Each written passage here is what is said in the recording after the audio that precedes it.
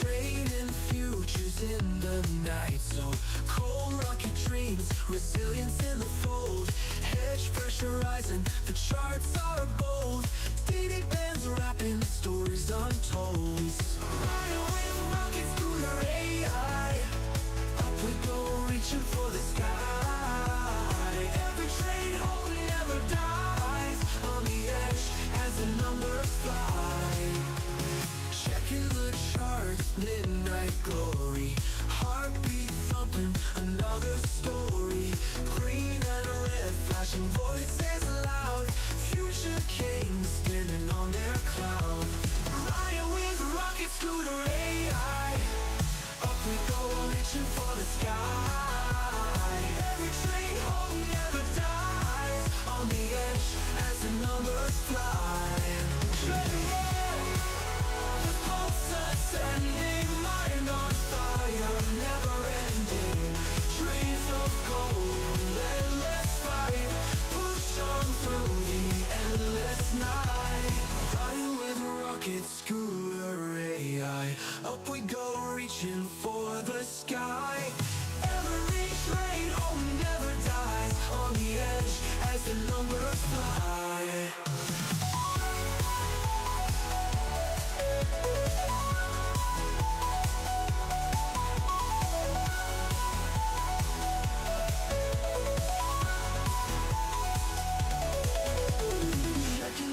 Charts, midnight glory. Heartbeat thumping, another story. Green and red, flashing voices loud. Future kings standing on their cloud. Checking the charts with their AI. Up we go, reaching for the sky.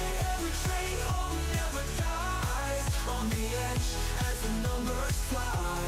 Checking the charts, tracking the charts, midnight glory. Sanctuary in awe, it's blending. Mind on fire, never ending. Dreams of gold, endless fight. Push on through the endless night. Push on through the endless night. Push on through the endless night.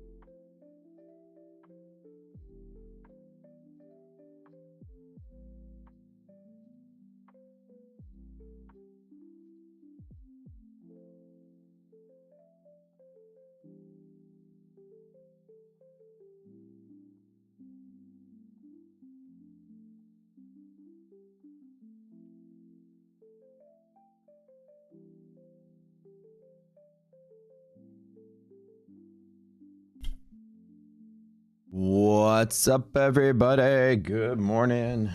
Hold on, I need to test my all right, hear myself in my phone really quick. Hold on, I had to reconfigure my mic. Hello. Sound good? Okay, that does sound pretty good. What's up? Good morning, you guys.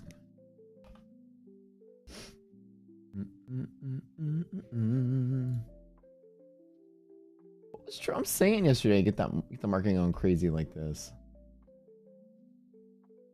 What are you doing out there, Trump?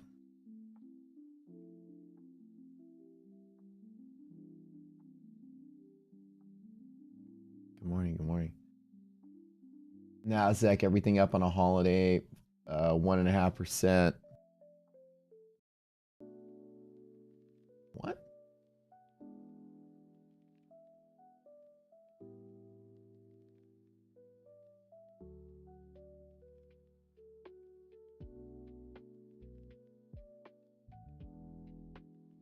Okay, let me get situated here. All right, guys. Market was closed. Futures market open half day today.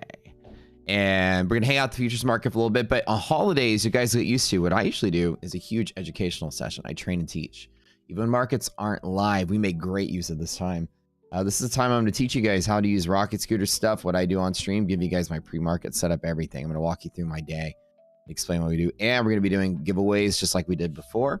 FundedNext huge sale starts now. This is the biggest thing. All the influencers are trying to talk about it, but very few people have the inside scoop. I'm one of the few people with the inside scoop. Anyone out there with the code is misinformed. Let me tell you something. All right. So FundedNext right now is the best prop firm account you can buy. They literally have the best rules. There is not a second. There's not a first place above them. There's not a close second place behind them for 100 hours only. This is what they've done to try to make the biggest splash ever, and they're using Memorial Day to do it, and it's straight from the source. I texted them this morning, the owners of the firm, to confirm that this is correct. Okay, so I have the inside connection. Here's what it is. So they're basically similar to my funded futures, which is already top tier. They have end of the day drawdown. They have a 40% consistency roll. Now, compared to my funded, here's the difference. My funded doesn't have a consistency roll, but they have cap payouts. FundedNext, 40%, which is a great consistency roll, but uncapped payouts. This is the firm that all the influencers right now are like, ooh, I'm going to get my $1 million payout here now. The thing is, they have a tight deal. Okay, let me tell you all the benefits of this, and this is why I like it. And that's what I'm trading with now. They have no payout caps, no payout windows, no profit split, means there's no 90-10, it's 100-0. You get everything that you make. Even when you get your a certain amount of payout, they even give you a bonus to go with it based on your eval. There is DCA allowed, so you can freaking martingale these accounts to win. How is this going to survive? It's only for 100 days. That's why. And then they took away the DLL, which was the one rule they had that made it challenging. The daily loss limit was pretty tight, which is hard to scale an uncapped payout. A very tight daily loss limit. Now with that gone, any account that you buy in the next 4 days, everyone's talking about it, is uncapped payout. So you max out, you keep them all, whether you just trade one, max out and hold the rest of them in reserve. Okay, this is what and I'll show you guys a little details about it. Again, this is a paid endorsement. However, I'm doing it. It's a great idea. I wouldn't put my name to something that's stupid. Now the question is, how long will this survive with crazy rules like this? And the answer is it's only for 100 days, so don't worry about it. It's like this is just a one-time only to make a splash. So those of you that go out there, get your accounts, use code ROCKET for them. I'm going to be doing a giveaway today as well.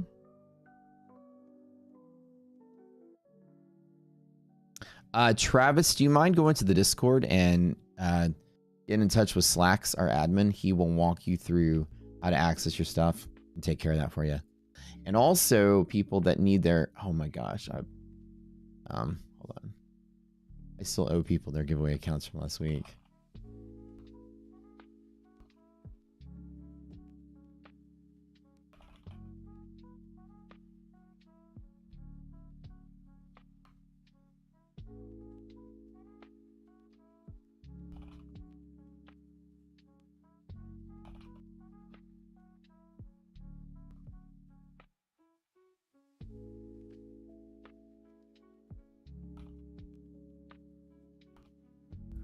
Okay. So just to compare really quickly what I like about these guys. And again, you know, let me show you really quick. It's very much my favorite kind of account, end of the day drawdown.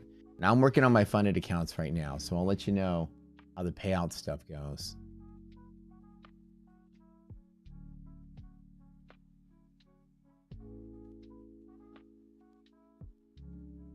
Hold on one second.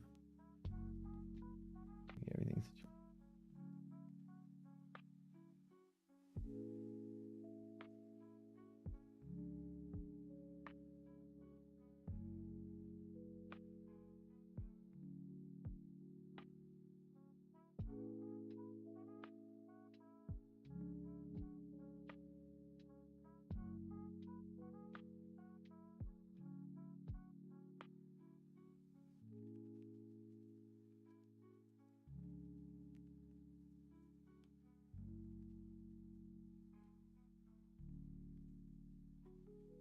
okay.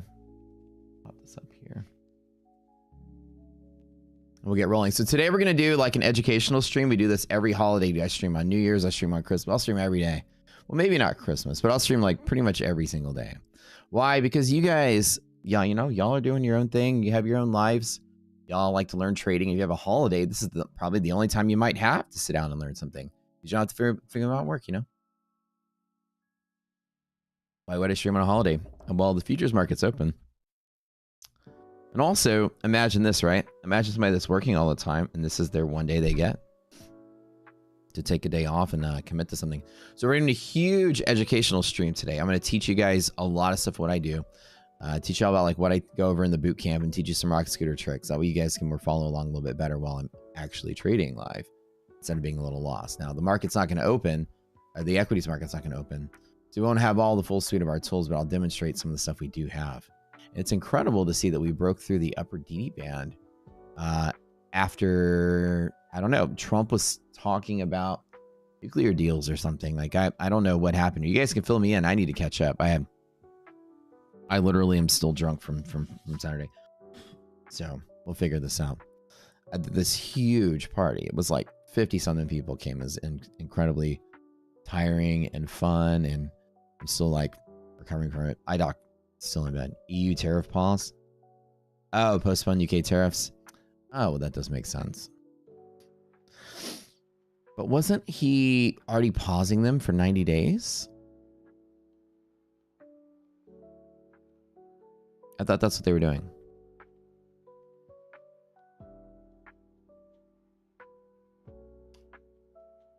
Wasn't the previous thing on April 10th a 90-day pause anyways? What was he pausing additionally? That's my question. Until July. Oh, the extended pause. Oh, okay. May, June, July. But isn't that 3 months? All right, April to May to June was already July. This is why I don't... Yeah, I'm like, what did I miss? The 50% was supposed to be June 1st. Now it's July 9th. Oh, the 50%. Okay. Okay. 1 extra month of EU tariff pause and the market rallies on no market open here. I'm going to tell you guys, probably in the overnight futures session might bleed out and end up coming back lower. I don't think that's really any kind of news that's...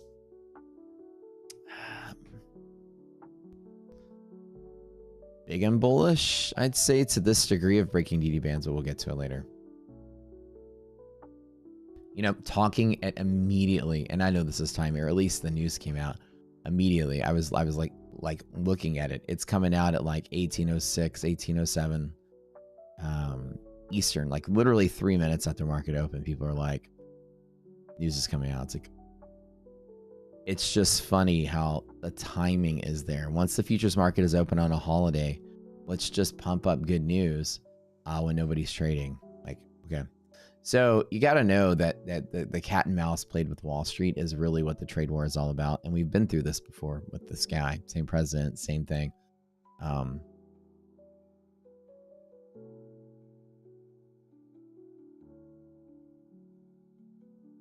Yeah, anyone who just expected 50% on June 1st, they got another month of survival. That's good to hear. Am I still holding your shorts? I just put like some, I just put some tiny amount of cash in buying puts. That's all I did. My puts are still decently on track to make money. They already were kind of making money, but something like this is just a little odd. But I think I'm okay. I just put 20K down. It wasn't like it's a big investment, but I've been taking bites at hedging this market, or at least playing this market's news flip. And the monthly maps have flipped bearish. And despite the news and the way that it is, we still have the market has not necessarily recovered into that bull zone yet. And so let's double check this though. Like I said, I'm not going to cry if I'm down, you know, if I lose 10K or 5K on, you know, puts. It's just like enough to play it without really like, you know, betting the house on it kind of thing.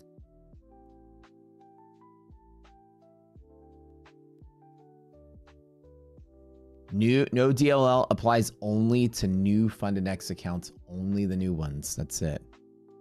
That's it. That's the unfortunate part. So if you already have accounts, okay, and you bust them, and you buy a new account in the next 4 days, the no DLL will apply because it's new accounts. Like instead of like resetting these accounts, just buy new ones if you can. Or whatever. No DLL for eval and funded. I texted the owners this morning. Don't like they're okay. Look, there's a different tiers of influence. I'll teach you guys a hot lesson right now. There are two different tiers of influencers in this world who are repping prop firms. Tier number 2 goes out there and emails the prop firm and says, "Hey, can I get a code?" And the prop firm goes, "Here's a code." That's it. That's it. Maybe they have a connection, maybe not, but they're not like employed. They're not part of it. They're just a person with the code. They hear from some, they hear about the sale.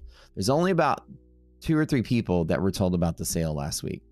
And once it starts to leak, they start to leak, and then they start to talk, and then they start to telephone, and the data gets all messed up.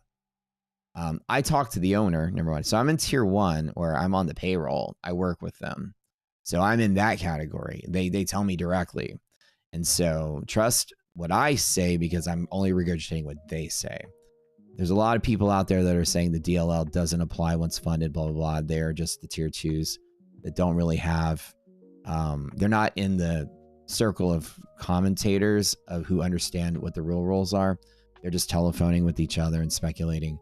Or maybe, you know, I always speculated some of these other people spread misinformation because they work with a competing firm or something. I don't know, whatever.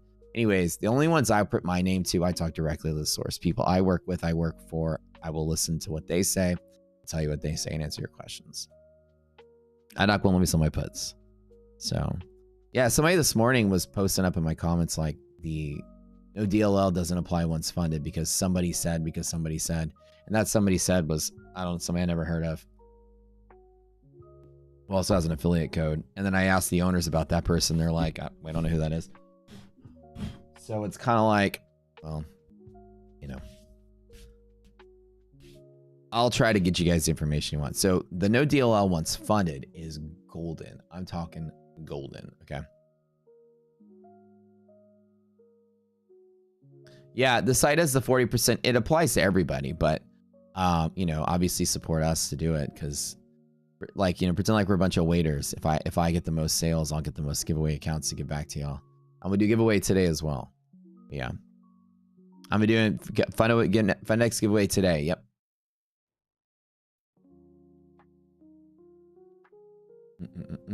Dude, sounds so corny. Well, how the fuck do you think I've gone up 2,800% in my viewer base in the last 3 months? Can't do that by being boring. Come on now. Seriously, that's how much we've grown. It's incredible. We're now in top 5 total concurrent views in the morning slot. It was a long time ago. Long time ago. We used to be one of the only future streamers there was. Now there's like a million of them.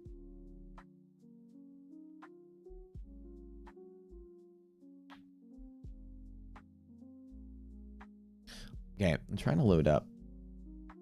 So we're going to see when the futures, when the equities market opens tomorrow, if we've made our way. And I'm going to teach you guys how this monthly maps thing works in a little bit.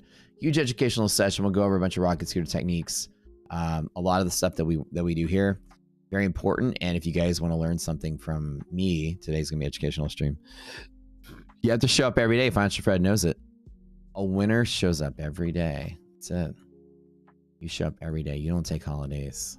I'm aiming for number one. Number one. Let me pop through the DD band right now on futures. It's incredible.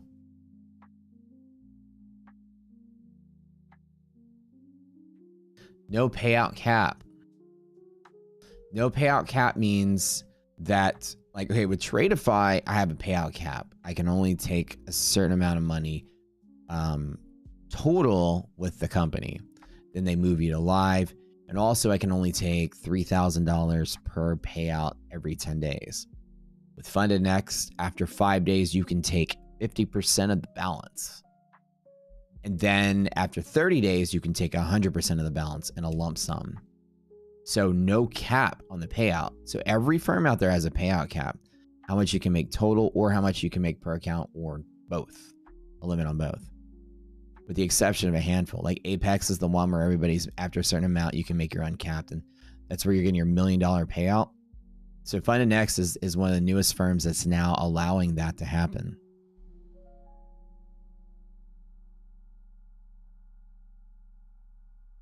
But here they'd have no daily loss limit here in this sale. No daily loss limit. And that's what you get. And it locks in when you go to Funded.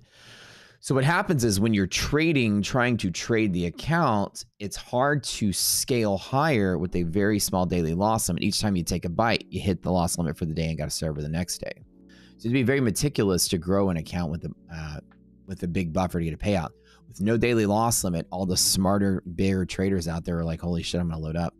Because with no daily loss limit, you can scale big ass buffer in that account very quickly. Right out the door. And if they fail, just re-up the accounts. You got 4 days to make 5, 6, or 6 accounts or whatever you get. 3 100Ks or 650Ks. You have literally 4 days to try again and hit them fucking full port and build a buffer on them so that then they never blow up. You understand what I'm saying? That's the strategy. Some of my influencer friends maybe in here can tell you the same strategy. They will literally get max accounts. They will literally full port them and blow up and full port them and blow up and eventually by the end of the next 4 days, we'll have all their accounts well, I mean, I guess not that you got to pass. Let me start over. You're going to pass the account. Oh shit, wait, you got 4 days to pass though. I guess you can't do that. Never mind. So that strategy won't work. Dang. My strategy of that's what they're going to do. So they made it 4 days on purpose. So you can't do that actually. Okay. Never mind. So they're just, you have to play it like normal. So basically you just got to pass the accounts. You get 4 days for the sale and it takes about 4 days, 3 to 4 days to pass the accounts. So maybe you get 1 second shot at this.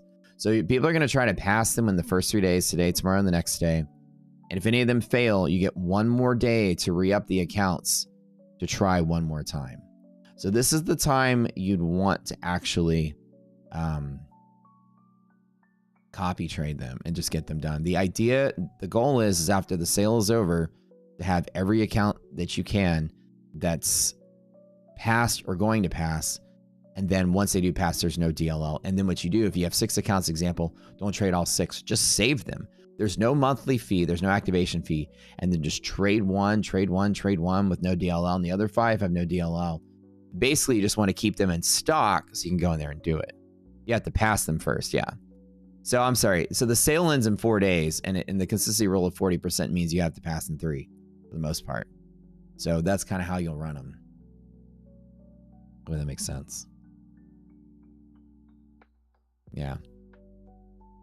What's up, Bugatti? What's up? Boom, boom, boom, boom. So my thought is that, you know, basically aggressively right out the door to get them passed. The thing is there's an eval stage, so it's not like you know, basically you'll get at best a second shot. So buy max and then today, and then if you fail, you get 1 more shot.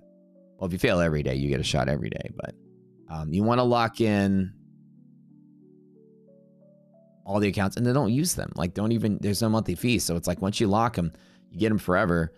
And then that's the strat. It's like you've got 6 accounts to basically trade with no daily loss limit forever, even when funded. So that's kind of cool. What's the strategy once funded? Well, without DLL, just trade it small. All you want to do is build up a buffer in those accounts. So wait for bull markets, VIX below triple B, right? Things like this, strong bull pivots, monthly hedge pressure pivots, things like that, right? So your 90% pivots, liquidity pockets, and just hit them small.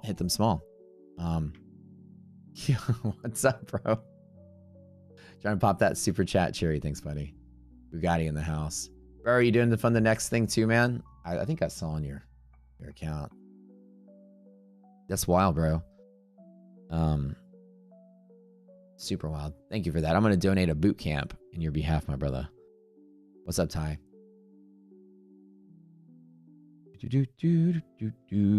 So, Ty, tell me what your strategy is. So, here's my thought, right? So, 40% consistency means you got to pass in 3 days. So, basically, right out the door, you're going to get a solid trade on all of them. With no DLL, that's great.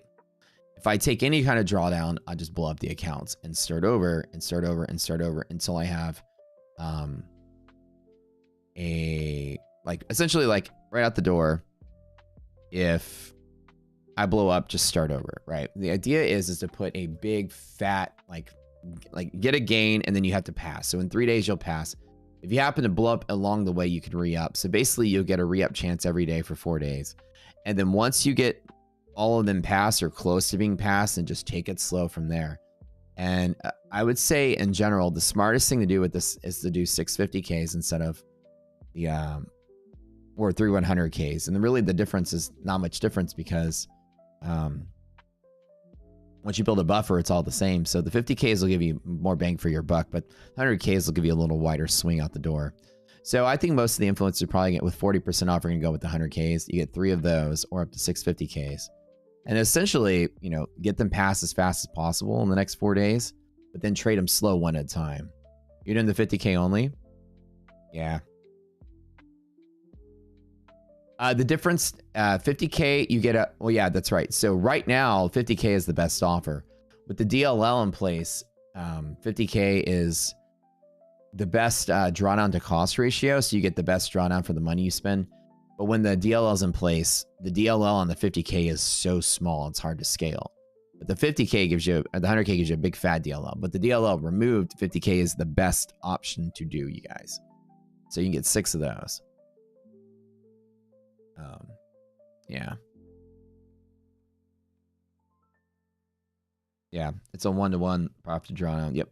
So with that being said, the goal is to get all of them passed. And then don't copy trade all of them. Don't go out there and like bust them all up the first week you're starting to trade these things live or whatever. The idea is I would just keep them stocked. I would trade slowly and strongly in each account on my strongest days, my 90% pivots, bull days only, no bearing, no shorting, get liquidity pockets, monthly hedge pressures, whatever. Just long them good, get a good fat buffer on them, like 1 or 2 trades, and don't copy trade them either because you don't want a chance of blowing them all up. Just pass them one at a time. Right? Or, I mean, sorry, or just trade them one at a time. And so you get a buffer in each one of them, then fucking copy trade them. If I put like 10K buffer in each one of those accounts, now I'm like you, Ty. I'm going to gun for $1 million, like a big ass payout.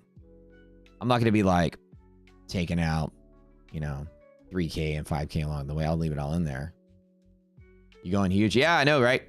Like the whole point of this thing that makes me excited is like, this is the chance to go huge. Okay, I'm like, that'd be so much fun. They want movie to live. They don't have a live program yet. So they don't do live. Not yet. Oh yeah, no, this won't last a long time. This is a marketing thing they're doing, obviously, to make a splash and still some market share, which makes, you know, obviously makes a lot of sense. So hopefully, you know, the risk is, and I'm telling you guys, it's obviously risky when a firm gives you such amazing rules. I'm trading it with y'all. So I always make this disclosure. I actually am fully maxed out with them on accounts. I'm trading it with y'all. So if we get rug pulled ever, I get rug pulled too. We'll all be pissed together, but I don't think that's going to happen. They've been around for a while. But you know what I mean? It's like there's a time when all these influencers are pushing fast track, not even trading them, whatever. But we always know there's a risk involved with any prop firm. I don't know if there's a risk of them going under. I don't think so. But, you know, they are doing this thing where they're obviously have rules that are too good to be true. They'll probably change the rules on us at some point. But I don't assume they will. I just know that the risk is there as a trader. Can't ignore. What is the risk? Oh, what's the downside risk when I'm down like a couple $1,000, a couple weeks of time wasted, whatever, right? The idea there's an uncapped payout. That sounds lovely to me. No big deal. The 25 account, it's cheaper, but not worth it. 50K is the best value. And this is how you do that calculation. You go to the accounts and you divide. Let me show you how you do it. Now, there's a little subjectiveness to one of the rules, but I'll tell you what I think is better. Okay. So what you normally do is you take what you pay for and you have what is your actual account size. So like don't, you know, the 25K, whatever is not the actual account size. The actual account size is your actual maximum loss limit. So these are the size of your accounts. And you divide the size of your account by what you pay. And right now it's 40% off all of them. So it's the same ratio is going to scale down the best. The ratio is going to scale down exactly the same. This is the best drawdown to cost ratio. Okay. This only gives you a little bit more for like almost twice the money. The reason this only scales like poorly, the ratio here is like 10. This is like 9 point something. And then this one is like 6. So it's like, why would you pay more for 6? Well, the difference is this guy right here. This is what makes the big difference. $1,200 is really tight. I mean, one E-mini might bust you. That's really tight on a daily loss limit. So you're going to be like knocking out a bunch each day. This gives a big fat daily loss limit to work with. So it's easier to scale when you can take $2,400 of drawdown on a trade before you bust out. $1,200 is like really tight. So it's hard to scale with millions of dollars of payout with such a tight DLL. But here's the thing. In this sale, all the accounts are getting rid of this step. So the question is how much fat do you want per account? So that's why I would say that if you really want the maximum bang for your buck to build a big buffer, this is the way to go because you're going to be paying a little bit more, but you need the biggest buffer in this account to get the biggest payout. So you're going to pay a lot and the efficiency sucks, but at least you get you know, $500 more to play with. But as Tyler was saying, correct, this is actually the quote unquote best value. It's up to you if you want to pay a little bit more for 500 extra bucks of fat. Right. So the prices are 77, 149, and 269. It's incredible. Yeah.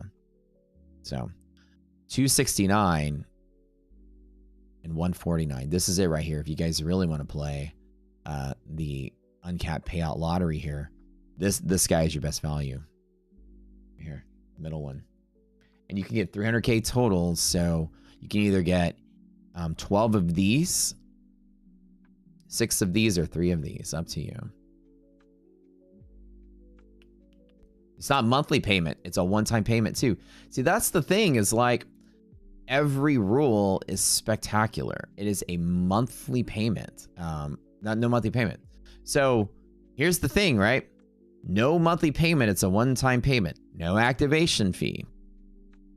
Like every firm has something in the hidden text. Like somebody showed up in my comments in this sale repping another firm, or some other firm showed up and dropped their ad in the middle of my post. A little tacky there, but they were like, we have the better deal. And then I'm reading the fine print. I'm like, you guys have an activation fee. There's no better fucking deal. Like everyone tries to tell you something, but you have to think of all the other pieces of it. No activation fee once funded. You just gracefully move right in. You can DCA, which makes it even easier to get a big payout, especially when there's a buffer in the account and no daily loss limit. If you get lucky enough to put 10, 15K in these accounts and just have fat, you can scale that infinitely, man. I know Tyler's excited about it, so am I. With no daily loss limit, I'm going to trade it slow out the door. I'm going to work them slow. I'm not going to trade them every day. When I have the perfect setups, I'm going to hit them, and then just build slight amount of fat in all of them. And then from there, I'm going to hit them hard. Yeah. Too good to be true, but here's the thing. If I was a restaurant and I wanted people to come to my restaurant, I give out free burgers for a week. And that is too good to be true as well. And the free burger deal won't last. It's a market share grabbing technique. Everyone in business does it. I have so many companies and businesses I own and run. Same thing. Hey guys, hey, you know, no cover charge for ladies tonight. Come on in. You know, obviously business has to make money. The idea is you're going to draw a crowd. And if you're, you know, buy one, get one free or whatever sale is too good to be true, it's absolutely too good to be true, which is why the door is open for 4 days and they expect most people to blow up because most traders will blow up. So their risk is limited by the fact that, you know, most traders will blow up. So it's not going to last forever, clearly, but for 4 days it is. Your pig tick, you nailed it, dude. Kind of sketch, but if you trade it smart, you can do well. Tyler says A+ setups. A double plus only setups, dude. Like only the best. Don't risk the account on like, let me scalp it here, let me scalp it there. It is like when your shit lines up. I'll babysit these accounts for a month to wait for VIX to get below triple B before I even touch them. That's what I'm talking about. Yeah, ladies getting free, guys will pay to follow. There you go, right? And so, yeah, obviously it's, and I love when there's a bunch of like, you know, I like to call them tinfoil, you know, theorists. They like, oh, I figured out what it is. They're totally trying to get people in the, I'm like, did you ever run a business before? Well, you figured it out, James Bond. Look at you. Like, oh, he's only selling it because he gets a cut of the affiliate. Oh, I busted him. I'm like, absolutely, I do. I get an affiliate cut. So all the people out there that are like, it's only going to happen because they're trying to steal market share. Of course, that's called the art of business. Yeah. It's a market share grabbing technique. It's too good to be true, but it's true and it won't last forever. So that's what it is. Rocket. ROCKET. Rocket. Anyways, enough about that. Let's get ready to do some. Oh, wait, market's not even opening, so we can just talk trading. We'll get started in a little minute here. Rocket. Support us. Use our code. Everyone else has a code. I thought the deal was going to be exclusive to just a handful of people, but it's a Memorial Day thing, so I got clarification on that. It's actually for everybody. Don't use referral. You have to type it in coupon code.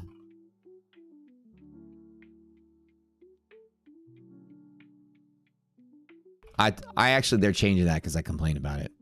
They've got a referral code and a coupon code. It makes no sense to have two different codes. I told them that was silly.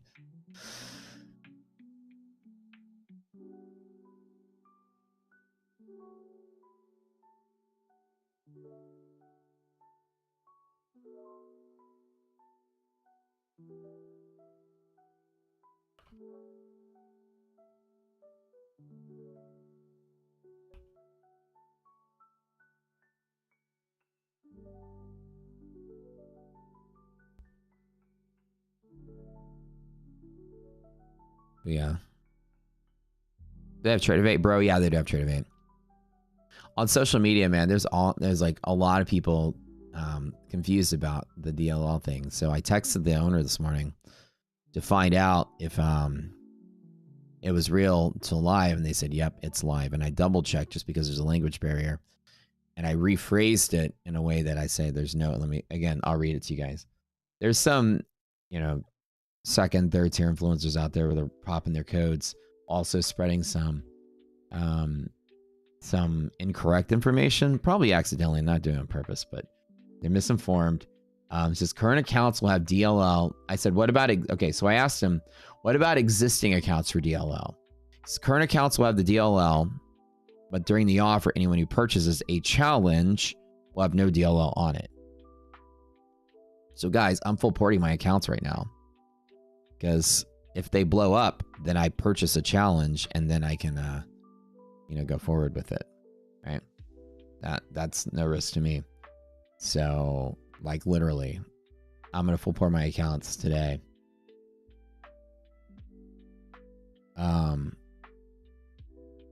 That way I can re-up with the no rule. So all accounts, even after passing the challenge, live account will have this no DLL perk as well. And then I said, does daily loss limit come back when funded? I literally rephrased the question, asked them again, just to make sure there's no language barrier, no issue. It says, nope. After passing the challenge, the funded stage will have no DLL as well. Because the first comment, he says, live account will have no DLL. And people are like, oh, so maybe it's no DLL while funded, and then when you go to live, there's no DLL.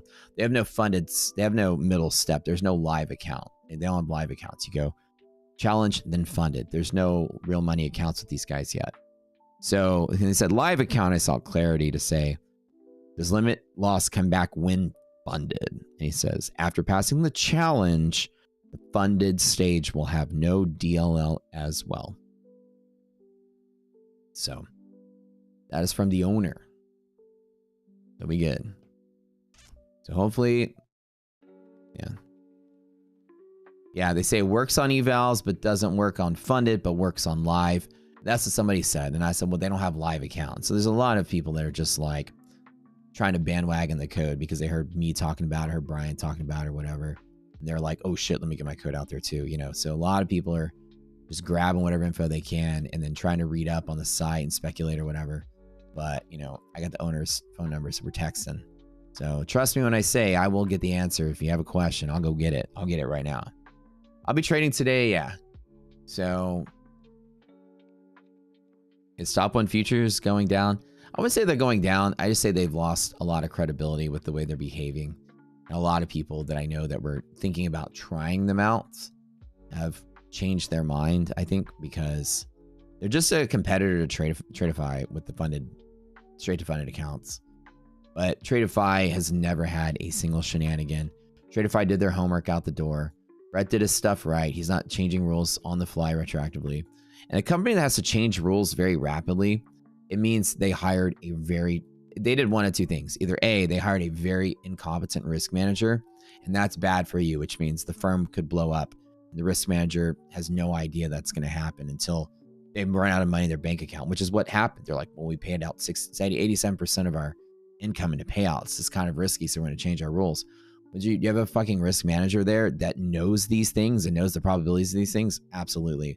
Either A, incompetent risk manager there, which means the firm is at risk, or B, they don't care. They did it as a market share grabbing technique either, and then changed the rules retroactively. And assume that, you know, it's like you bring a bunch of people in with the world's best tacos on earth, and then like a week later, you're like, just kidding, we're a pizza restaurant. You're gonna lose a ton of people, you know, that want the tacos, but you're gonna keep the people that don't care. And you grab some market share with this technique. It's called, you know, bait and switch technique. Is it a thing companies do? They bait you in with Temu did this shit. They get you in with like, hey, you want a free drone? You remember Temu was doing ads for like free drones and stuff? It's like, you know, order anything now on Temu and we'll send you this free drone. And then half the people are like, hey, they ran out of drones. I bought something, I didn't get anything. And they're like, oh, well, in the fine print, so we run out, you don't get it or whatever. Anyways, you know, you do this like bait and switch shit to get people in the door. And either they did that or they have an incompetent person. Both of those are bad for you. So, you know, you make your own decision. Company can change their rules once retroactively. I understand if they made a huge oversight, but I think this is like their third major rule change. So it's either deliberate or they just have incompetent owners. And so for you, the risk is you run the risk of, you know, delayed payouts or worse, them having problems. I haven't heard them having problems yet, but with Tradeify being like the gold standard of straight to funded, there's no reason not to use Tradeify if you're going straight to funded, because Tradeify is like fucking 5-star review across the board, like 5-star Yelp. There's not a single person that I know ever who's complained about Tradeify delaying a payout or, you know, like, we're going to change the rules on everybody and you can ask for a refund if you don't like it. Sorry, screw you kind of thing. I think they only had like one small rule change at the start. I think they, you know, it was like, that's okay. You can make adjustments along the way. But like major rule changes, you know, you got to kind of like raise a red flag on that. So because of that, and because they banned Brett Simba for trying to bring that to light, you know, they banned him and didn't allow him to trade with them anymore. I wrote them and asked them to delete my code and I'll never work with them again because I think that was shady. The rule changes was incompetence or deliberate, whatever the case may be. That's kind of like But removing somebody for honestly posting an opinion that these retroactive rule changes are bad and risky, and they're like, well, we don't like that you're saying that. We're going to remove your account. You can't trade with us anymore. And I'm just like, oh, okay. Well, that's the precursor to like people complaining in Discord about not getting payouts, and let's remove them too. Fast Track did the same shit. There's a couple of firms out there right now, something called Goat Funded, that had the same complaints. People were complaining about delayed payouts and removed and banned from the Discord. And so if you're the kind of firm that's going to like silence somebody for speaking a truth or an opinion you don't like and you ban them from trading, that's the firm that'll ban you from the Discord to try to silence any negativity either. So for that reason, I'm out. So for that reason, fuck those guys. Fuck them forever. That was the last straw. You don't ban somebody because you don't like their opinion. To me, I was like, at that point, they became enemy to me. So I gotta protect you guys from that. I'll tell you, I wouldn't use them. You couldn't pay me to fucking use them. They couldn't pay me a salary to promote them. I'm disgusted by that, actually. And that's a little bit shady. That's the shadiest of the shady, actually. So, but the firm's probably doing great. Nothing against them. You just couldn't pay me to touch it. So yeah, fuck those guys for sure. And I say that with respect because that was like, you know, you should be able to withstand criticism. I think that that's appropriate, but whatever. So that was like strike 4 for me. So I cordially asked them to remove my code.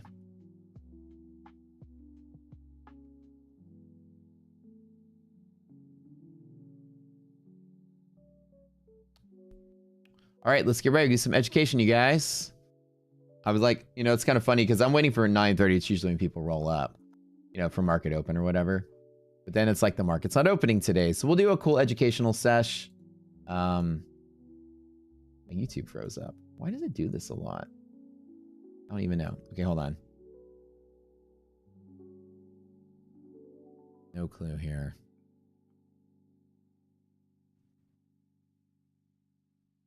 I think the chat freezes up. There we go. Wow, 450 people here even on a holiday. I love you guys. Okay, let's chit chat. All right, just first and foremost, before we get started, I'm gonna drop one more time. These are levels from Friday. Yeah. So we'll go through everything on the charts. I'll do a lesson. I'm gonna teach you guys how I use the Rocket Scooter platform and some of my trading techniques and what I'm gonna do. So wait, what happened with Tradeify? You had 5 accounts and it wouldn't work, Dan. Let me, if you don't mind, even we can help you try and make it work. I'm sure Tradeify is spectacular. They never have issues. So if it didn't work, like you couldn't log in or something, maybe it's just a technical thing. But I'll talk to Brett for you. Send me a message in Discord. I'll go straight to Brett and I'll get it rectified. I'll take care of you, bro. So don't even have a bad taste in your mouth if it just didn't work or something. Some days that's Tradeavate's fault because their API's down or something. So you message me, okay? I'll get you taken care of. Is this a single challenge? Or does it reset every month? It's a single challenge. My thoughts on Apex? Apex is great. We have a code with Apex. I have no issues with them. Other than they've been having some, you know, recent rule changes as well themselves. I'm hearing through the pipeline. So Apex is starting to kind of like maybe reformulate their stuff. Oh, goat funded. Somebody said goat funded is shit. I'm just reading text. That's not my opinion. So don't clip that. That's what somebody said. Yeah, I heard something with that they were, you know, silencing people in Discord. You wish Tradeify had Project X. They probably maybe one eventually might. Anyways. But yeah, 4 strikes and you're out with me. I'm like that. The Temu one. Oh, dude, the Temu one. Yeah. So I was just kind of like, you know, once they banned Brett, I went from a, you know, this is a mild red, you know, like not mild, this is a red flag to like, this is an outright scum. Like, I'm like, you can't, like, you know, they were like marketing him like, he's our biggest payout, right? Or one of our first payouts ever, the man himself. And all of a sudden, you know, you use him for marketing to get market share against him because you're his competitor. And all of a sudden you don't like what he says. You're going to not allow him to trade. Made him waste his time. And you still marketed him to make money. I was like, from that, I was like, yeah. Trust me when I say they won't grow without the support of the community. And right now, the talk is they're toxic. Nobody will support them. And then if you support them, you get laughed at. So it's kind of like the influencers are kind of like, you know, they're on it. They're on the witch hunt right now. So I don't think anybody out there is going to push them ever. Yeah, Temu won. Anyways, that's my personal opinion. Again, like I have nothing. I never use them, so I don't have direct experience with any of this. I just, you know, I'm not gonna put my name to it. They usually take profit like half the movements usually do in these types of days. I'm not sure what you mean by Quinn. Can you rephrase that? You have a second, Matt. How do you trade different firm accounts? Multiple instances of Tradeovate. Multiple instances of Tradeovate. You open up your Tradeify. Here, let me show you guys how do you open up multiple DOMs. All right, so you open up Tradeify, right? I mean, sorry, Tradeovate. And in the top left, right here, you click this plus sign. So the desktop app, you click that plus sign. And when you click that, there's all kind of options. You can click another thing like a DOM, and then you just pop it out, and then you can have multiple movable DOMs.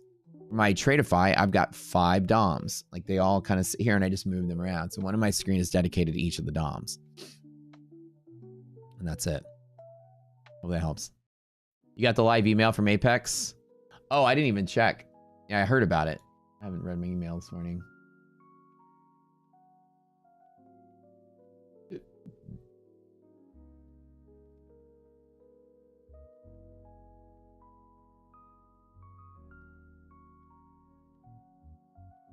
Bro, my email inbox is getting spammed by like a million thumbnail. I think like that's the new thing. Like, hey, I see that you're doing this. I see that you make YouTube shorts. I can make them better. Check out this video I made. Like people are actually emailing me with thumbnails and videos they've made. So I guess I got ChatGPT on it or something. That's the new business, to hit you up and tell you they can do it better, and they're just using AI. Yeah, the Apex changed the rules. Freaking Tyler out there, Tyler, JCab, all these guys stole all their money, and now they got to change their rules for the rest of us. Wait, thanks, bro. I'm just kidding. Boot camps today? No boot camps today. You guys enjoy your holiday. If you're here this morning, it's one thing, but I'm not gonna make you guys come at 4 o'clock today and have a boot camp. Okay. All right, 500 people here. Let's go. Welcome to the stream, guys. Okay, so quickly. Okay, we are having the biggest FundedNext announcement. This is just before I get started. So FundedNext is one of 2 firms I am trading with actively. Well, I'm trading with TopStep as well, but on the stream. FundedNext, TopStep is over there on that computer. On the stream, I'm trading my FundedNext and Tradeify. That's it. FundedNext is very similar to my funded futures, except they don't have a cap on profits. They have a consistency rule. You guys use my funded futures. The best end of the day drawdown account in the business is their expert account. There's no consistency rule. And it's a bang up, like, you know, dollar per drawdown ratio. I mean, everything's perfect on those accounts. So these guys came in and said, we're going to try to compete with that. No cap payouts. Okay. Number 1, no monthly fee, no activation fee, none of that. You just pay one time and you're good.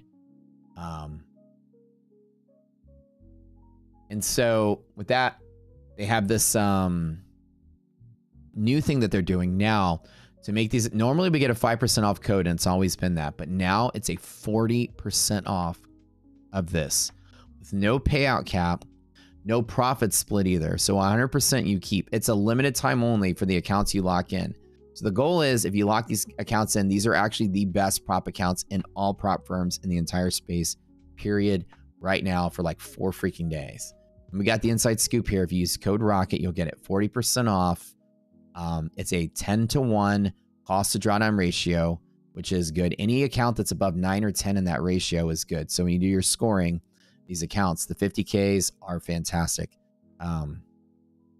There's no, and they got rid of the daily loss limit rule, and that's what makes these the best accounts. So when you have an end of the day drawdown account, which is great, my Tradeify are end of the day drawdown. You still might have a daily loss limit that can interrupt your max loss limit. So normally they'll have a max loss limit of 25, for example, and daily is 1,200. So if you lose 1,200, you're done for the day. You got to start over next day to finish off, and you get like 2 days or 3 days or whatever, and then you finally lose. But they're getting rid of this rule for 4 days, and it carries over to funded, and it's uncapped payouts, and you can DCA. So imagine fucking building a huge buffer in these accounts and then martingaling yourself to $1 million payout. But I'm going to be smart and use my AA strategies right out the door. But imagine if you had 50K buffer in this account and the market was just falling. You can just literally DCA and save the account. So it's too good to be true rules for 4 days. Lock it in. Code Rocket. I'm telling you guys. Futures. What are futures? Okay, we'll talk about that today.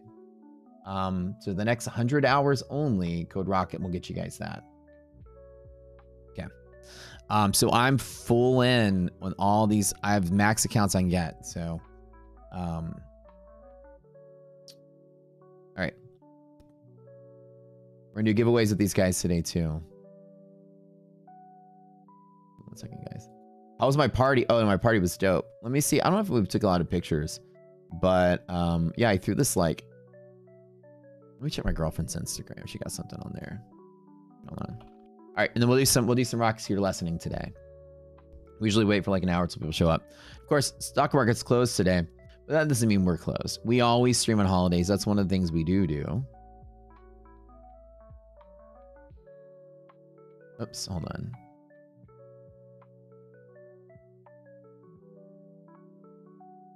Oops. So I threw this huge Memorial Day bash at my place. About 50-something people came out. All of our friends. More like a housewarming. That's our first big party we threw at the house. And then it's pretty big. So I'm still kind of like I've had so much, you know, I mean, like I'm still kind of drunk from it. Hold on 1 second. So this is it right here. That's yours truly. That's at the pool. We were toasting, so I had a couple bottles of Dom. We're all like cheersing each other, and so I guess this is this video here.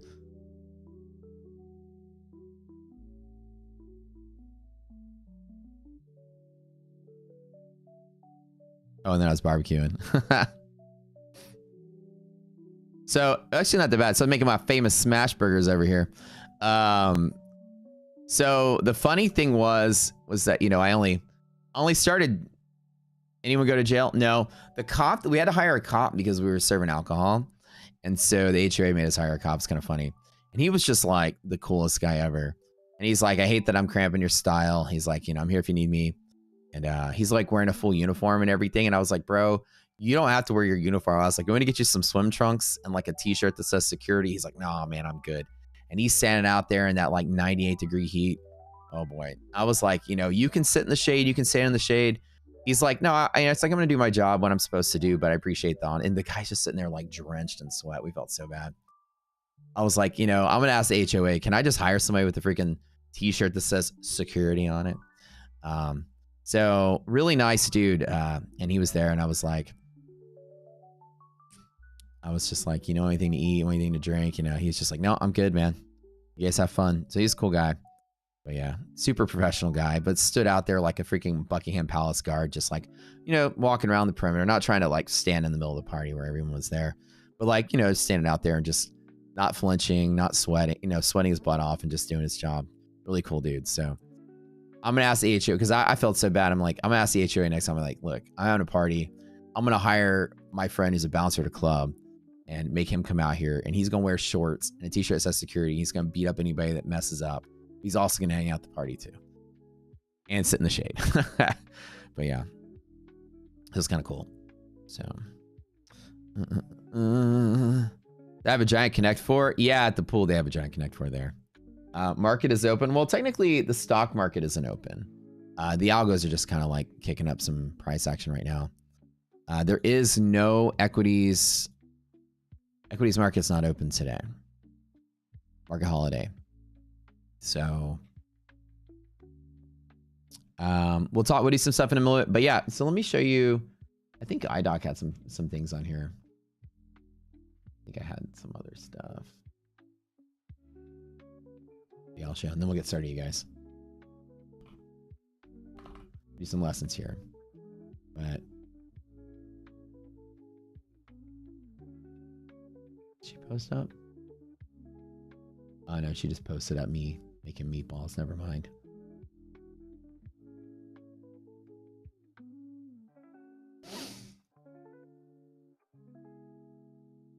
I had a crazy dream last night. I had a dream that iDoc dumped me.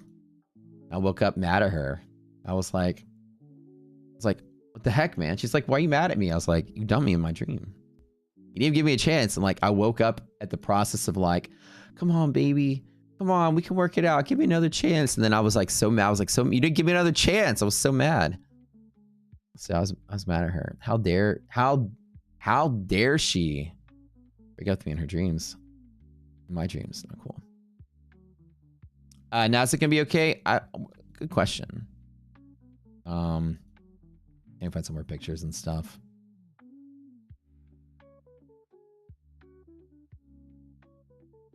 Oh, we didn't take much. We were basically like too busy hosting, whatever. Yeah, how dare she? She was like, I met someone else. I'm sorry. I was like, but baby, give me another chance, baby. Come on. Knocking on the door. She wouldn't open the door. I was so mad. I was like, why didn't you open the door when I was knocking? I was there. Came with flowers, trying to make up with you. She wasn't going to have it. She's stubborn. So, you know. Yeah, so let's talk about it. Questions you guys have? You buy one FundedNext account today, will I be able to start your challenge in July or not? Yeah, as long as you buy the account today, they're good for today. You don't have to use them today. You don't have to do anything. You just need to get them locked in. And to start whatever. Was I crying? Oh, I was bawling my eyes out. Why did you leave me? Tell them about the chocolate. Wait, what about the chocolate? Wait, remind me, which chocolate? You wonder why your left face is a bit sore? Wait, are you saying that I punched? You're so funny. Which chocolate part? Remember, her and I were both still a little drunk because this was there's no monthly fee and nothing on FundedNext mean you could just stack up on accounts now for later. Yes, that's what I'm saying. Stack up now for later. Okay, just lock them in, use them later.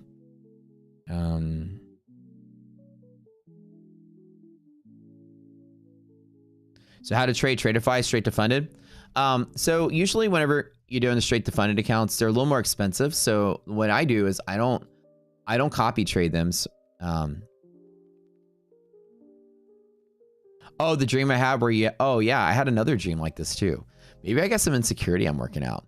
Yeah, I had a dream that we all went out with our friends and it was like a cafeteria.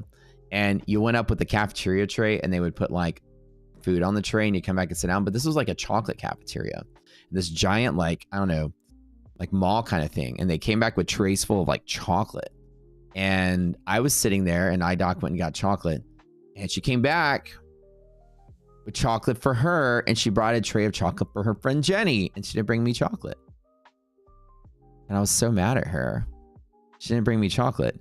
But then it was a sign. Then like she dumped me in that dream too. She's like, I'm gonna bring you chocolate because this is over kind of thing.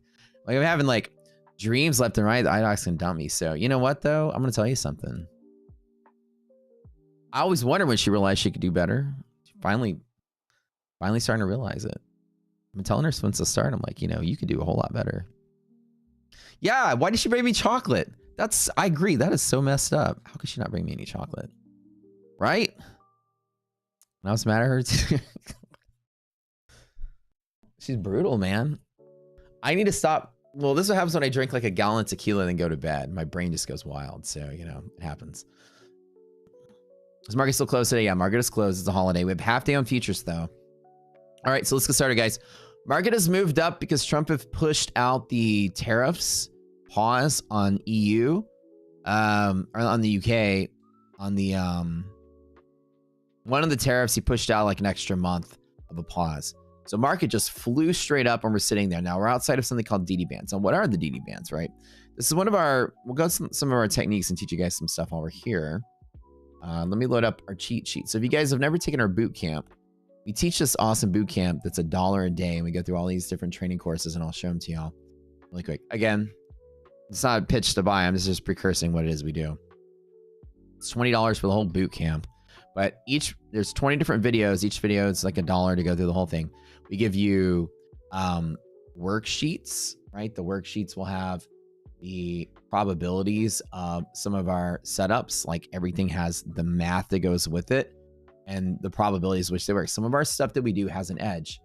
And I'm talking, when I say edge, I mean like some of my setups have a 90% probability under the ideal conditions when they're A+. Some of them are 80%. Some of them are 70%. We give you the stats. Some of our conditions here support 70% under non-ideal conditions. So like when you see on my charts, these blue and yellow lines, we'll talk about those in just a second.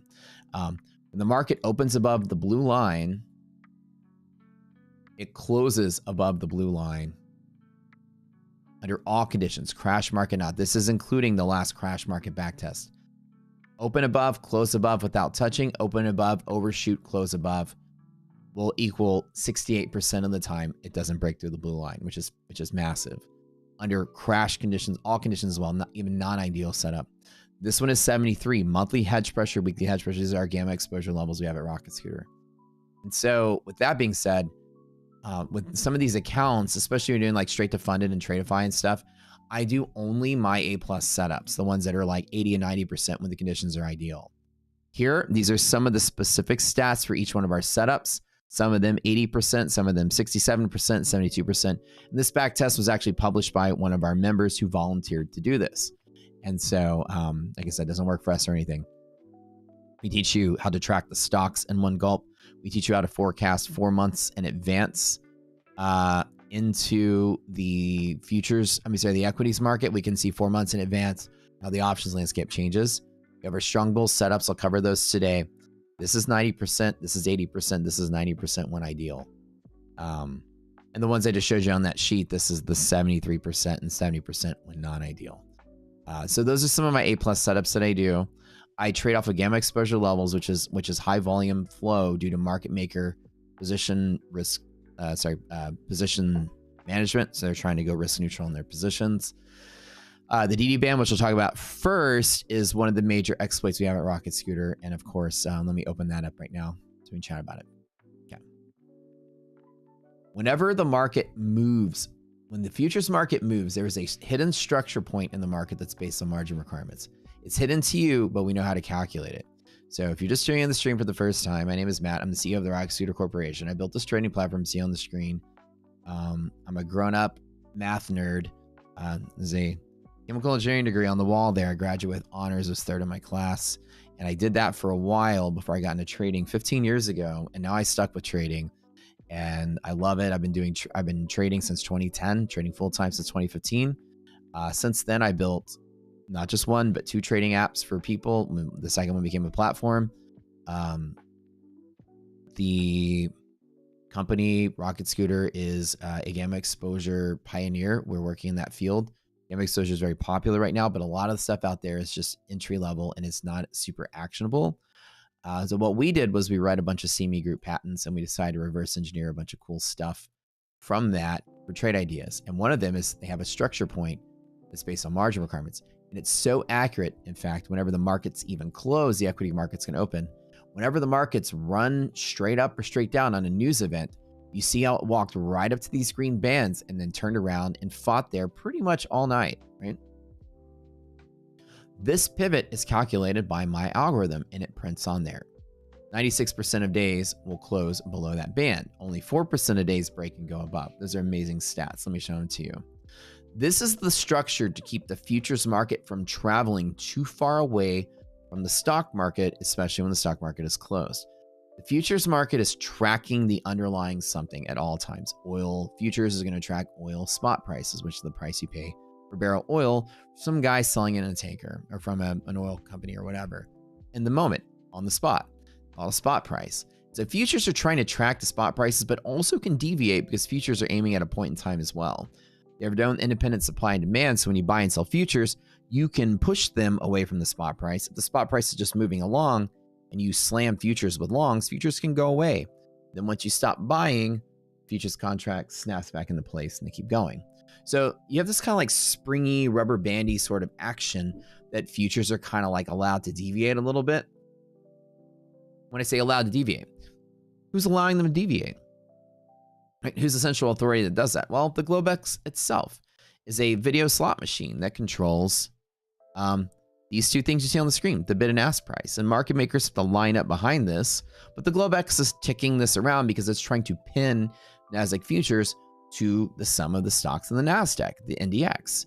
And, you know, obviously with the stock market closed, futures have no guide as to what the value of the stocks are right now. Futures are going through the roof, but stock market is closed. So when the futures move really rapidly before the stocks can catch up, they move a specific range before the machines kick on and sort of control things. That control point is designed to keep the market stable. It's called a risk interval. And where do you get that number from? Is from us, but it's reverse engineered from a program called SPAN that CME Group made so they can actually set margin requirements. That's the key level here. Margin requirements are a number that the CME Group gives to clearing firms to require you to put up that much money to trade a contract. Go to CME website, it'll tell you to trade the NASDAQ, margin requirement is 20,000, blah, blah, blah, blah. So you have to put in that much money to make the trade. You may say, well, my broker only charges me $500. What does that mean? Well, your broker is putting in the other $19,500 for you, only put in $500, and together you and your broker go into the trade. That's why whenever you're about to blow up, they auto liquidate you because that margin is on them. If the account goes zero or negative, they're losing money. So clearing requires the buyer and the seller to both put X amount of dollars in the pool. And here's the thing, the volatility, which is the expected, deviation between buyers and sellers, create volatility. Higher volatility means higher ups and downs in the market. The margin requirement goes up to allow for that wider range. The contract becomes more expensive, the riskier it is to trade, the riskier it is to hold. And so margin requirements go up proportionally when the volatility goes up. And volatility is how far things deviate from buyers and sellers. Well, if the stock market is closed, the buyers are here. If the futures are deviating out of bounds, then the first pivot down would be where the sellers are. Difference between the buyers and sellers is the volatility. Volatile events, futures market will move a certain calculatable distance based on CME span before it hits some strange algorithmic resistance. It is so good, in fact, that we can calculate it to the tick. Now, 5874.5 on S&P, you see with the Trump news, we published this number at 5:45, which is 15 minutes before the market even opens. It walks right up to that level. There's your resistance, okay? 88% of days will reject this level and turn back in. About 4% of days will break above and go. 8% will close below the lower band. And this is just based on margin requirements. I invented this in 2015. And this has been one of my core trading techniques for the longest time. Now, the cool thing about it is it's just statistical and it teaches you something about the market. Had the market run up, and you're trying to short, there's some Trump news of pausing, tariffs in UK. Well, what happens is the stock market's not open. So futures is probably not going to deviate too far from this with a closed equities market. It's probably going to go right up to that and then turn around. And there's a lot of people in our group that shorted from there just to make, 20 whatever points off of it. And because of that, it's a rock solid pivot. And because of today, you can see that we're resisting and then we turn it to make it support. And then now the market is irrational above it. Irrational, what does that word mean? Tell me if you guys notice something. Type in chat if you notice something different. Now I'm just going to kind of make this really big. Tell me if there's anything that you notice about what happens on the other side of this band. I'm just going to make it really big and really freaking obvious what's going on. Do you notice something different and weird on this side of the band versus this side of the band? Does everybody see anything obvious? Like the moment you break structure, especially when equities market is going to be closed. Does anybody see anything obvious here? Am I trading today? Yeah, I am. Hopefully I blow up my FundedNext account so I can buy new ones. Volume and chaos. Yeah, right here. There's like a discrete moment in time where the volume goes all over the place. And right here, it's just normally stable. What the hell is going on here at 2 o'clock in the morning? Like volume is all over the place. Big volume. This is a rational, chaotic market. People are now scrambling and squeezing as we're now beyond that squeeze point where the dealers are showing their positions are. So the reason that SPAN works is that it takes all the reportable positions from dealers and hedge funds and all that. It says, oh, everybody's risk is like here and here. Okay, so let's make sure that we have the machine trying to keep price navigating between that risk. If it falls too far, then some of these firms may blow up, or some of these firms may liquidate their position, or something is bad. So the market, let's try to keep it inside of it. But if the news is so powerful that you push through it, well, you're going to have a lot of just rapid liquidation and rapid position changes, which causes chaotic volume. It's called an irrational market. And in irrational markets, we learn to not trade, or we trade very small if we do. Why? Well, this is not predictable. Which firm was short and is now getting out of their short? Well, we don't know. And how many of them are exposed? Well, we don't know. How many of them are going to freak out and cover? We don't know.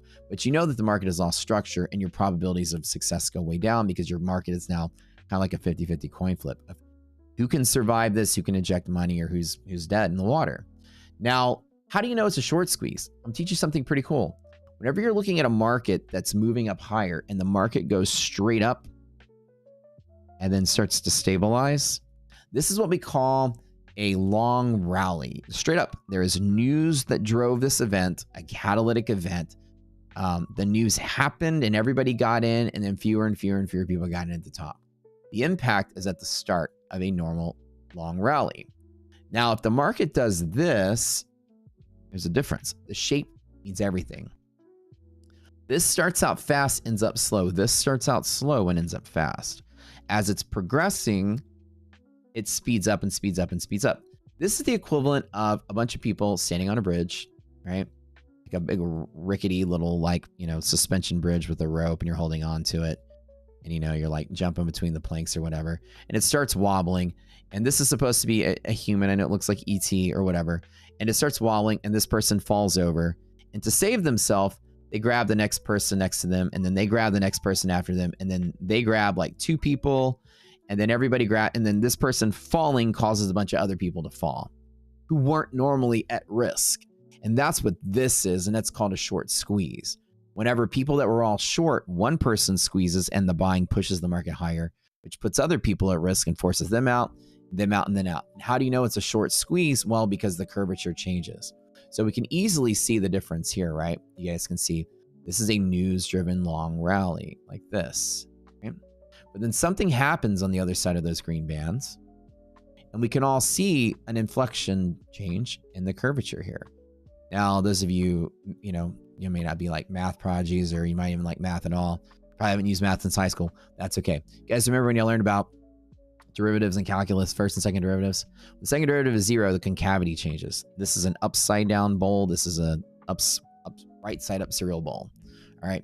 And the moment you break through here, your price action that's tracking the stocks, the inflection point changes. Like the market is now free to allow rapid price movement to the upside because people are getting squeezed. And that irrational volume that comes from this is actually people getting squeezed. The curvature is telling you that it's a short squeeze. It's people that are short that are getting forced out of their trade. The news kind of died down right here, but then now you're getting that upward kind of momentum that's causing short squeeze. And you can see right now that the market is moving higher. I don't see candles like this and go, oh, that's a rally. Let me get in on this. I say, oh, that's just short squeezing. And once the momentum stops on that short squeezing, the market rapidly tries to right itself to the structure point where the market is stable down here, where it's not doing this anymore, right? This is stable. And even at 9:30, which is so weird because, the equities market isn't open. I don't know what this is tracking. However, I think other algorithms out there are still trying to trade this at the open. So I wouldn't bet against a bull market, and I'll tell you guys why. But the idea is that I wouldn't chase it either. I wait for a better opportunity, and I'll teach you guys how to wait for that. Now, here's some rules that I have outside of these bands. Because people are getting short squeezed and markets are just dying, there's really no reason to bet against a bull market. Outside of here, I have a strict no shorting rule. Well, why? Because the market goes up most of the time. I wouldn't be shorting against a bull market. Now, I'll give you guys some cool stats really quick. And again, this is from that PDF I showed you a little bit ago. I'll paraphrase some of it for you. We teach this in our boot camp as well.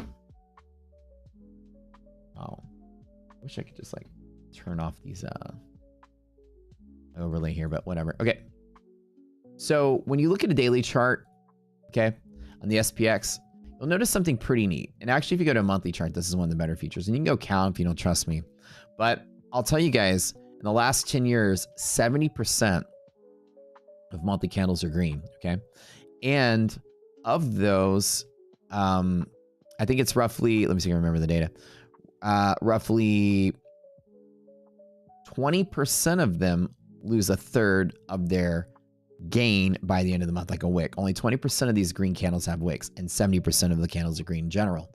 So mostly green stays green. Green markets love to see green. No wick, no wick, no wick, no wick, no wick, tiny wick. Like some wick. Okay, there's one, there's a couple, but mostly no wicks. Red days, 30% of months in the last 10 years are red.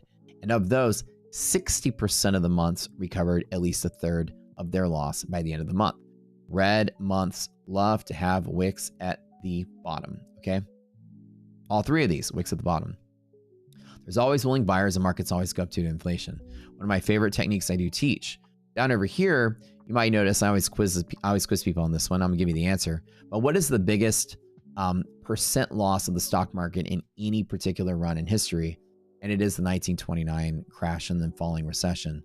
From 1929 until like 3 years later, till 32, the market lost roughly 88% of its value from here to here. Okay, that's huge. Crash, crash, crash, crash, and then died out. Okay, for 3 years. Well, actually 3.5 years. Okay, that's bad. But you can see that that most devastating stock market crash we've ever seen doesn't even show up on a normal chart. When you look at a chart, this chart also has some weird upward curvature. Now, it's not short squeezing that's propagating this chart to have that same kind of shape, but this is called exponential dependence, right? There's some kind of compounding effect, like interest will compound in the same way. The bigger the principal, the bigger the return, which makes the principal bigger, and then the return is bigger, and so forth and so forth. It compounds on itself, which any kind of compounding chart does this. You guys remember from your calculus, you remember your PERT equation? I always remember PERT, right? Your interest, this is your ordinary solution to first order differential equation, whatever, is your PERT equation, right? Principal times E to the rate times the time, right? And Leonard Euler is the one that came up with that. Okay, so this guy right here is exponential dependence. On what's going on with this? Like, why is it compounding like this? It's because everything in the stock market inflates. Anything with tangible value inflates. You guys heard of inflation, right? Cost of bread, cost of coffee goes up 2% a year, 2% a year. So the idea is that if somebody sells, a cup of coffee for $1, and then the next year they sell it for $1.02 because of inflation, and they still sell the same amount of cups of coffee. So they sell 1 million cups of coffee the first year and 1 million cups the second year, but the price went up 2%. Well, so did their sales, right? Their sales went up 2% on paper because of inflation. They just raised their prices. They didn't sell any more coffee, but they sold more dollars worth of coffee. And therefore, their earnings look better. And every year, all things being equal, every company is going to have earnings that are 2% better. Because of that, everybody's going to be, the value of a stock is just going to inflate at 2% a year, normally with no activity, because the market's trying to price it accurately. But not only that, population is the other reason. Population goes up. Because we make more and more babies. Now population is going down, according to Elon. The species is doomed, but whatever. Without that being said, population goes up. More people means more 401ks. It means more money flowing in the stock market. So there is just compounding effect of more humans on the planet also causing inflation in the stock market. So more babies and inflation is why the market goes up like this. If you want to know how to make it look normal, so you can compare this crash to this crash to this crash to see which one is worse, most people might say, well, this is the worst crash ever, this one. The easiest way to do it, and you can actually do this on Thinkorswim, right-click Style and Settings. And in the settings, you can go to the Price Axis tab, and you can actually do a log scale, which basically means that the axis goes up logarithmically instead of linearly. Oops, I just ruined it by touching it. So if you were to remove the exponential dependence and instead made the axis move exponentially, then you'll have a linear chart. And this little just trick here to make it, you can see side by side which one of these is like the best one, right? Or the worst one. There we go. And now when I put myself on a non-exponential chart and I make the axis logarithmic, now you finally see 1929 was like the biggest of the crashes, right? 75 was pretty big. Like 36, I think, was pretty big. And then here's your 2008, which was probably the second biggest one. Now, people used to say like COVID was just as bad. Well, but whenever you remove the inflation from the chart, was basically what you're doing, COVID wasn't really that bad, was it? It was kind of normal. Very moderate compared to 2008. 2008 was big, and it was really, that was a lot better than the 87, this crash right here. Remember Black Monday, Tuesday, whatever it was. And then you had your, the 60s and 70s are flat for a while. But this, right now, you can actually see it. So the market just generally goes up over time because of inflation and population. So really, if somebody put a gun to your head and said, what are you going to do in the market? You're never going to bet against it. As a matter of fact, the crash has become less severe and less severe and less severe. Even this crash was tiny compared to COVID, compared to whatever else, right? So somebody asked, you would have gone with, this is a guy on a plane, he got sick, now he pukes. Oh, bro, Christoph, I'm going to use that going forward in all my lessons. One person throws up and everybody throws up after that. That's actually better than the bridge. Bridge is a little more of a linear thing. You got to grab, I guess, 2 people, but great analysis, right? We got hilarious. I love it. Okay. Do I remember Fast Fourier transforms? Oh, absolutely, I do. Those were fun.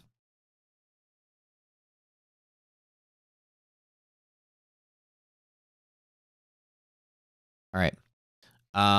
So any more questions? You've been unable to activate your Rocksuiter account. Bootcamp was okay. Still don't know how to get your platform set up. Timeless, send me or send tech support a question like Slacks and Discord, or send me a message. I'll get you today. Why is there no stock data? That the stock market is closed. So anyways, the point I'm saying is that the market just naturally goes up over time. And so because the market naturally goes up over time, I don't try to short against a bull market under any condition whatsoever. The stats on this and this particular thing, because only 4% of days do break above, when it does break above, bull markets don't sell off, and markets are always going up anyways. I just don't ever try to fade a bull market. When markets are moving higher, I'm usually like, where can I jump in on this and get in on the action? I'm never like, well, it's gone up, it's got to come down. The lesson here is that, it's funny. There's some person in chat who I hid like an hour ago that's been talking to themselves. They said one stupid comment, I hid them, and it's funny to watch an idiot talk to themselves all morning. But they don't know they're hidden, but they're hidden, which is kind of funny. Real question: waffles or pancakes? Waffles. I like the crunch. No, I haven't, Majin. I owe you guys the codes because, I basically, I had a party this weekend, and I'm not gonna lie, I had a party, then I went to the pool the second day, and I'm passed out from tequila, and I didn't get it done. But I'm usually a really responsible person, because Memorial Day I didn't do it, so I owe you guys your accounts. And right after the stream today, I'll do it. I promise. Do I trade a London session? I usually am sleeping, but I will trade the end of the London session in the morning. Okay. So you can see what I'm saying right here is that very rarely do markets go above this band and close above this band. Only 4% of days do. About 88% of days stay stable. Oops, let me move this over here. Stay stable by staying inside of these risk interval bands here. We call them DD bands, which is that distance the CME group sets. Lower band right here is a support pivot as well. Now we have a ratio that's looking at the stocks being bullish or bearish, bull bear bias indicator. And if the stocks themselves are bullish, I will always bet to the bull side. I will buy on this bottom green band every single time. If the ratio is not bearish, I'll still long every single time because I'm always betting on the bull market. Market's always going up. So I'm always longing at this bottom band. I just change the size of my position. If you see any of this stuff in Rocket Scooter, any of my tools or whatever, you'll see these letters a lot. You'll see normal, medium, small, and 0. These are codes. Normal is my normal trade, the biggest trade I'll take. Medium is roughly 1/2 of my normal. Small is roughly 1/10 of my normal. In a prop firm, I'll have, and 0 is sit out. In a prop firm, I'll have different rules. For a normal with ES, I'll trade 4, I'll trade 2, I'll trade 1, and then I'll sit out for ES, okay? For NASDAQ, I normally will trade 2, 1, 5 micros, and then I'll sit out for NQ. So anytime you see NOMN, these are the positions that they stand for. So most of my positions are going to be relatively small compared to what you think I actually trade. And you guys see my performance. I do performance video on my Tradeify accounts. I'm up 139,000 whatever dollars in them. 78% win rate right now. And I trade very small and I don't copy trade my account. So I'm going to teach you how I do it. Okay.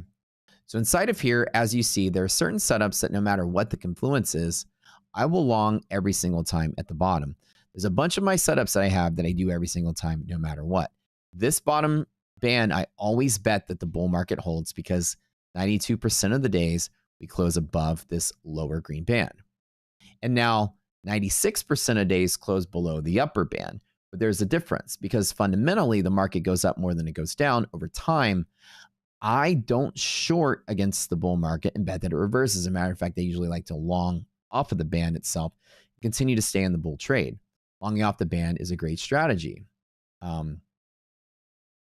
Now, down here at the bottom, when the market's crashing, I also don't short either. I don't jump in and be the idiot jumping in a bear market. A good bear is going to short at the right high when there's a premium and then cover the short when there's a discount. An idiot will sell into a crash and try to make money at the tail end of a crash. You want to be the greater fool by jumping at the bottom? Fine by me. As we told you, 60% of monthly candles reverse more than a third of their position. Of the 60% of their red candles in the monthly reverse a third of their position. On the dailies, I'll tell you something neat. If you were to do the candles on the daily chart and count them on any bull or bear run, it doesn't matter. On your daily chart, did you know that 50% of days are green and 50% of days are red? On any up, down market, doesn't matter. Count them. It's roughly 50-50. One green day for every red day. In a more bullish market, it's going to be closer to like 40-60, but between 50-50 and 40-60. And actually, Rocky Scooter has a couple sets of indicators. You'll see me right on my screen, greater market. It's 3 indicators that indicate if the market's bullish or bearish on a longer term and shorter term basis. This ratio at the top, monthly maps is a tool we have, and then SPY's monthly gamma exposure. When those all line up to be bullish, we actually counted, it was 69-31. Under the conditions of greater market, 69% of days are green and 31% of days are red. That's a huge advantage over 50-50. So I look for my ideal setups. I understand that when the market's ideal, I've got a 70% chance of the day being green, and green days don't really have wicks at the top. So I don't bet against a green day ever. I never try to fade it. But because a lot of your red days will have wicks at the bottom, I always will long, even when markets are falling down here, but only on my strong pivots that have a 90% or 80% higher chance of holding. Actually, sorry, 90% chance of holding. What I call my strong pivots. So I only will buy when markets are collapsing down here. I don't short, I sit out, and then I wait for some really strong pivot that works 90% of the time to long it back to the band, and then I close out. So this scalp I take almost every time. I never fade this. I never chase a short here. I love navigating my trades inside of those bands. And as I showed you earlier, outside of the band, the market becomes irrational and crazy. Now, here at the top side, you see that there's a lot of extra volume once you break through the green band. Imagine what it's like when you break the band to the downside. It's infinitely worse. So let me show you what it looks like on downside breaks. Okay. Let's redo that axis to non-logarithmic.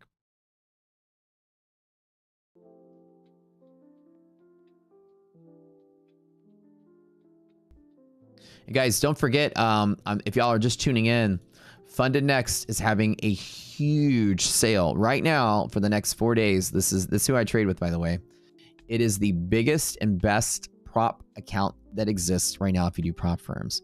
Lock them in even if you don't use them because you're gonna wish you had them. What's going on with these guys is they have an uncapped payout, no monthly fee, no activation fee, and you can DCA, which is fantastic. They just removed their daily loss limit for 4 days only if you use their accounts.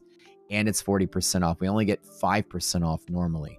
They're trying to make a huge splash right now to get a lot of market share, but the no DLL and 40% off is absolutely fantastic. Use code ROCKET if you guys want to get it. 40% off of this. By far is currently now the best account in props for 4 days. It won't last for more than 4 days, but you don't have to pay monthly fees, so just buy them and hold them if you want to do it. DCA is dollar cost averaging, you can add 2 winners. Okay. No monthly fee.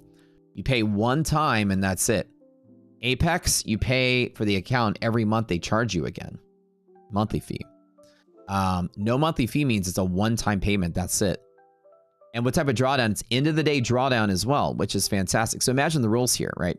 End of the day drawdown, which is my favorite drawdown. It's not trailing. It's end of the day trailing. So that's perfect. They give you a bonus once you get to a certain payout. They give you a bonus off of your eval. They give you a bonus check.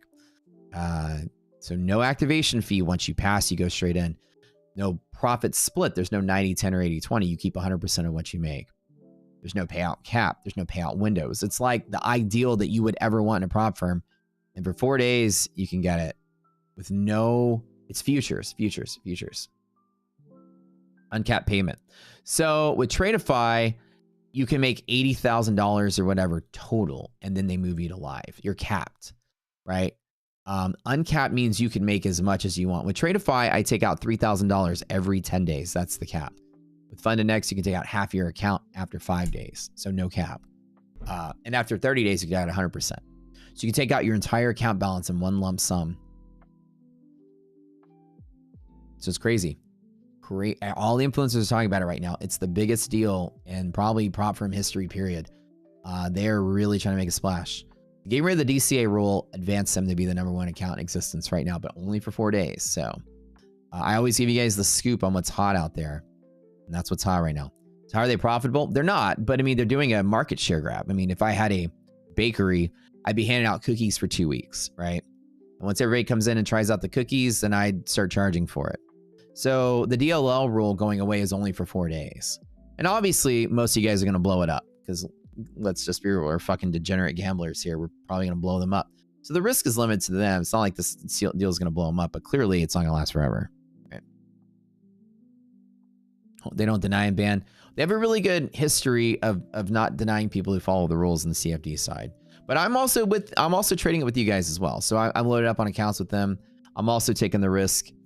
If something happens, it happens to all of us. So we're in it together, guys. Y'all decide if you want to do it or not. But everyone here has had a good experience with them so far. I've had a good experience with them so far. And that's kind of the new thing. So that's why letting you guys know. Duration between payouts, there is none. You can pay out, I think after 5 days of trading, you can get your first payout. And I think you can take a payout every time. Now, I have to actually double check on that rule. Like they make you wait another 5 days. It's either A, you can take payouts every day, or B, you can take payouts every 5 days. I can't remember. Let me double check that though. I haven't got my first payout yet, so I haven't looked at that. I'm about to though. Actually, I am going to request a payout today, actually. Let's go to it and find out. Payment and withdrawal. Okay.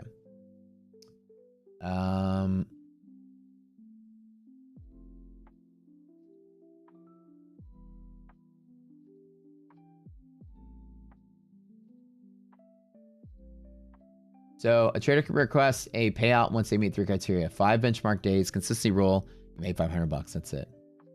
It doesn't say after your payout. Let me see. Maybe somebody here right now.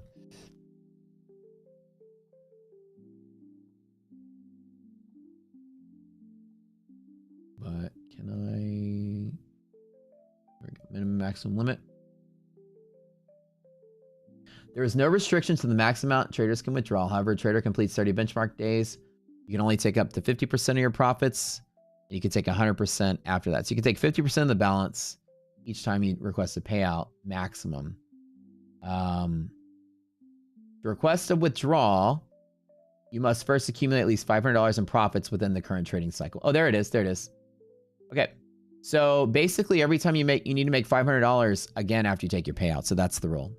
So it actually says after each payout cycle, you must make $500 minimum, and then you can request another payout of $250.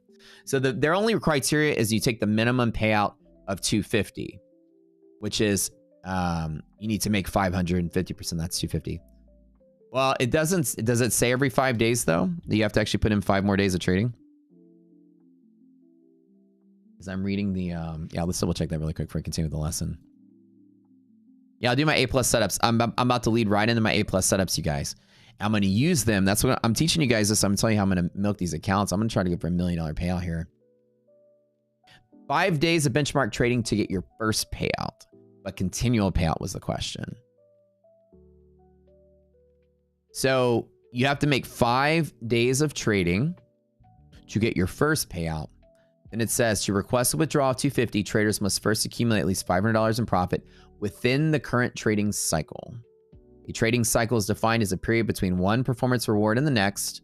For the first cycle, the period starts from the initial purchase and continues until the first performance reward is achieved, which is 5 benchmark days. But a trading cycle is between 2 rewards. The only thing they require is you make $500 in profits. So it looks, Rocket is my referral on FundedNext for the coupon code. You have to type in the coupon code for Rocket. So it seems that subsequent payouts, you just need to make $500 to request a payout again. It doesn't say the benchmark days here.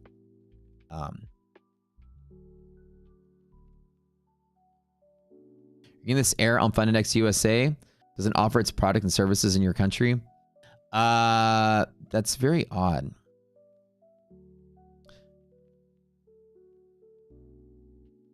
It's right on the screen. What's right on the screen?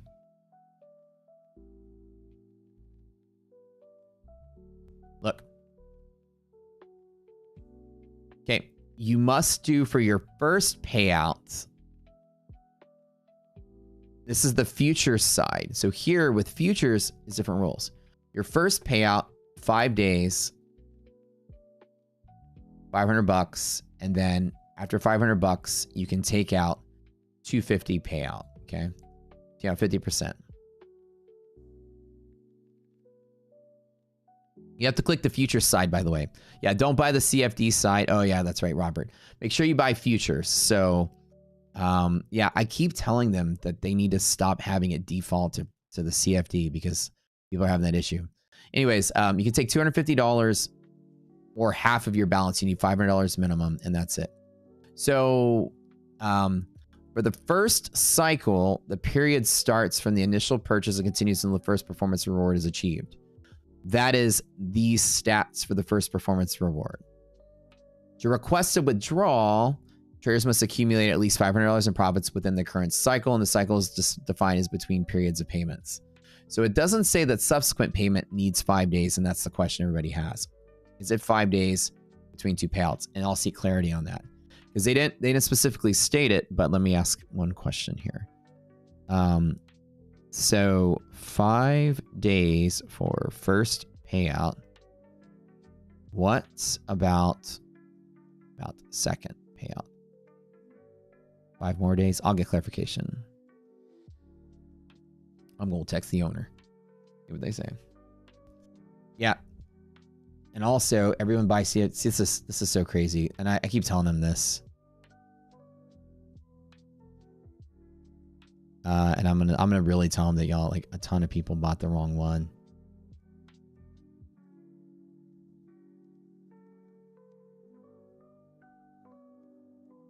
Also.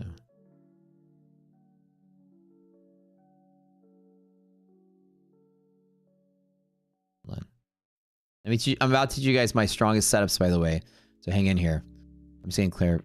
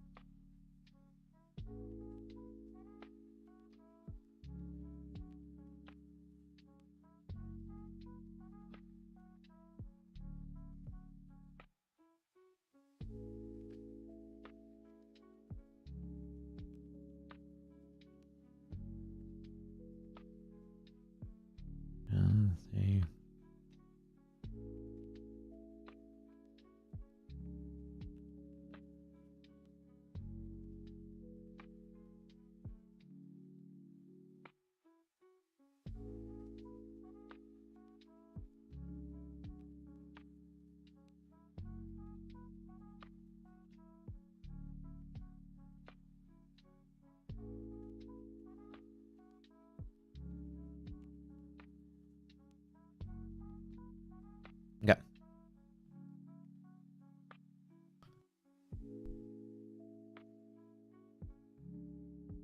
All right. It says every 5 days. Well, that's what I'm in clarification on. If it's either every 5 days or it's only 5 days for the first one, I'm getting clarification on that. I asked him right now. It doesn't specifically say. I couldn't find it for payouts 2, 3, and 4. And he's writing me back right now. I'll give you guys the answer and we'll get on with the lesson.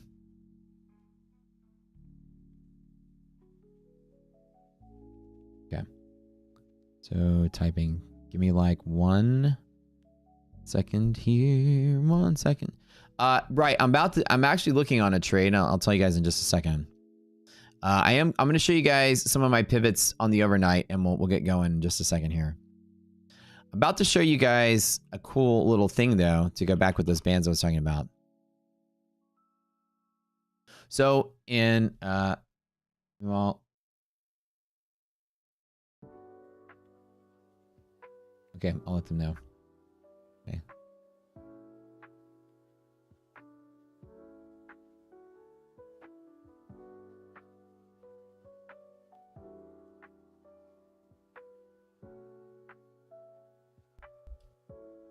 I trade micros or minis, a combination of both, but mostly minis.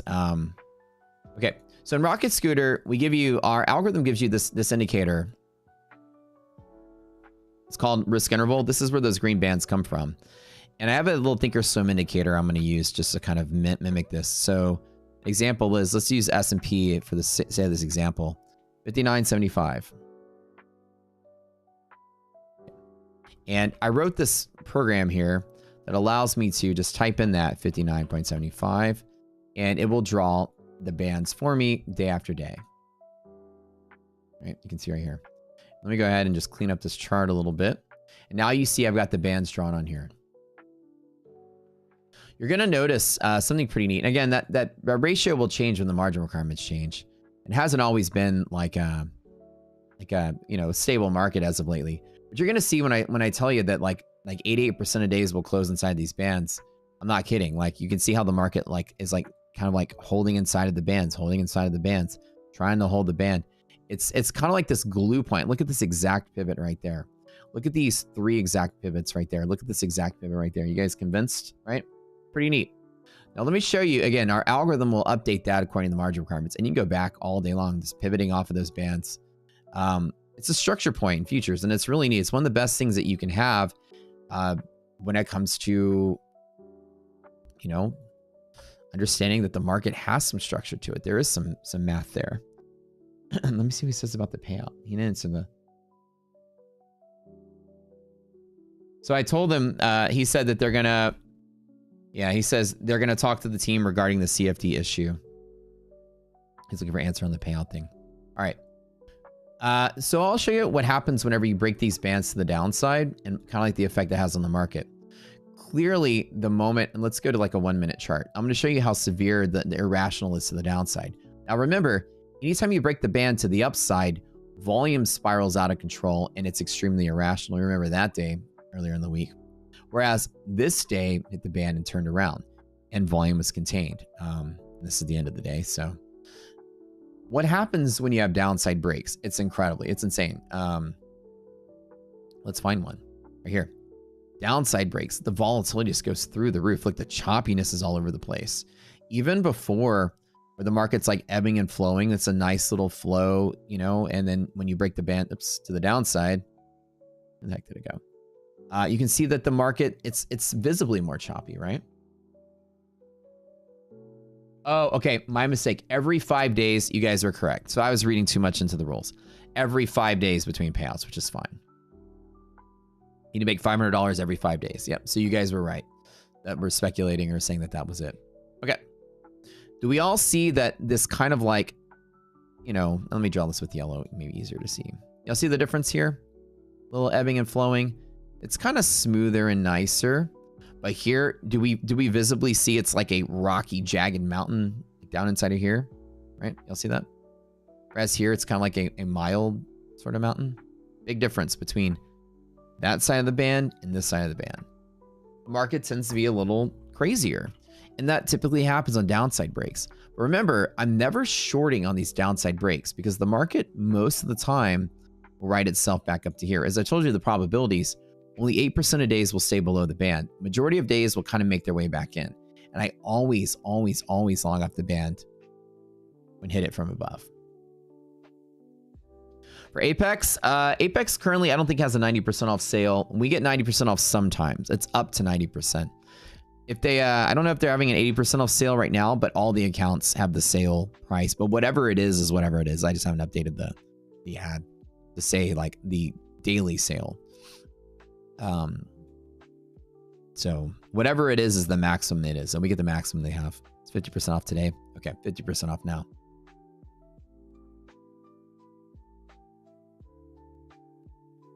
And benchmark day is $200 of profit. Yeah, you nailed it. Thank you for that.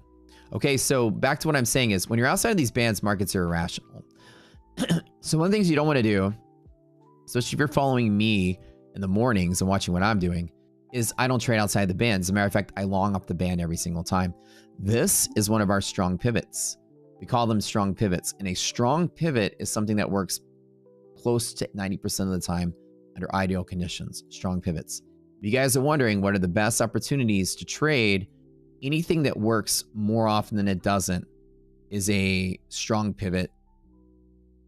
And we even further define it as something that works roughly greater than or equal to 90% under ideal conditions. Okay, 90%. And the setups do work that well. Number one, DD band bottom is a really rock solid pivot. Like when I have these accounts that I need to babysit and wait for my A+ setups only. A+ setups. These are my A+ setups. I'm going to give you all of them today.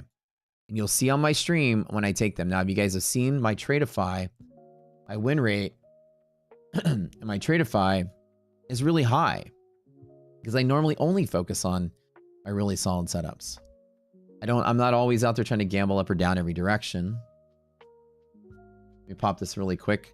This is on the history of these accounts with my Tradeify. And, oops, I didn't hit the whole win rate, but sorry, my win rate is 76%. Through the crash, through the whatever. Let me take the full screen here. This is 300 and something trades over the last 4 months. I maintained 76%. Just these setups, these handful of setups I'm going to do. And bottom band, as you see, to prevent the market from going crazy, is a long I trade every single time. Long in EST means every single time. Under the condition of this ratio, I have a little ratio that tells me if the stocks are bullish, greater than half as well.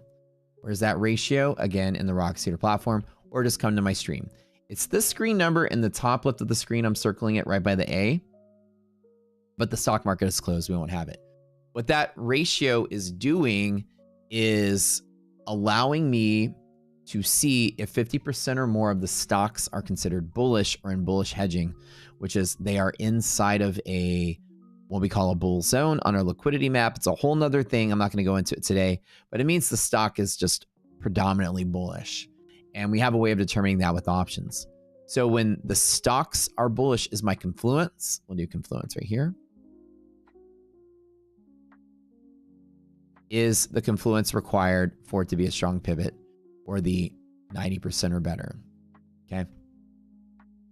When everything lines up, when you have no irrational signals, which is one other thing, these lights, when any of these lights are red, the market's irrational.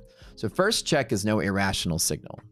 There's no irrational signal and the confluence indicator lines up. It's roughly 90%, give or take. So that's number one, long at the bottom band. Number two,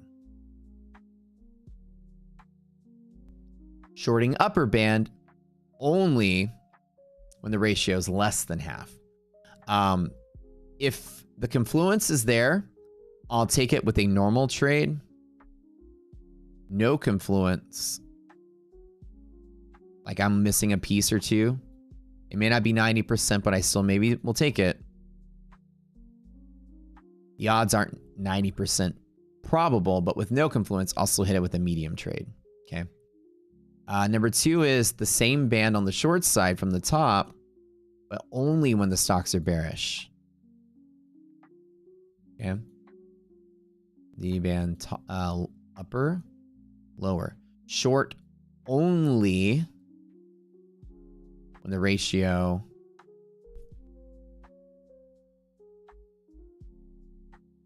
less than half. Okay, that's also a normal. No confluence, sit out. One thing you'll notice about me in shorting and longing is I don't treat them like opposites. They're two completely different mindsets. I will never short off of the upper band unless I have this indicator telling me the stocks are bearish. I don't have that indicator today, so I'm not taking the short off the band. So those are pretty strong pivots, right? We have those, they're really good. Okay. Another really strong pivot I have is called monthly hedge pressure. Now, we don't have our liquidity maps today, unfortunately, because the market is closed. But liquidity maps are based on options, and we'll be reading SPY and QQQ for NASDAQ futures and ES futures traders.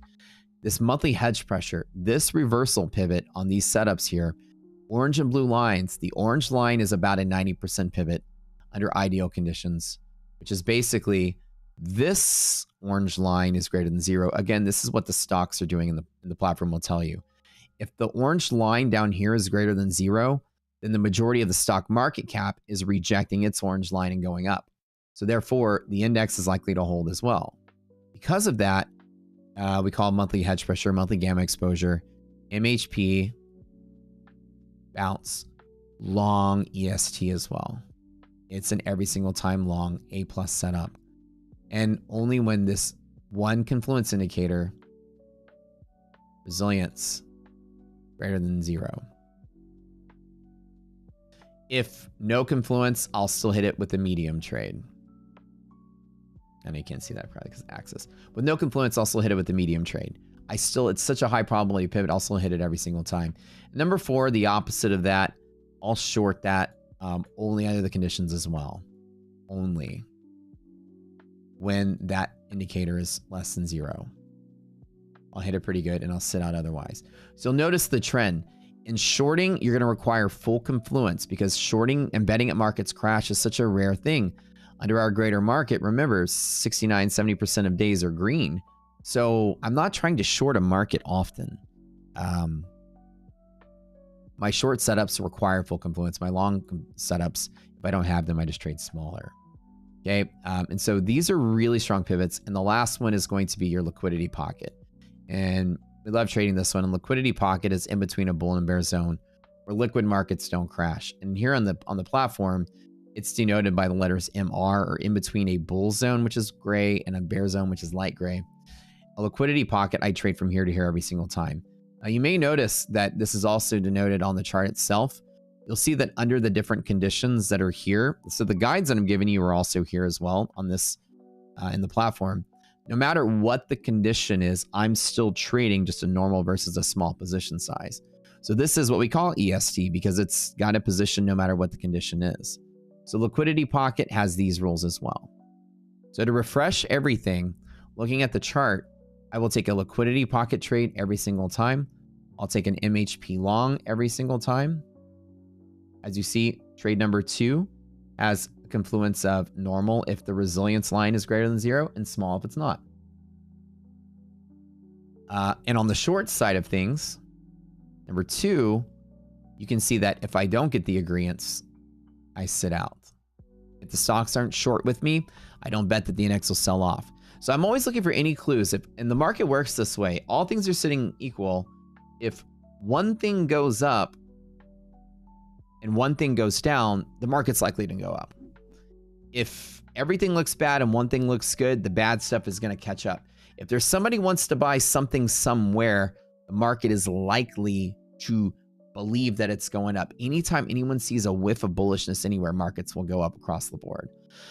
So it's very rare the markets come down because inflation, like I told you guys, the market inflates like so. It really kind of has to be kind of perceived as like the market is not really a bowling ball, that it moves up so high that when you let go of it, it just falls. It's not really the case. Markets float up forever and ever and ever and ever and ever, and they float up faster exponentially. I already showed you that. And so when you think of the market, I always tell people it's like a helium balloon that you're trying to like push underwater. You know, if you push a balloon underwater, you can push it underwater. It's really hard to, but you can get it down there. And the minute that you let go, it pops right back up. and then it sits at the top, and then once a little bit of wind blows it and it comes off the surface, then it starts floating again once you get out of that surface tension of the water, right? So if you think of the market like a helium balloon that occasionally we can push it down, you come up with this saying that I tell people, and people always say Matt's the guy that says the market never falls. It doesn't.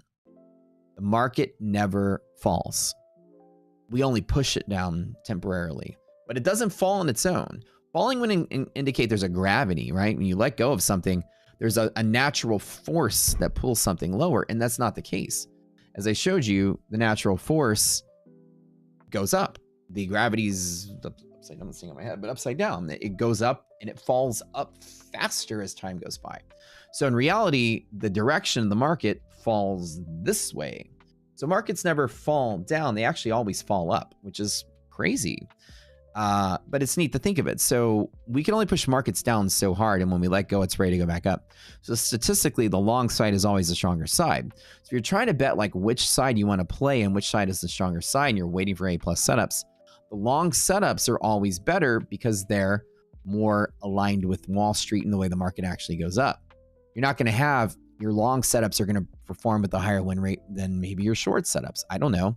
You might see a difference, but the point is to treat them differently. Don't treat longing like the opposite of shorting. Another thing is that long markets tend to become less volatile, right? We know when markets go up, the volatility goes down. So volatility is like the bounces as things go up, how much V you get, where the buyers and sellers are finding equilibrium. Volatility is the inversely proportional liquidity. The more liquid a market is, where buyers and sellers are like in close proximity to each other, the less volatile it is. So price will bounce in between them. If the buyers and sellers are spread further apart, then the bounce is much bigger.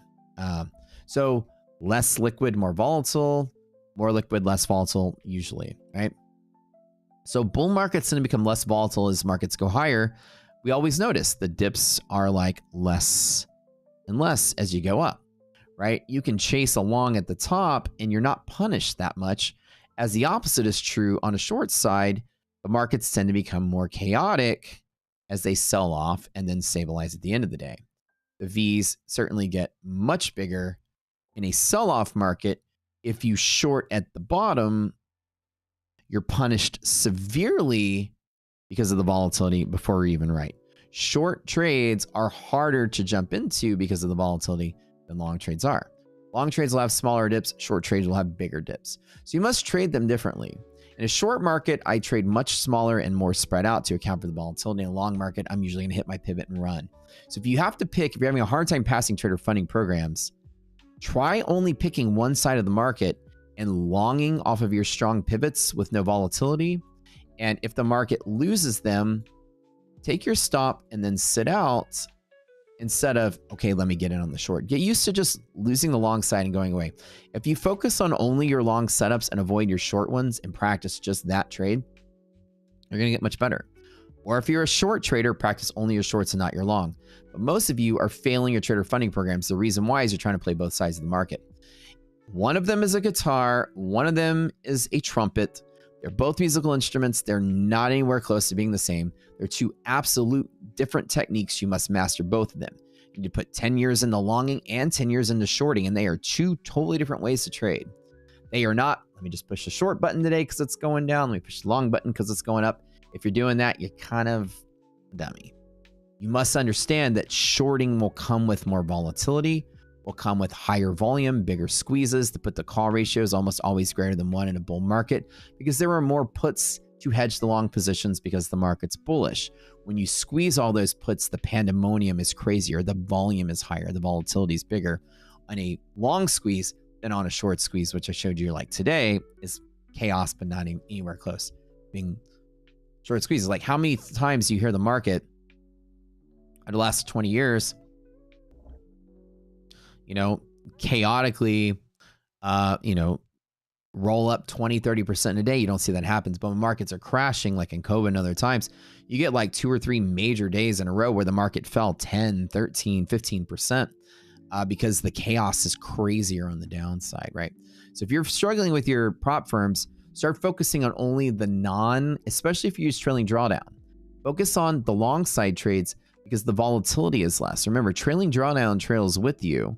So as you're trading higher, your drawdown is moving with you, especially if you're using like Apex, right? It's moving along with you. So it's much easier to manage that than in a sell-off market. Let me draw it kind of better. A sell-off market where the volatility speeds up as it goes down.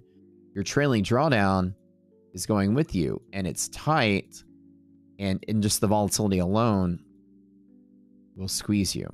Are we all on the same page so far, everybody? Let me take a break and answer some of your questions. But if you're struggling with trailing drawdown or end of the day drawdown or daily loss limits, maybe try focusing on the long side of the market instead and sitting out when the market looks like it's going to sell off. We got it, guys? The chat is frozen. Okay, cool. Right. So if you need a technique change overnight on something different to do, you might be sitting out half the time, but you're going to be having less probability of tussling with the volatility. This is like one of the best tricks I teach people when you're trying to pass trader funding programs. So you're trying to milk this FundedNext stuff for the best you can, wait for the market to be stable. Another thing I'll teach you guys with those A+ setups is they're supported by the lack of volatility. And there's a number that I give everyone in VIX once a month. It's a very key pivot. And I'll show you some cool things about this in just a little bit. So give me a second here. Once a month, when VIX futures roll over into a new trading month, which is the Tuesday before the third Wednesday of every month, that Wednesday morning, VIX options expire. And when VIX options expire, the market is kind of like free from that pressure because VIX can actually be like hedging the liquidity or lack of liquidity. People will use VIX to hedge these volatile moments. And so VIX can be like locked in at expiration. Why the market wasn't selling off when everything was looking bad? Well, it was because like we were kind of locked in for VIX to expire. And once VIX was hedged to normal, then the liquidity absolutely vaporized once people rolled into the new VIX contract, which revealed the truth of the market, which is we were actually kind of in contango and the VIX was priced much higher than it closed at. And then we started selling off the moment VIX options expired. Sometimes markets do these weird things. They'll be kind of like locked in for the month. And even though it should sell off, it's like after monthly expiration, then it finally moves. Once a month, I'm going to give you a number. I want you guys to write this down. VIX futures. If you're struggling with trader funding programs, do this. This number, we call it the BBB. It's just our acronym for it. 1865. If you want to make sure that you can almost guarantee that the market is not going to be likely that volatile or responsive to news, like when a news event comes out, the market will just shrug it off. Let your price be below this one key level. It's the half gap midpoint between two contracts that roll over. It stays fixed for a month. I'll show you some examples of when the market gets crazy when you break through that. This goes all the way back to, so again, you want VIX to be below this level for you to have those ideal days every day. Are we below, check. You're gonna have really solid pivots. When VIX is below that level, your long pivots tend to be like right on point. When VIX is above that level, like here, the market can overshoot the pivots like crazy before they move up because of the added volatility. When VIX is hedging higher, the volatility expands exponentially as well. So you can get to a place where you hit a pivot and then the V's get bigger very rapidly around the pivot because of the sensitivity to that illiquidity there. So when you're greater than this triple B, you can have this as well. If you're struggling in trader funding programs, avoid them in this environment. So your A+ setup requires VIX to be kind of lined up in a way where you're gonna have really tight pivots. All last month, you're in that ideal setup. And let me show you, all last month was beautiful. All last month, this is that level. We were below it almost every day that month. You guys remember, it was bull market, bull market, bull market. No bad news could shake this market, right? It was beautiful. Until last Wednesday, the market was beautifully bullish. And you saw, let me go all the way to that last Wednesday here, which was there, right?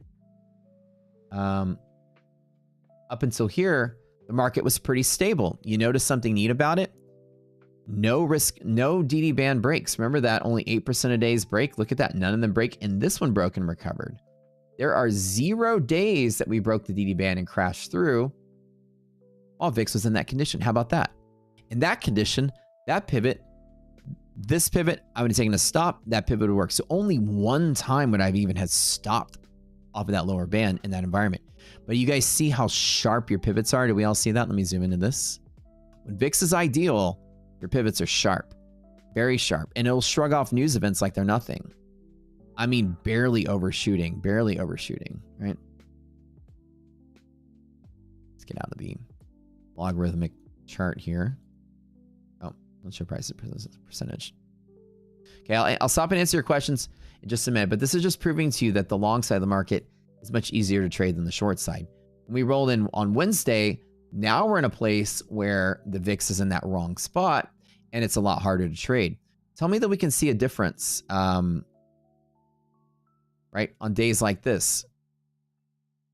Nice, tight. The V's are really small. The V's are really small. The V's are really small. Nice and manageable, nice and manageable, nice and manageable, right? When you jump in on the trade, you're not chopping up as much. Whereas after Wednesday, you're noticing a big variance, right? Nice and manageable, crazy and choppy. Nice and manageable, crazy and choppy. Nice and manageable. Nice and manageable. Whoa, big V out of nowhere. Whoa, crazy V out of nowhere. Wow, crazy and choppy. We all notice the difference. Is there an obvious difference between this and over here? Right? It's pretty much like the same oscillating distance no matter what. It's not really that crazy. It's kind of manageable the whole way down. And does everyone see the difference here? Small, big, small, big, small, small, medium, big. The market can't control itself as easily, right? No, I'm going to make some trades today, but there aren't any that line up. Now, right now. I'll tell you guys in just a second. Okay. So another key is to be VIX in that condition. Long trades only with VIX in that condition will likely give you some of those 90% setups to work off of. It's really, really, really solid. And that's all you want to do when you're doing trader funding programs is focus on the one side that's easier to trade. Statistically, that trade is more in your favor to long off of a long pivot than it is to try to chase a short when markets are falling. Like a market like this. Market rallied and I'm like, ooh, should I buy the dip right here? Maybe, right? Yeah, we'll do a giveaway in just a little bit. All right, some of your questions. All right. Let me scroll up a little bit.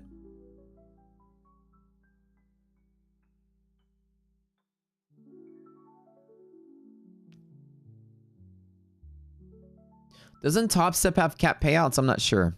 There's a maximum you can make in Top Step before they push you to live. So, and somebody says nobody can beat Top Step. I think they have cap payouts though. Be careful though. And they move you to live at some point. 50K? Okay.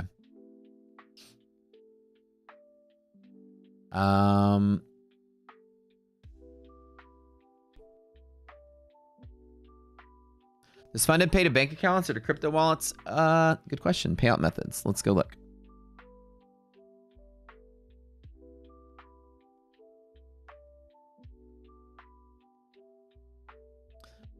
Looks like crypto wallets for the most part. So I get my payouts through Rise, so that's pretty easy to set up.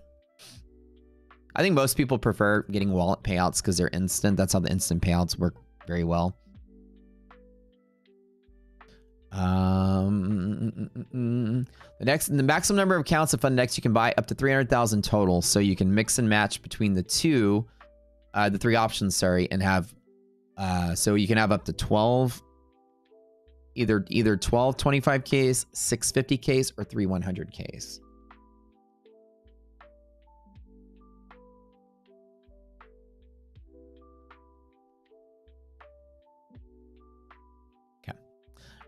More questions.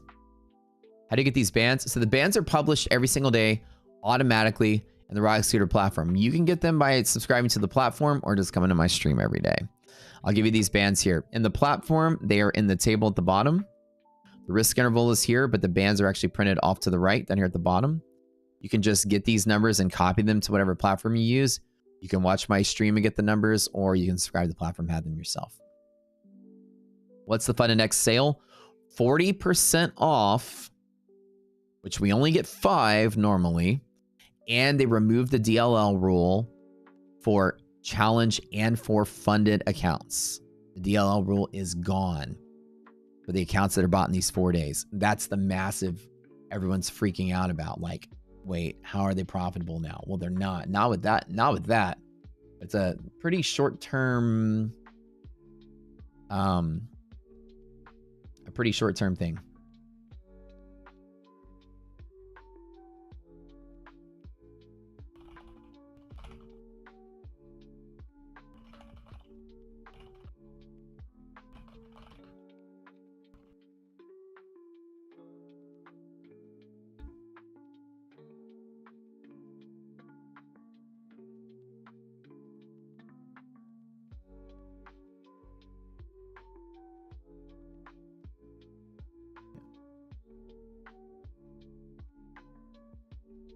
All right, read some of you guys' responses here.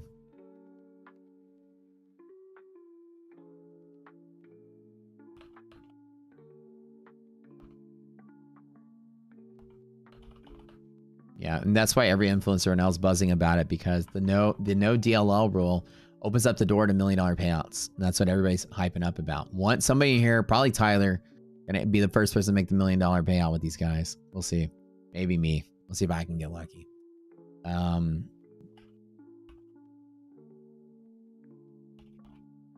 So every once in a while, something really hot and cool happens, and it's just fun to be part of it, you know. But the discount, definitely worth it, man. Somebody said no to top one. I don't support top one, no.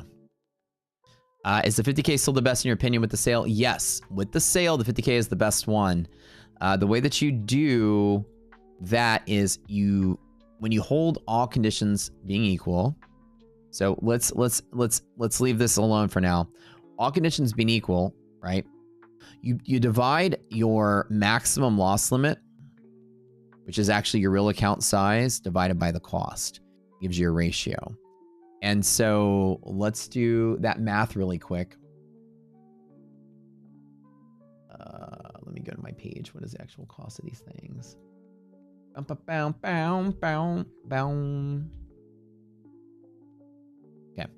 So this one is $12.50.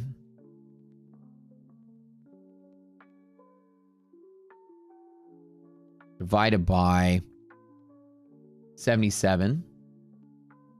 It's roughly 8.16. That's huge.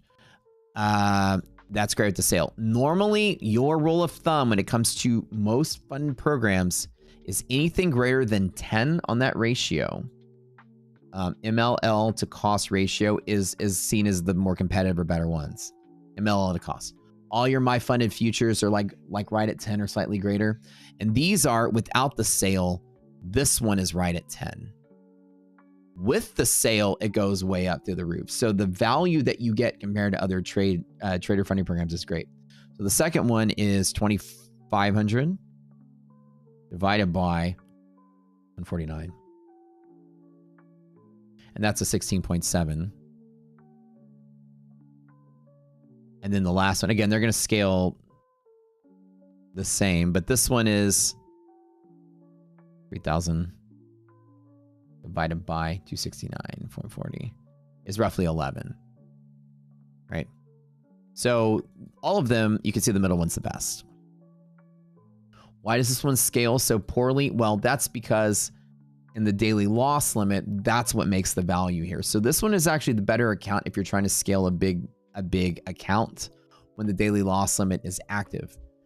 It's really tight with $1,200 of daily loss limit, the soft reach. It's really hard to build a big fat payout stack with such a tight limit.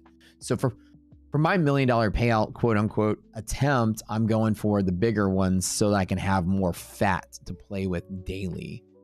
It gives me more maneuverability. It gives me a couple extra trades I can do. Even though the ratio is crazy, this is better. But without the DLL, right, then this is the one to use. 50K is the way to go. So normally, I would be using those normally, yeah. But for you guys, the 50K is the best value. Only for these 4 days. And after these 4 days, the 100K with this is the better value, even though it's not the best ratio. It's hard to scale with 1,250. I tried the 50K. It's slow. It's a slow grind. One of my accounts is up $5,700 in profit. I'm having to inch my way there with one contract. So the payout I'm requesting today is going to be half of that, 30, whatever. I'm getting a $2,900, 57.70. Yeah, so I'm getting a $2,900 payout today, by the way, with FundedNext. By the way, guys, I'm getting my payout today, just FYI. So my first payout with them, I'll let you know how it goes. That wasn't bad. That didn't cost me. I'm already in the green with the trade and really lose anything in this endeavor. So I'll let you guys know if it's quick, if it's easy. What time frame do I trade mostly? On the intraday time frame. So I don't ever change my candles on my chart. I'm a little different than most traders because I don't use TA. This is always on the 1 minute. I never change it. FundedNext allows you to have up to 300K maximum total. So you can mix and match however you want. So you can do 12 of these or 6 of these or 3 of these or any combination as long as it's 300,000 total. Let me write the numbers on the screen so you guys can see it. Actually, let me just pop this up here. Oops. Yeah. But this is going to be fun because like a lot of us, a lot of the bigger influencers are all going to be trying this out. I know, Brian's doing it, Tyler's doing it, I'm doing it. There's a bunch of people that are doing it just to see if we can do it. The cool part is for such a cheap value with no DLL is we're all like, who's going to be the first one to make $1 million payout? We might all blow up because we're all a bunch of trading knuckleheads, but hey, one of us might make it. So you might see in the news one of the people out there popping a big payout. Would be kind of fun. So anyways, worth the attempt. Uncapped payouts is great, and there's no monthly fee. So when you buy the account, you can start trading them whenever. You don't even have to trade them today. That's good. Any more questions? How does DLL allow you to go for each payout? Because of this, right? Well, I mean, okay, scaling, right? When you have DLL, which is when you're done for the day, your DLL is about what you're going to get, $12.50. If you're doing one-to-one trades, then that's basically the profit you're going to make as well. Very rarely when you get like maybe 2-to-1 or 3-to-1 trades, you might, but typically a lot of your setups might just be slightly above 1-to-1. So if you can lose $12.50, you can only really make $12.50, right? Most days. If the market is oscillating up and down, your DLL is kind of like limiting the profit you can make. Does this make sense, you guys? Because most of your trades, you might be like 1 to like 1.5 to 1. So the amount that you're risking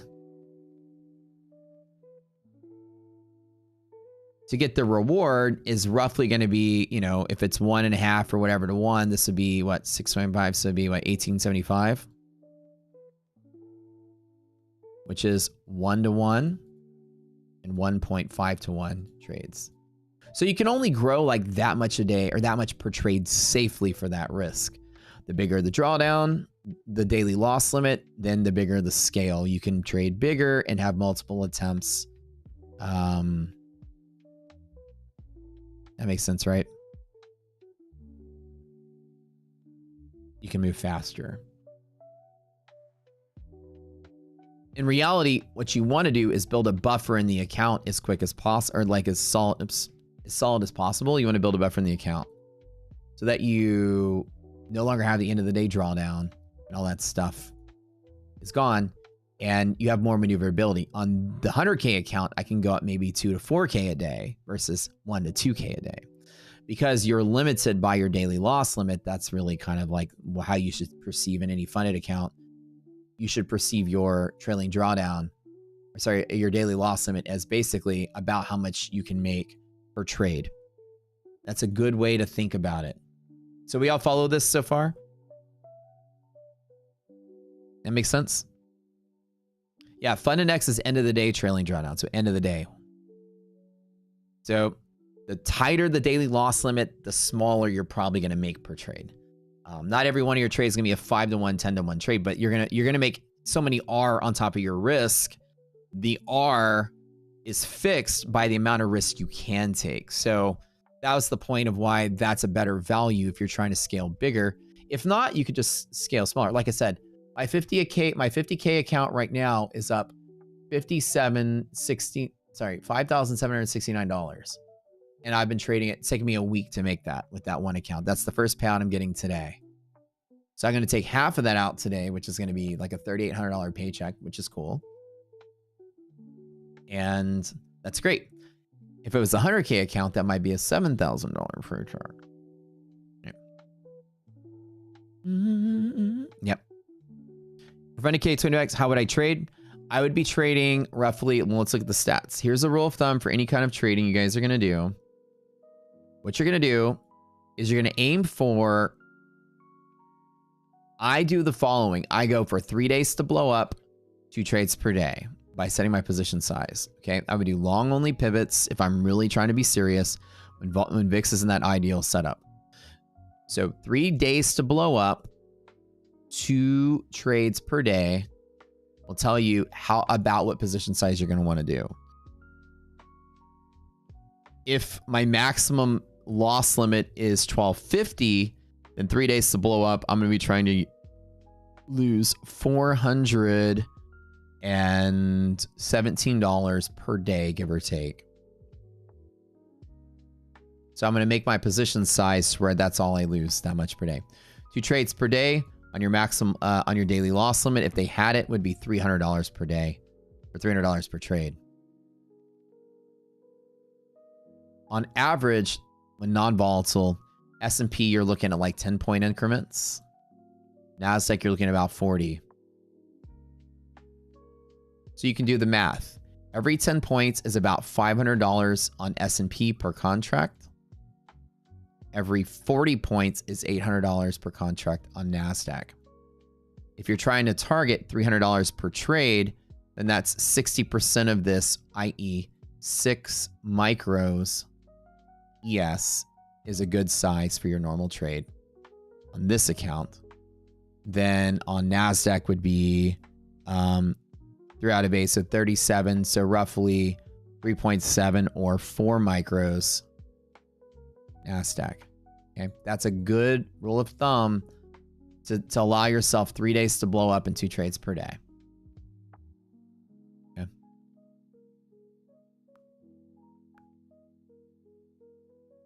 Yeah, I play them when the market's open. The market's not open today, so today's a holiday. Those of you that aren't in the United States, have a holiday called Memorial Day. Today is a stock market holiday. The market closes every Memorial Day and opens tomorrow morning. The futures market is open until noon Central, which is 2 more hours from now. But I don't have any trades to trade off of yet, so there's nothing to do. Okay. You are live. Join fast trading XRUSD. What the heck are you doing? Please support, please support, please support. Please learn English. Oh my God. Sorry about that. God, I didn't even know this person had been typing this whole time. My bad. Please. Hold on, hold on. Watch. Watch.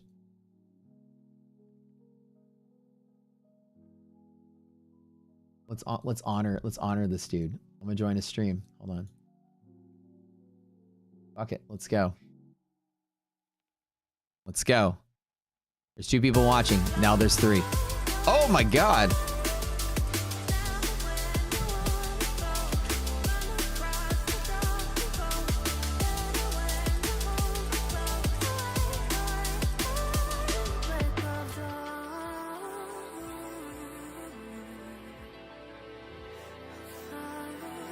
Anybody got any Molly?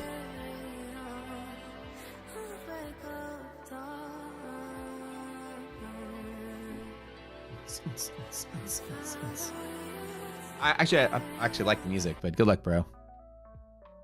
Oh my God. That's some good music, though. I'm not gonna lie. Hopefully his channel grows. I love the guy.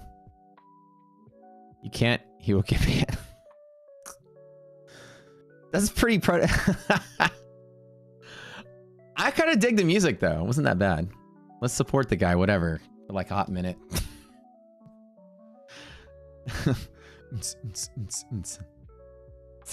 Somebody said, brother, you're a bum. Y'all are ruthless, man. Oh, y'all are brutal, guys. Bro, say no, I love you, man. That's so funny. Good luck to his stream. Let me just say, like, good luck to your stream, bro.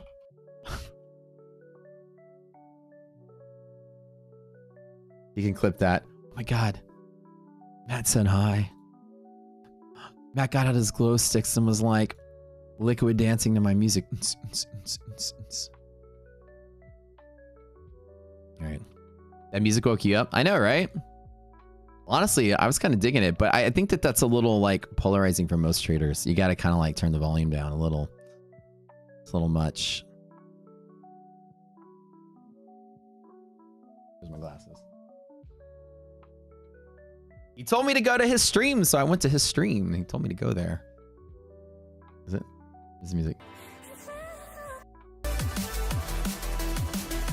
You guys may know, like in college, I was a huge drum and bass person. That's why I'm digging it, man. I used to have, you know, D&B's good, man. I dig it.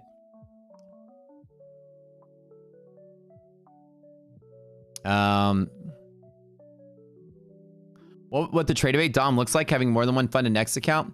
So basically, I just pop out individual DOMs. Like you can keep clicking that plus sign. In the top left of your Tradebait, there's a plus sign right here. Just click the plus sign, add modules, and you can keep popping out DOMs. So just pop out as many DOMs as you want. And each one of them you can set to a different account number. And you can just basically have account 1, 2, 3, 4, and 5 sitting next to each other. Or you can copy trade them. I wouldn't recommend copy trading these diamond valuable accounts. The ones you're getting today, if you're doing FundedNext, are like literally worth gold. So treat them like you're walking around like with a Fabergé egg, like you don't want to break it. So don't copy trade them. Don't YOLO trade them. Trade them carefully because the no DLL lasts for the life of the account. So you're going to want to not copy trade these things. How do you get the DD set up on TradingView? Number one, you can manually draw them on TradingView, or somebody in our Discord has made like a TradingView Pine script app where you just type in our levels and then it superimposes on your TradingView. So go to the member made tools channel in the Discord. You already bought one account, trying to buy a second, but it's your first time trading on prop firm. Oh, cool, man. It's fun. Like I like trading for prop firms. It's just low risk trading. Like I said, with the FundedNext guys, I probably spent what, like, got 250Ks and 200K. So I probably spent like $1,500. I'm about to take a $3,750 payout. So I'm already in the green. After taxes, I'm pretty much past my break-even point. It's good. You thought this was a foodie stream? Bro, it's always a foodie stream. I made meatballs yesterday. They were pretty dang good. That guy. You guys were so brutal. Somebody wrote, this guy swallows more load than my dad. Now that people are being mean to that guy. But oh well. Good luck to him. Good luck to him. I'm watching the comments in another stream. TPT has no DLL and no cap, but TPT has trailing drawdown once you go funded. So trust me, every firm is going to have that thing you don't like. They all have to have one that makes it to where like they squeeze you. Every firm is going to have some rate limiting step that keeps people from milking them dry. So TPTs is trailing drawdown when funded. Ugh, I hate trailing drawdown. Like Tradeify's, what's their downside? Payout caps. Like everyone has some kind of quote unquote downside that makes it to where you just are like, oh man, I wish they didn't have it. So with FundedNext, the daily loss limit is their downside is very tight. When they got rid of it, it's like, okay, free to go up, you know? Yeah. Does TBT have payout cap? I don't think they have a payout cap. I'm not sure though. Who here trades TBT? Hope they don't flip like top one on the rules. They probably will at some point, but the difference is it's okay to change your rules if it goes from that point forward. Like example is, you know, everyone that buys accounts here, you're grandfathered in for those accounts, and that's fine. Over the life of the account is perfect. The problem is when you change your rules and your rules are a new set and you tell everybody, nope, these are the rules for you too. Sorry for your months of work. We're changing the rules. Oh, you don't like it? Well, here's a refund. Then you just wasted a month of your time. If someone changes their rules and allows you to grandfather in what you had, then that's totally okay. Prop firms will learn their risk model sometimes as they go, and sometimes that will happen. But you should honor the work your customers have already put in. What's FundedNext is downside right now. There is not a downside right now. They win in every possible category. That's why every influencer is picking up the FundedNext sale this morning. It's too good to be true, and it's a 4-day only thing. Their downside was the daily loss limit was tight. That's their downside. Everything else is perfect. No cap on payouts, no payout split. You even get a bonus when you get a payout of a certain amount based on your challenge performance. You can DCA, you can do everything, you can news trade, you can do everything. There is no rules. It's weird. And the daily loss limit was really tight, which minimized their risk, and that made a lot of sense. And now it's gone for the sale. So there is no downside right now. They've been around in crypto for long, or in CFDs for long enough, that they have established themselves as a major player in the space, and now they're trying to bust in the futures and compete with the bigs. And this is a way to do it, to have a blowout sale that gets everyone in. And then if they, rules go or change or whatever going forward, they win customers. This is a great marketing strategy. Have I looked at alpha futures rules? I don't look outside of my circle. Right now, I'm gonna be honest with you guys. Right now, I get phone calls almost daily and emails daily. Not phone calls, but like emails daily from prop firms throwing money at me to rep them. And so I am now evolved to the point where I don't give anybody airtime unless they pay me. So, I don't even consider anyone else. Now, again, they have to have good rules, and that's it. And I won't stand by anything that have awesome rules that I think is risky. Top One suckered me in with their multi-level marketing scheme. I didn't even promote them once. I'm like, sure, I'll take a code. And when I found out what they were doing, I was like, no, cancel my code. I immediately canceled it, so it's no longer active. I don't want my name tied to anything. And thank God I didn't do a single sale with those guys. Best of luck to them, but I'm very careful who I work with. So I haven't looked at anybody else outside of the circle. So I want to make sure it's nice and tight. But everyone I offer also has a value prop that's worth it. If I next pay me, yeah, they all pay me. They all pay everybody. This is every one of the influencers gets paid to promote. It's part of, it's the reality of the game. I'm honest with you guys about it. But I wouldn't also, I'm also honest about this. I wouldn't accept anyone's offer unless it was fantastic and a good value. So I personally, don't like, I've turned down 99% of offers. I'll look at it and say no. So I haven't looked at any of the other ones, unfortunately, and I don't give them airtime as well either. Yeah.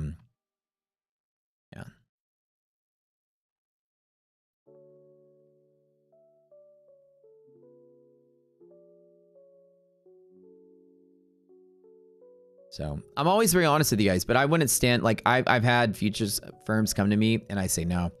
I had one talk to me yesterday. I looked them up, said no.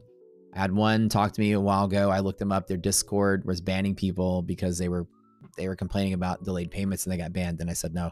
Like I do my research to try to see if I think it's risky or not. Because last thing I'm gonna do is go in there. How much should I make a month in the prop firm game? I make 6 figures a month off of it, and I'm not even the biggest one. That's not including the trading. So yeah, but I'm not gonna. But also, I'm gonna keep it small. I'm only gonna work with 6 firms at a time, and no more, no less.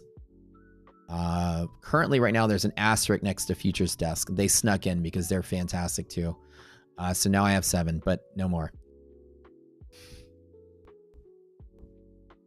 What's the profit split on FundedNext? 0 profit split. My thoughts on micro scalping? I don't necessarily do it that much, but a lot of people do. And it's not a terrible strategy, I guess, but it's not what I do.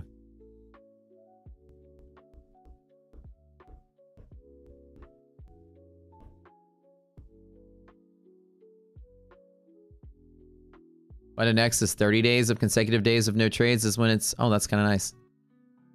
So you get 30 days of inactivity. And I think a lot of the prop firms have rules like that. If you're not active, they're going to cancel the account. Futures Desk legit. So far, they seem legit. Actually, they're one of the, it's crazy. They're one of the smaller firms in like my roster. But they really went the extra mile and, gave me a tour of what they made and what they're making. And they really were working really hard to kind of like show me their stuff. And they're like tech guys like me. So I talked to the development team actually. They have some really cool ideas. Like they're really trying to innovate the space. A lot of people are like, they're not paying me, by the way. So I'm speaking strictly out of I like them. I haven't used them. But they have some really cool ideas. And like you can choose your own prop eval, which was kind of cool. You can pick how you want your eval to be. Choose your drawdown, choose your whatever. And you move these sliders around, and then you plan your account the way you want it. And they price it out according to it. It's like going to freaking Chipotle for prop firms. Go to Which, you get the bag and you check off the boxes. Yeah, I want meatballs, mayonnaise, whatever. Ooh, meatballs and mayonnaise sounds gross, but you like check the things. So it's pretty cool. And then they move you to live. It's like a real prop firm. So once you pass, you go into live after a certain amount of time or something. That's kind of neat. So they're one of the few firms that aren't paying me that I am saying that I think they look cool. But that's it. So I'm not going to work with anymore. I'm going to keep it small. I'm not going to sell out to every fucking prop vendor out there, but only the best of the best. By the way. What's the percent off with FundedNext? 40% says 40. We normally get 5. Can I have active trading accounts with multiple prop firms? You can, Matt. And you can long in one and short in the other. A lot of people use that to their advantage. Who else is knocking out chores right now? Bro, that's like, yep.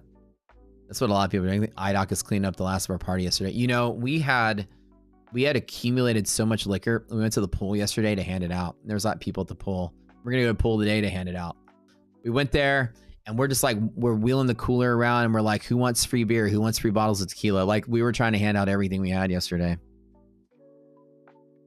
And it was so funny. If you were to come to my pool party, you go out front, there's a McLaren, a G-Wagon, a brand new Bentley. So it was like an exotic car show. And all my friends are like bringing like, bottles of Dom and like bottles of whatever. We're just like, everyone's like gifting us. It's like all my friends are like super wealthy, freaking entrepreneur peoples. So I'm like, who wants a bottle of Don Julio 1942? Like I'm just walking around like trying to give away liquor. There was way too much in this party. So right now, IDOC I can hear her downstairs cleaning stuff up. We're gonna do 50K or 100K for FundedNext. Without the DLL, the 50K is better. With the DLL, the 100K is better. So during the sale, the 50K is better. You saw that prop firms will ban you if they find out you're doing opposite trades. Yeah, if they find out, yeah, they will. Some of them will. Yeah, we look kind of shady, like walking up to people at the pool, like, hey kid, you want some candy? By the way, at Halloween, when I was 8 years old, that happened to me. Some lady walks out of the woods with bags of candy and was like, hey, you kids want some candy? Literally. And she was kind of sketch looking. We showed it to my parents. We're like, yeah, this lady, she just like walked out of the woods in front of her, little trails in front of our house. Bags of candy. Like, here, kids, I'm just giving the last of my candy. And my parents won't let me keep it, though. Giveaway. Yeah, we'll do a giveaway in just a little bit. Oh, yeah, let's do the giveaway now. All right. Let me get the bot. No dancing, no song, no craziness. This would be a mild giveaway today. A mild one. Hold on, let me load up the bot.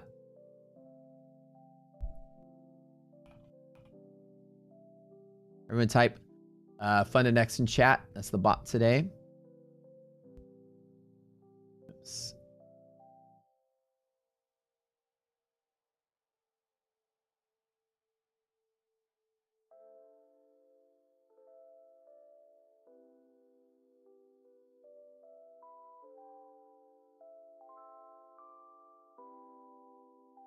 Where's this one right here? Oh, wait, hold on. All right, I'll keep going through a couple more of my A+ setups so you guys can see them. So we'll do FundedNext, type it in. And those of you that won the contest on Thursday and on Friday, I do apologize for the delays on getting you guys your accounts. I know y'all been waiting patiently. I promise I get you them over the weekend, and technically it's still the weekend. So by tomorrow, y'all should have your accounts set up. I just got really wasted for like the last couple days, and I'm about to go continue that at the pool in a little bit. So do some more lessons today and keep teaching, and then we'll go for it. All right, type in FundedNext, FundedNext, FundedNext. Answer a few more of you guys' questions. It's a crazy, crazy, crazy big sale they're doing. So remember, you need to lock in the accounts for the uncapped payouts. So everybody in town is doing this right now to try to get uncapped payouts. At 40% off, the value is through the roof. A 16 drawdown to cost ratio is unheard of. Most of your accounts are going to be closer to 10. So they're insanely cheap, uncapped payouts, no DLL, and you can DCA. So, you know, everyone in town is jumping on this. That's why everybody's pushing it, because they all want to be the first one to tell you how good it is. I'm going to try to get at least a huge payout myself. So, oops. All right, type in FundedNext in chat, guys. Type it in, type it in.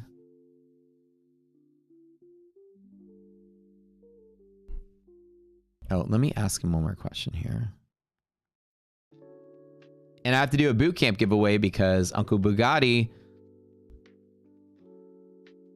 IDOC's brother from another mother, came in with a $20 donation. So we're going to hand that out too. Oh, I have one more question. What about...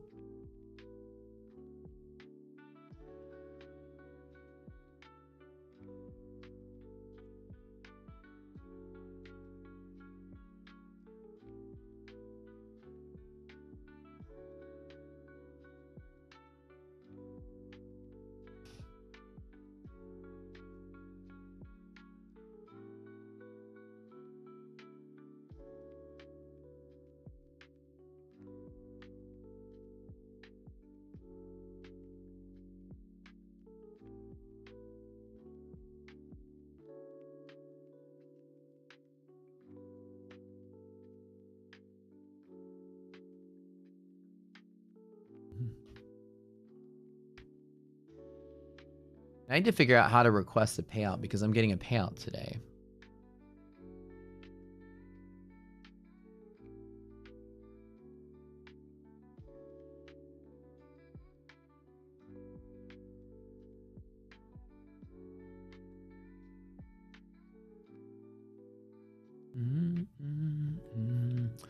Oh, it might be after market closes. Maybe it's not real time. So my balance will update then. That should be good.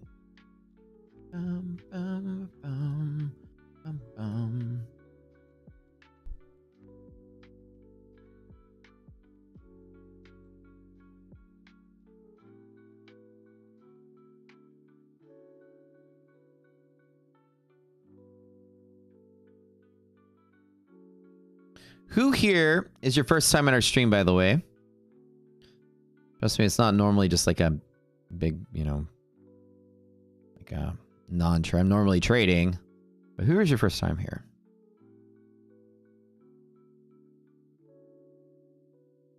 Cool, cool. We got some first timers in. Awesome, guys. Okay. I'll give you guys a little intro to who I am and what I do here.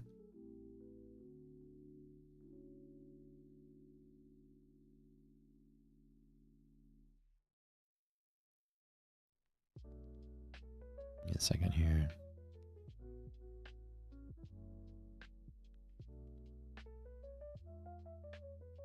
Cool. Okay. So my name is Matt. I'm a futures trader. I used to be a chemical engineer. I worked in oil and gas for a while. I got laid off when I was 28 years old, 2010. And I got in trading, and I've been trading ever since then. Trading full-time since about 2015. Like you guys, I sucked ass at trading for the first 5 years.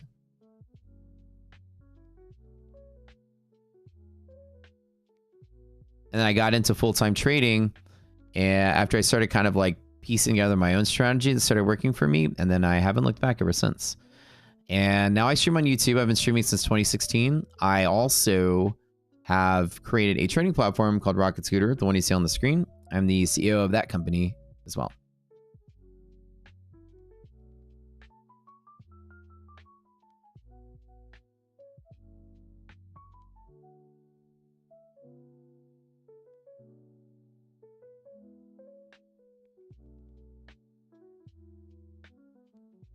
Oh, DJ Bo, thank you, dude, for the $20 donation. We're going to give away 2 boot camps now.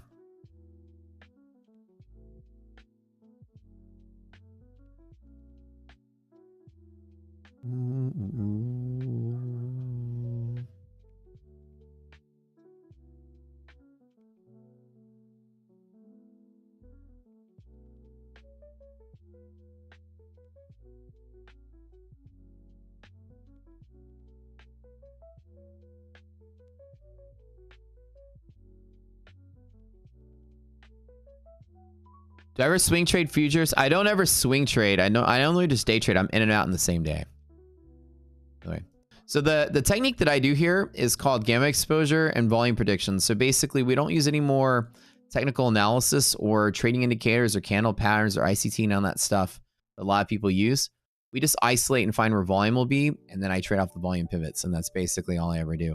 Now, the equities market closed. I don't have all my tools to show you. We have something really cool called a liquidity map, which allows me to look at the options and the underlying to come up with volume pivots to trade off of, and I position guidelines at the top. All I do is I follow my setups, and I very rarely will deviate from them. But let me show you the best setups I do, the odds that I have with them. And you guys come to the stream every single day because I'm not gonna lie, most people on YouTube aren't that good at trading. So I'm doing a push to 150K with Tradeify right now, a profit. I'm almost there, but I'm getting closer as the days go by. And I am trying to get live with those guys. That's my next challenge. And after that, I'll probably try to get on Top Steps big board. Maybe I'll try to get $1 million payout with FundedNext. As rare as that is, maybe I'll try. Some of my setups under ideal conditions will have a 90% probability of working. 90%, 90%, 80%, 92%. 96%, 90%, and 90%. Very solid. Under normal conditions, which are non-ideal, again, the ideal conditions, you got to wait for them to line up. The non-ideal conditions are as follows. So this is the same side close rate. Not that it bounces, but it means that if it opens here, it'll close there 90% of the time. Ideal at the top. And we'll call non-ideal at the bottom, which means all conditions. I don't have full confluence, right? And we just count all the days total. This one is 73% probability. If you open here, you stay on the same side. So your realistic trading is going to be somewhere in between these two numbers, right? This one is seen as 70%. We don't have the full data on the liquidity pockets, but it's estimated to be 70%. This one is 68. And this is actually non-ideal. This is all conditions. We didn't count ideal conditions here. So 92% is all days. This is one of the best setups we have. This is 90% non-ideal as well. The bands themselves, that's actually all conditions. So we just counted the days. This again is 70. And then this again on the same side here is 73. Same as the upside. So our strongest setups that we have. Yeah, I only day trade off of my strong pivots. I usually try to take long only trades unless the market is really short. And when the market's short, I need my confluence factors to go with it to take short setups. These all have confluence factors with them. If I don't have the confluence, I don't take the trade for short side. Long side, I'll take the trade every single time as long as the confluence is there. I'll bet heavier. Okay.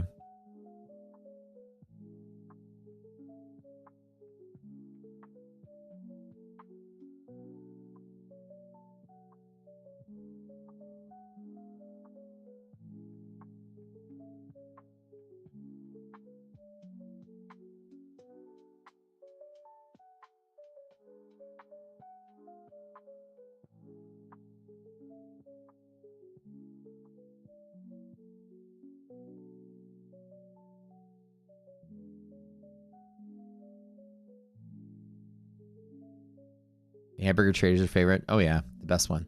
So I normally focus on these major pivots here.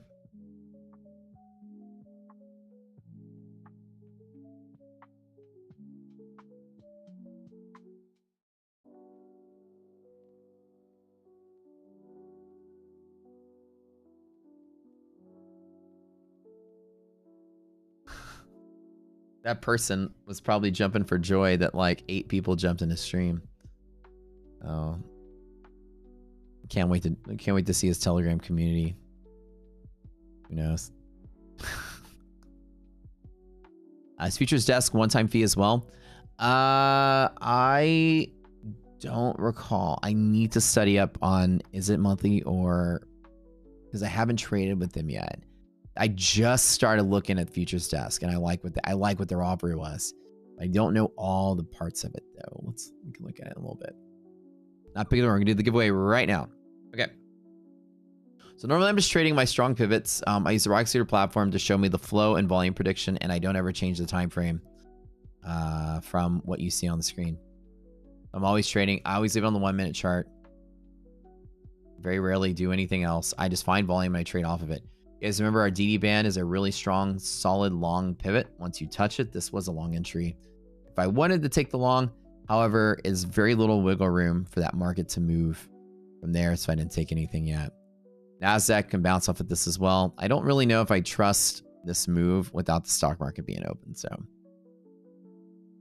All right, we're going to do a mild giveaway today. Just mild. Because normally, you know, like I said, normally I'll be, you know, just chilling. We usually have maybe a song every once in a while. I don't know if I'm feeling it today because I'm just thinking like, what are you kidding? We always play the song. I'm just kidding.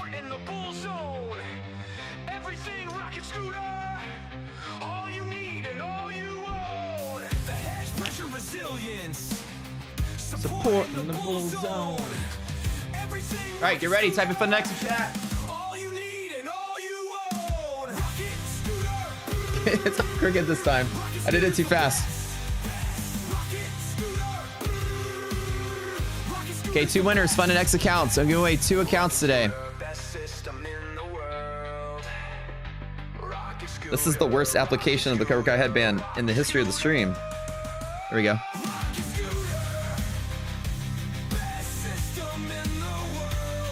Two winners. Brr, brr, brr, brr.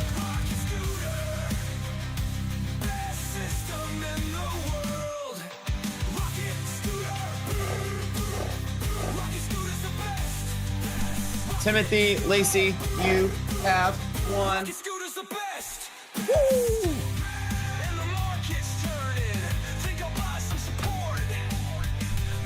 Congrats, man.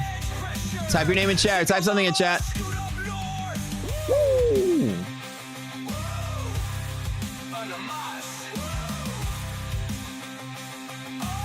Boom, boom, boom, boom. Brr, brr, brr, bow, bow, bow, bow, bow. What's the name of the song? Rocket Scooter's the best, I think is the name of the song.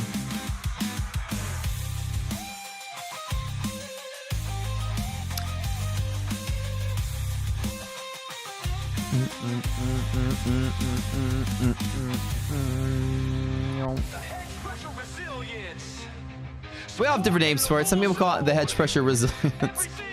Hey, look at Maddie the winner. Mad Hooks. There you go, there you go. One of our mods here. Hell yeah, brother. Congrats, man.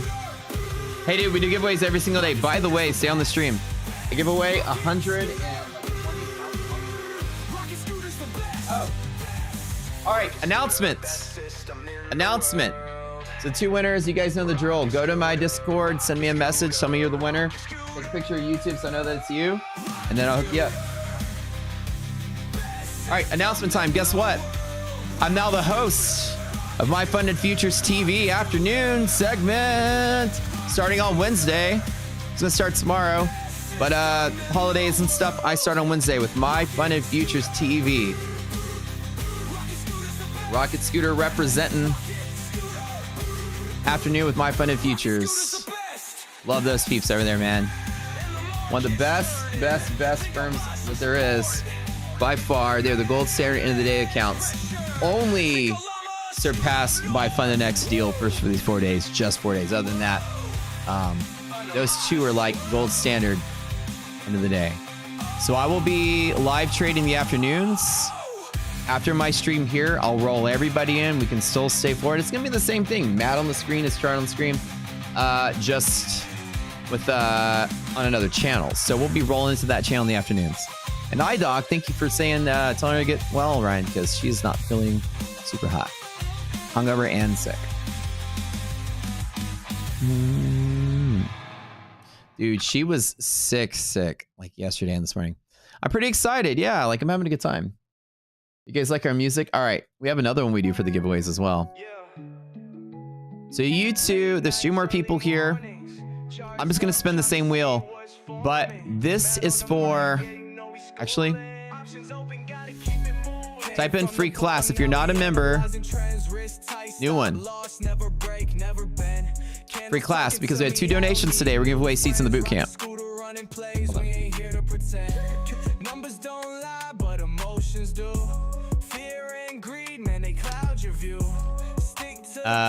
iDoc is a lightweight. She used to be. Now she's hung out with me enough. She can hold her liquor. Missing that. Following. I don't know. It's not really a good setup. I mean, it's a good bounce, but the R&R is really crappy on the trade. Hey, thanks, Amal. You have a good weekend, bro. Have a good holiday. Everybody have some fun today, too. You know, it's Memorial Day. I'm going to head to the pool in about an hour.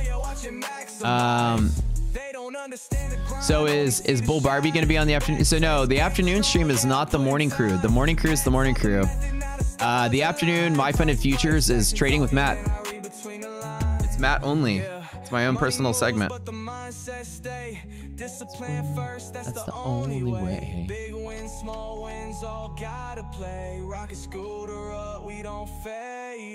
So, only if you're not already a member, Jimmy Trades. Good job. Good job. Good job. This is for the 20-day boot camp, so you can come to the boot camp. We're not doing it today, though. We'll start back up tomorrow.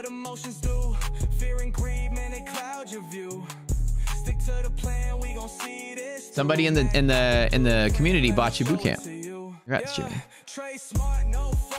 Hang out to Lake Travis, bro. Matt, dude, if I was in Austin, I'd hang out with you, man. That sounds like a one hell of my idea of a good Memorial Day. We're in Houston, right?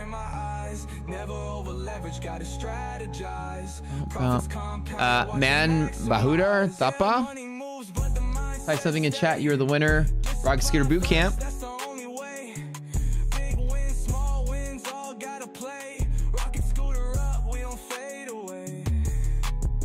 Yeah.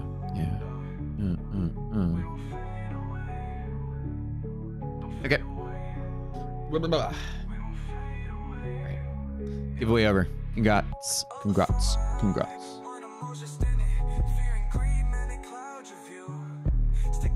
Okay, so I got confirmation. Resets don't count for the sale at FundedNext. If you bust your current account and go under or breach it, you just, when it's inactive, you can just buy a new account. So you don't have to, if you reset, the deal doesn't apply to a reset in this time. So you just rebuy the account from scratch. Yeah, Jimmy, this is awesome, dude. You guys have complete access to it. So basically, send me a message, both of you and Man Bahadur. I'm saying that correctly. Send me a message in my Discord. Everybody go to our Discord, by the way. In the description below is a link to the Discord channel. We are live here on YouTube, but we're there all day long. We're only here, in the morning and afternoons, but all day long you can catch us in the Discord. Always talking trading, posting results, everything there. But the Discord is pretty cool. Members of the Rock Scooter platform and Bootcamp get full access to the Discord as part of the platform. It's free. If you're not a member of the platform, the Bootcamp gives you access to it. So $20 a month to join our Discord. Be part of the chat channel. There's almost 10,000 people in that community. 10,000 users of the platform. So Discord's pretty big. Timothy, all right, yep, send me a message in Discord. And I promise you guys, after this afternoon, before the market gets going, futures market opens back up, I will hook you guys up with all your accounts and I'll catch up from Thursday. Hold on, let me see what iDoc wants to.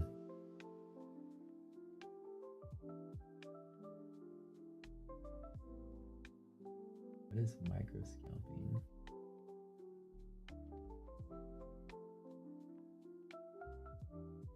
Oh, I'm reading what you're saying.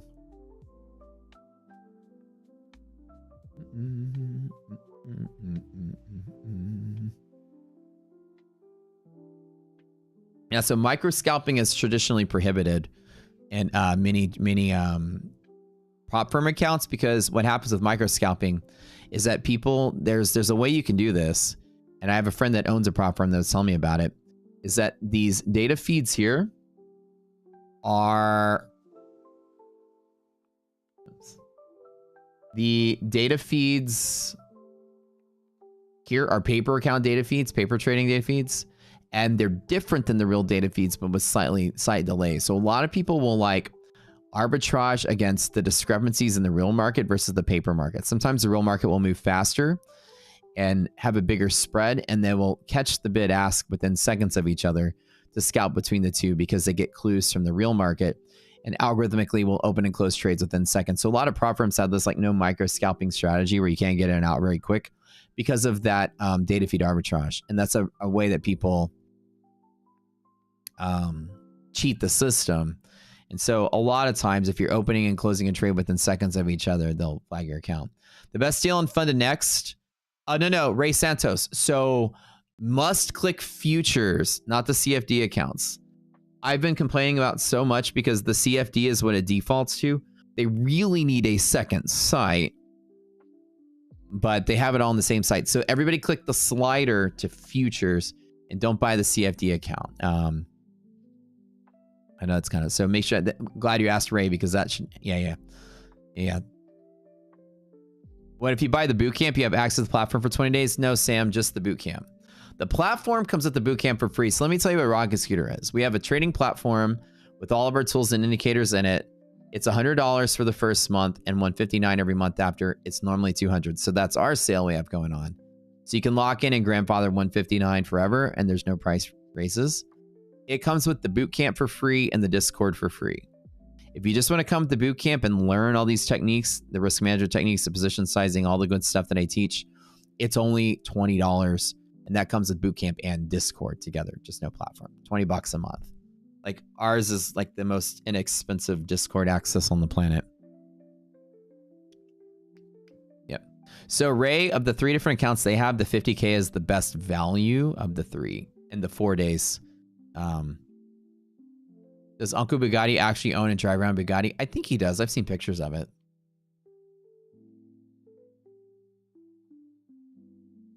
He also lives in a big house. I've seen pictures of it too.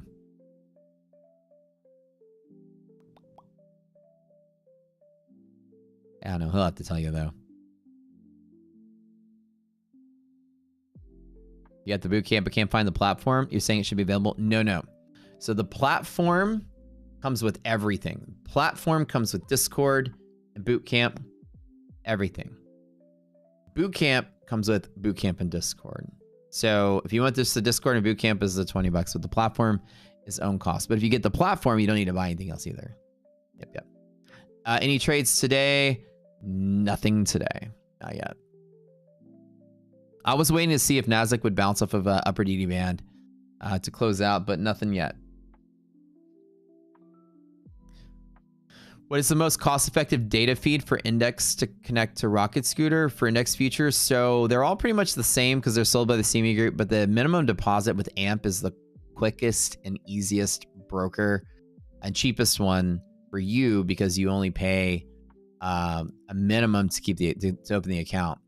So with AMP is $100. Most other futures brokers is like $500. So everyone here, conveniently will use AMP because it's the best one. But the data feed per month is the same pretty much across the board. CME Group, top of book data is like $4 a month, something like that. That's all you need, the CME top of book.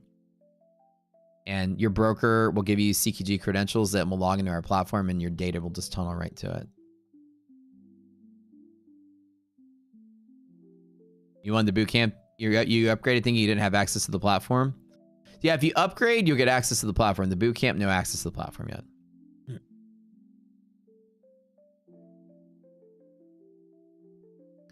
Oh, Futures Desk is a reset fee. That's pretty cool. Yeah, I need to actually like spend some time and dive into their rules and check them out, like that, the detailed rules like that. On the surface, that and what I've talked to them behind the scenes, they have some really cool ideas. But that's a really cool idea. It's kind of like a monthly fee, but a less monthly fee. It's kind of cool instead of the full monthly fee every month. Yeah, top of book is $4. What's up, Gold Chess Club? How you doing?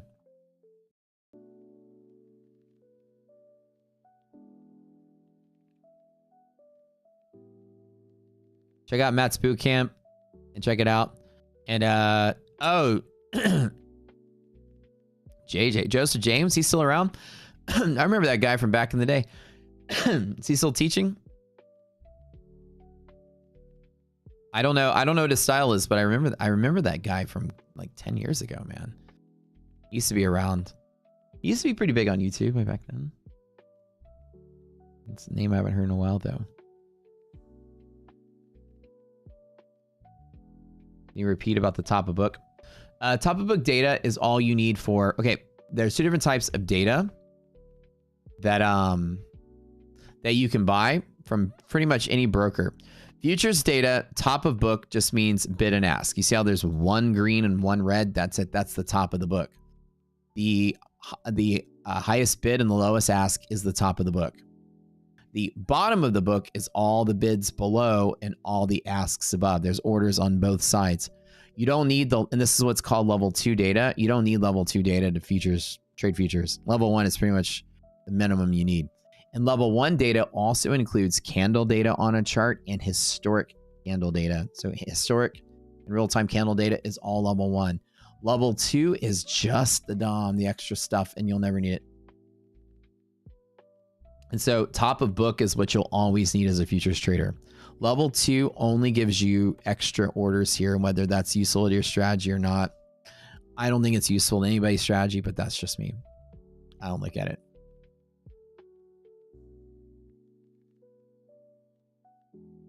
Well, that's cool. Yeah, I didn't know what JJ was teaching these days. Learn how to not chase and how to trade more like institutions do. That's pretty cool. I like hearing that. Time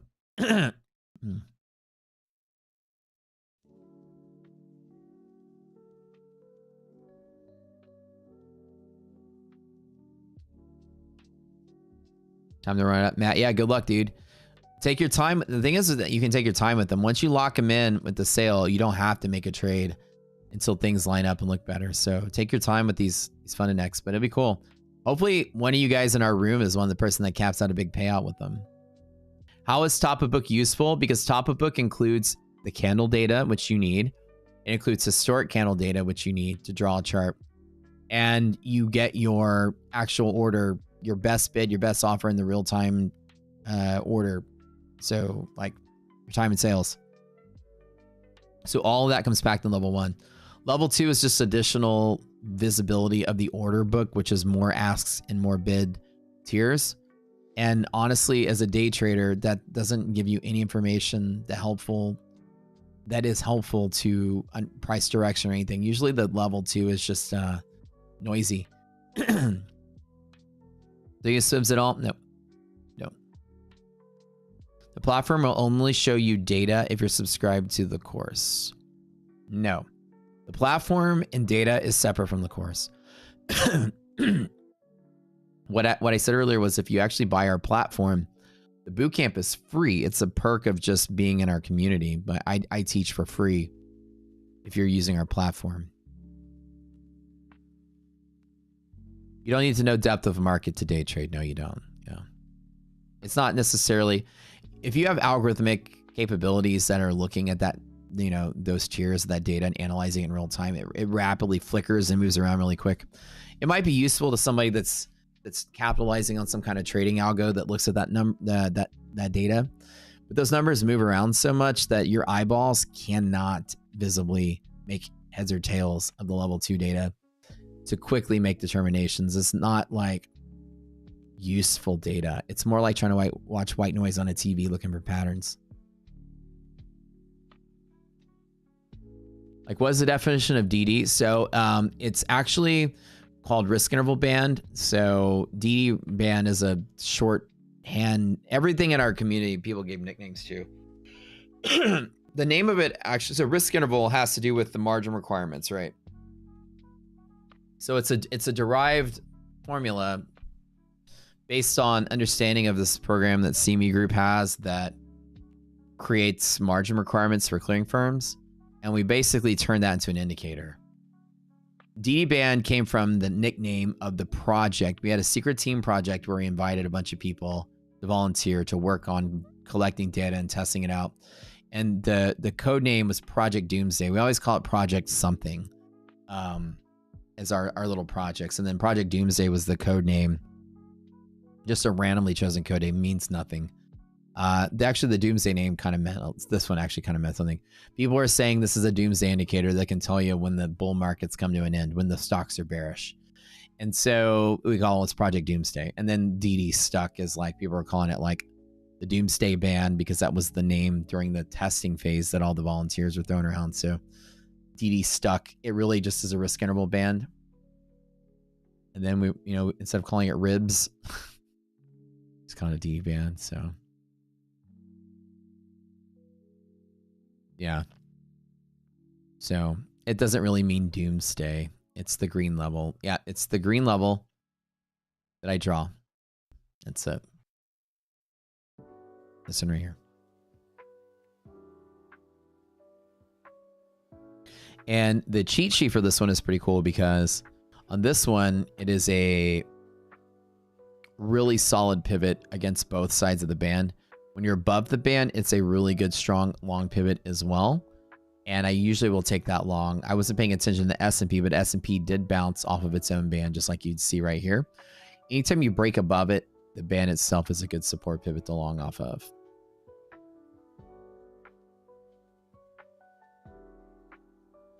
Yeah, probably a curious helpful lore.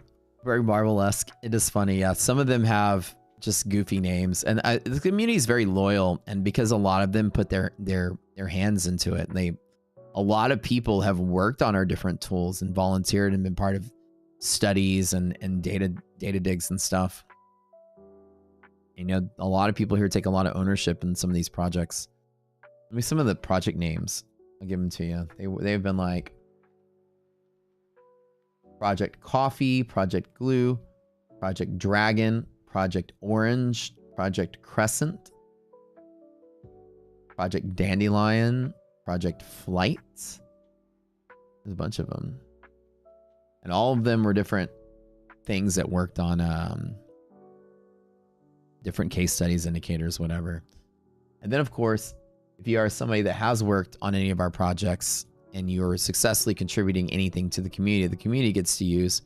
We have these honor tags we give you. These are people that have actually put their hands into the projects, volunteers or members, and we give them an honor. So these are all people that have worked on something to help contribute to the community as well. A little Discord tag there. All right, so looks like the Donald Trump pause on UK tariffs was enough to push this market pretty bullish today. We'll see how the actual stock market plays out when we open tomorrow. Futures market will reopen again at 5 o'clock Central, and all the indicators for today will still say the same.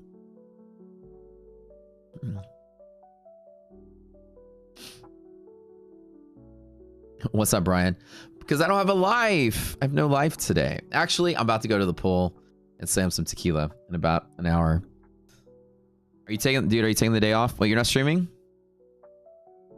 I always find Memorial Day and like certain holidays is a good time because people are off work. You know, it's like, trust me, if you're at work all the time and you're off work and you don't have anything going on and you're like, oh, today's the day I can focus on learning something in trading. So that's usually why I was doing it. You just passed your first eval?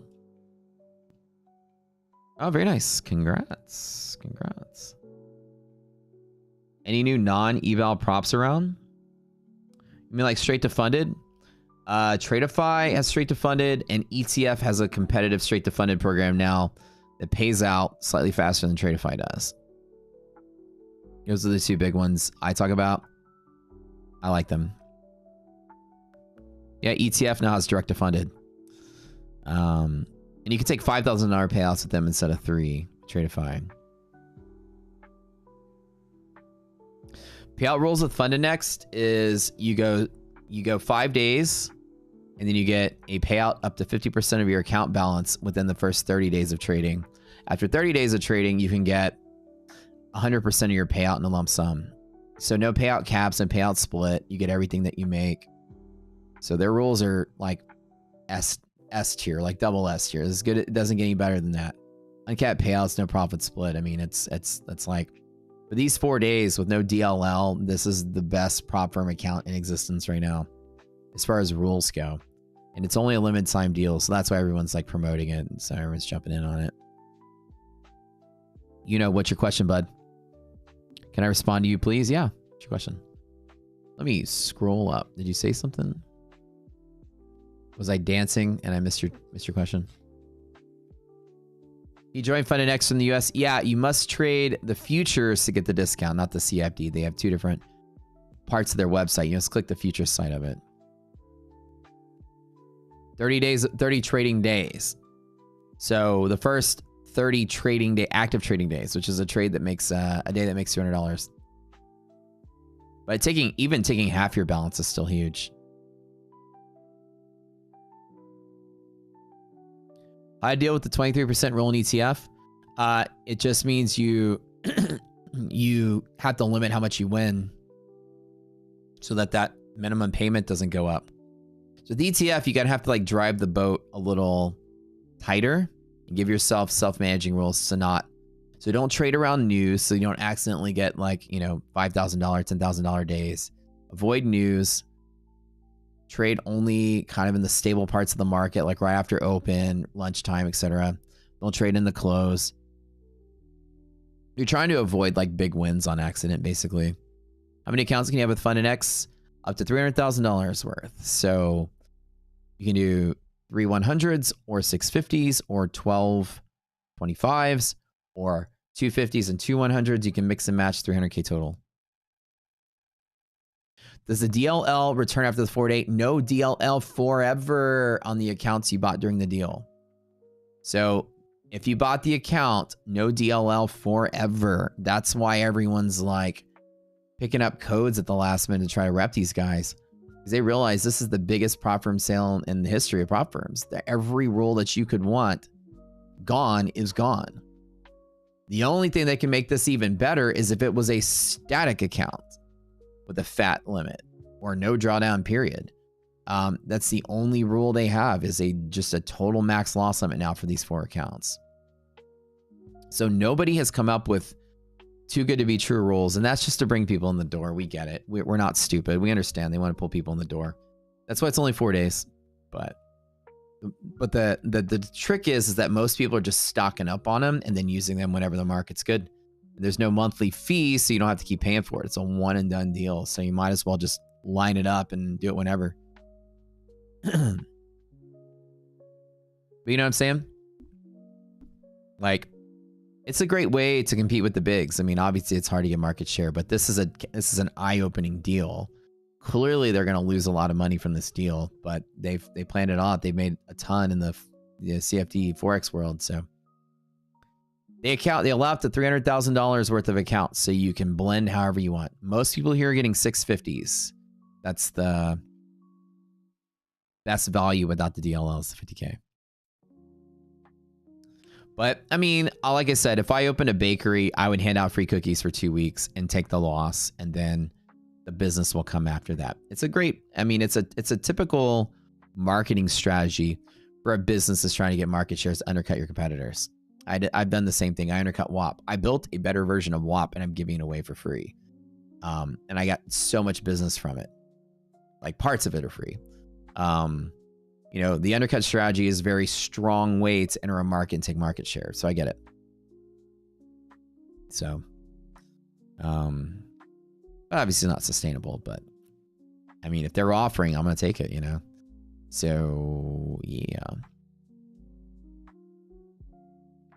It's not letting you pay 5 account one time. I think you have to buy them one at a time though.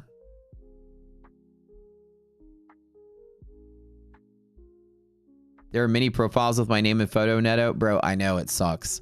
There's nothing I can do about that either because Discord sucks. But you guys should know that I'm never going to message you guys and ask y'all to join like a Telegram or something.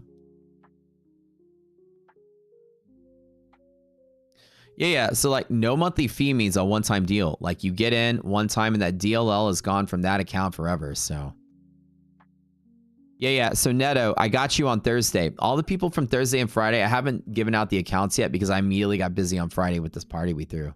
And so I'm behind. Usually I get people that same day, but I am so far behind. But today I'll catch up with everyone, I promise. My official Discord profile is rs_Matt. That's it. It's me. But I've been telling you guys for the last, like, since Thursday, I've been out of commission because of the holiday.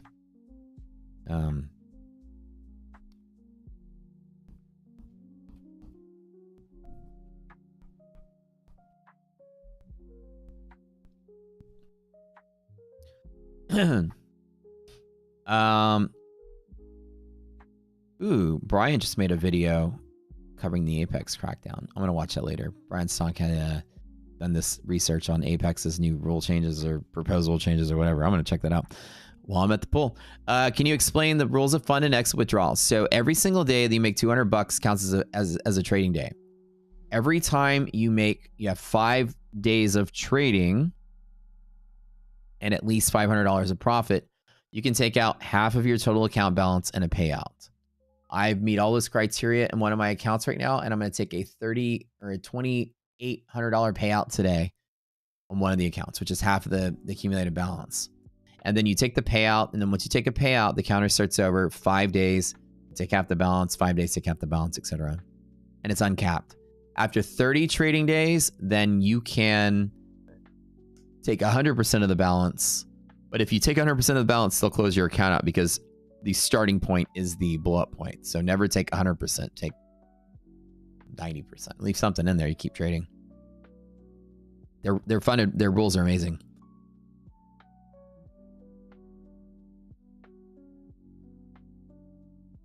Yeah, so I'm sorry, Neto, bro. I know I owe you an account. I feel really irresponsible. But I did tell you guys on Thursday, I'm like, I'll get y'all tomorrow. And then Friday, I was like, I even canceled the boot camp. IDOC and I had a million errands we had to run. And then from Friday night until, I don't know, 10 o'clock this morning, I'm trying to drink all the tequila that we have. So I've been a little, passed out by the pool. So normally I'm very responsible. The holidays. Well-deserved. Somebody said a well-deserved bender. Yeah, I always stream holidays. I don't really take vacations, so it's good to have a break every once in a while. Is there a buffer on the account? Yeah, so I think once you make your profit target, the account freezes the drawdown to that starting balance, basically. So if it's like $6,000 profit target, once you make 6,000, then the trailing stops, I believe, right at the start. Mine looks like it stopped.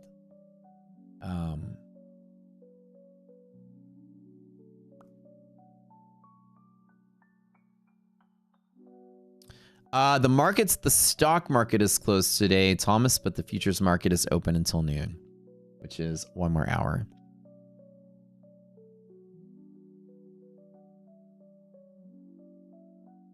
Is it Tradeovate? Yeah, they do. They work with Tradeovate.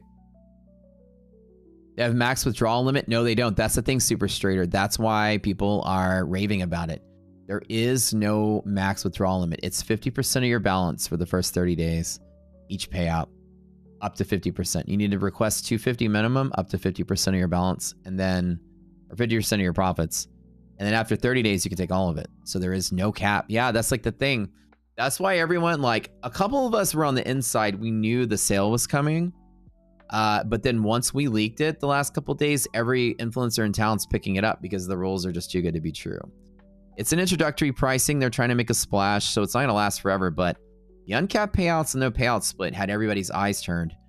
But they had this daily loss limit that was pretty tight, but the sale got rid of it for 4 days. So it's like, and it lasts for the life of that account. So that account, no daily loss limit in that account. It's amazing.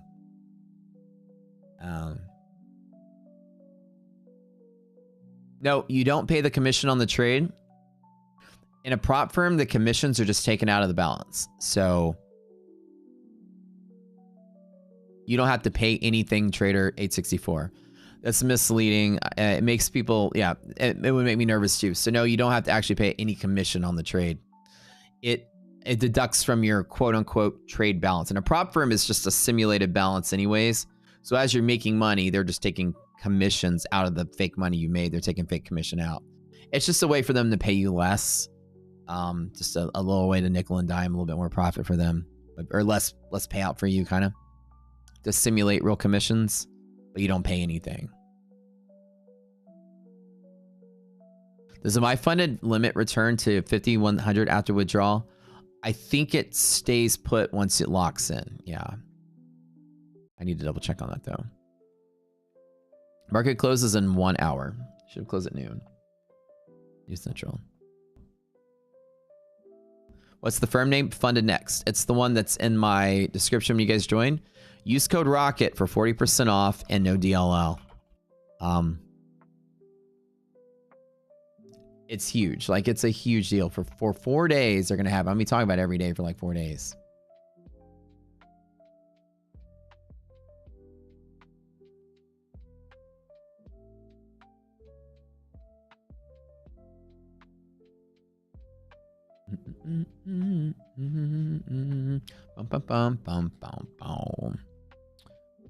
But yeah, I'm glad to be here for you guys on Memorial Day. It's really fun. I love streaming. Yeah, no DLL. The MLL was always going to be there, but no DLL for a little bit.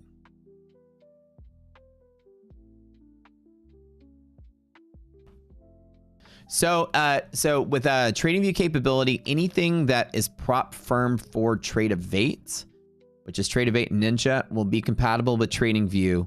There's this legacy CQG API that TradingView grandfathered in. Your Tradevate should be compatible with TradingView.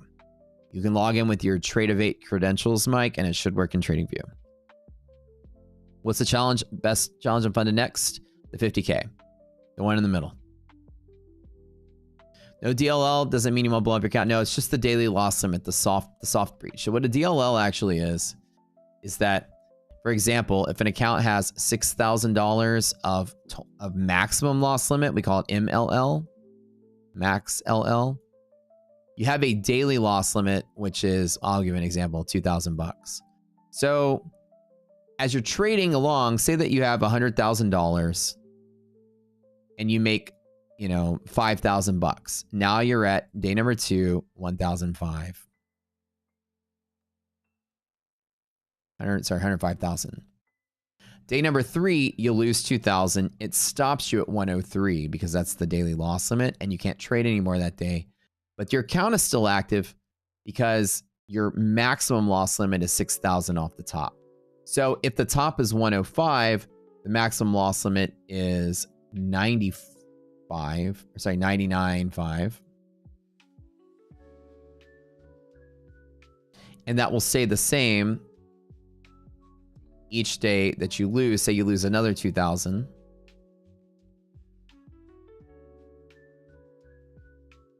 And then you lose another 2,000. Oh crap, I'm at 99. Then I bust.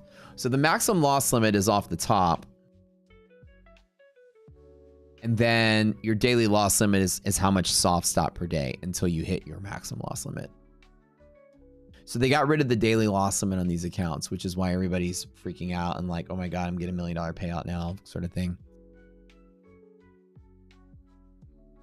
Yeah, fair value gap, that's what you do. Size down. If you're ever trading, bro, like sizing down is the best way to go. That's like rule number 1 in trading. If you're doing bad in trading, just size down. That is the very first handle you can do.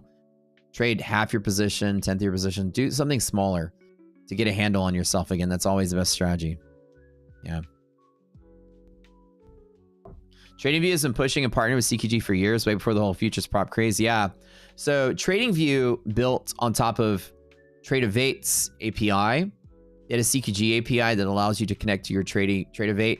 Had I built Rocket Scooter 2 years prior, I would have also been able to trade prop accounts in here, but the door closed as they were prepping for the Ninja merger.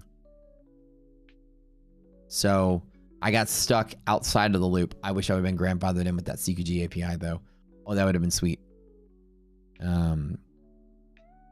But the legacy API was canceled. The one that connected to Tradeovate.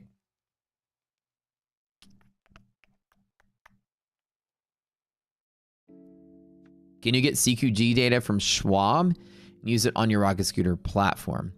If your broker gives you CQG credentials, they should work on our platform if they're not the legacy. And as far as I know, the legacy is just for Tradeovate.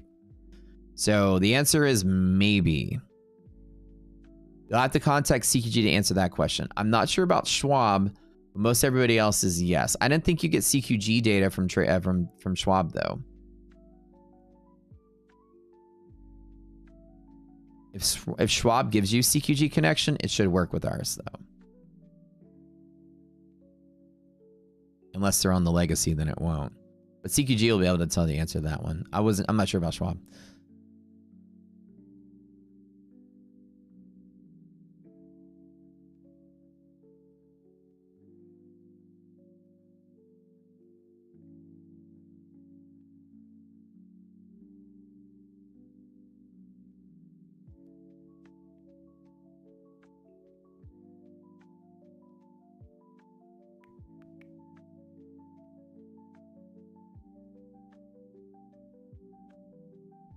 How's it different from Top Step? It's cheaper. With the sale, it's cheaper, and you get uncapped payouts. So Top Step will force you to live after a certain point. You can't, like, you know, milk them forever.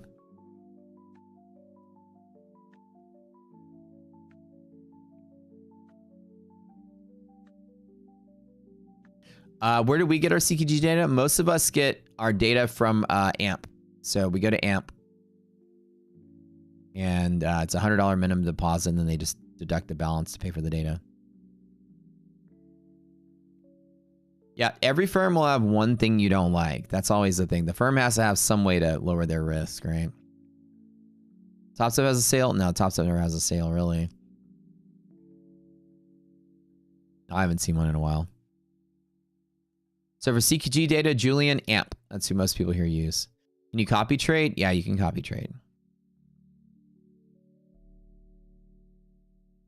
Dude, trading, bro. I'm sorry you busted your account. So you've been trading this morning? Well, take a breath, start over. Yeah, come back tomorrow. It's a new day.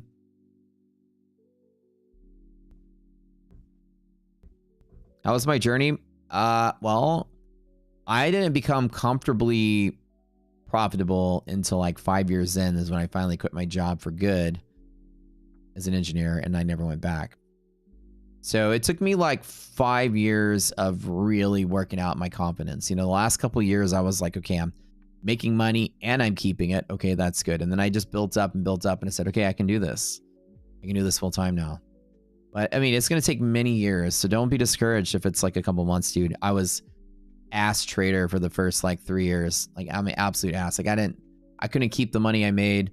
I blew up as quick as I'd make anything. I mean, it was just, you know, 2010, there wasn't any YouTuber mentors. I just was kind of like trying to figure it out as I went along, you know? So don't get discouraged, man. If it's been 6 months, still digging, don't even worry, bro. It's like, if you can master this in a year, you're like the rarest of the rare. You know, like many people I talk to, many of the bigs out there that I know, they put in like a good 5-10 years of work to get good at this. You know, it's not something that's easy. How many micros would I use on the FundedNext account? Oh, I did the math earlier in the stream. I think the answer was 6 micros ES. Yeah, 6 micros ES and 3.7 micros NASDAQ, or roughly 4 micros NASDAQ for the 25. That's about where you'd want to be.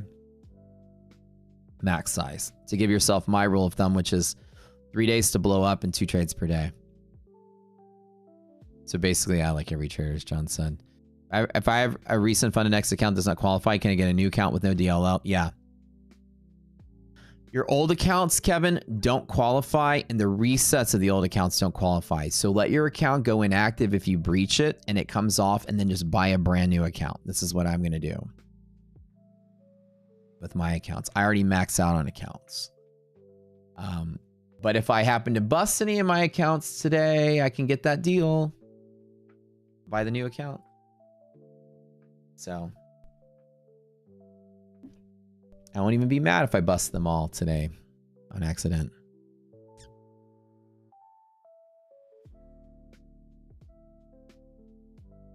It was 3.7. Anthony said, yeah, that's right. Congrats. Congrats on your memory here. I'm really excited that somebody was paying attention. It was 3.7. Yep. Thank you, bud.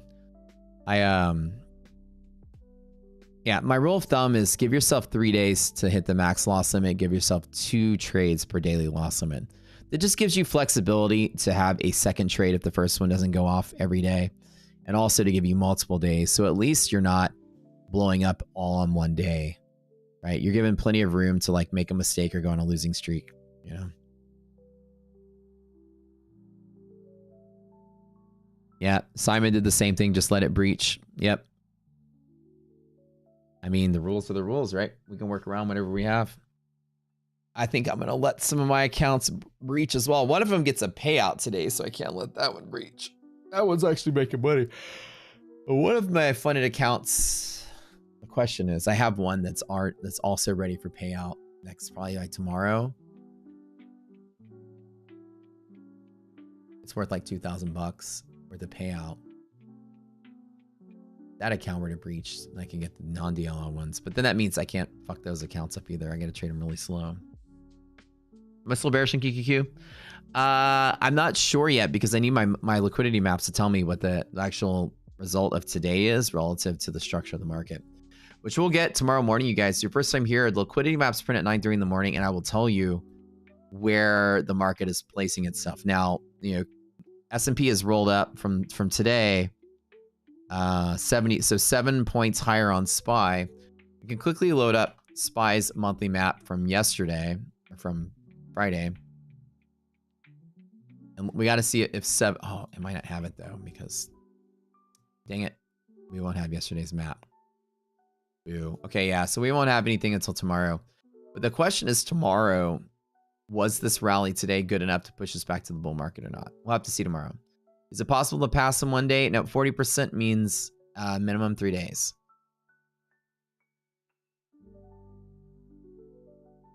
Three days to pass.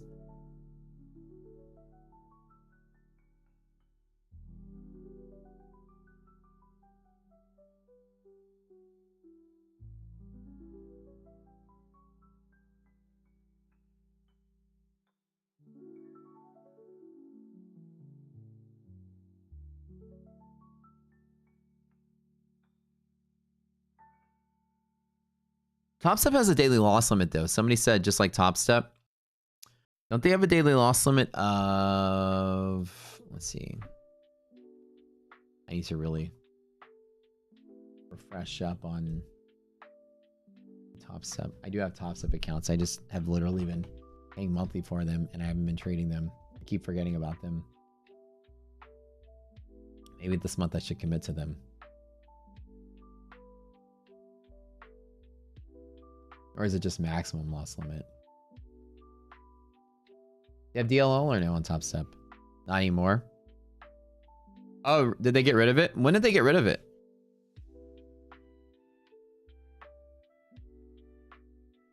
But it kicks in when you go live. Ah, thank you guys. Okay.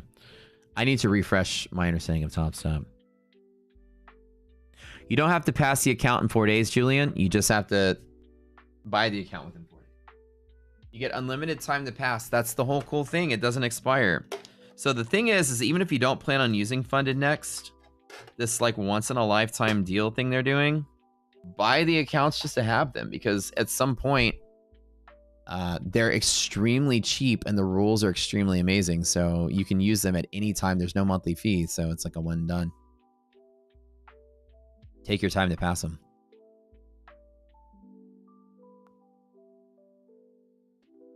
They get rid of it only if you're using their platform. If you use Tradeovate, the DLL is still there. Are you kidding? Oh, that sucks.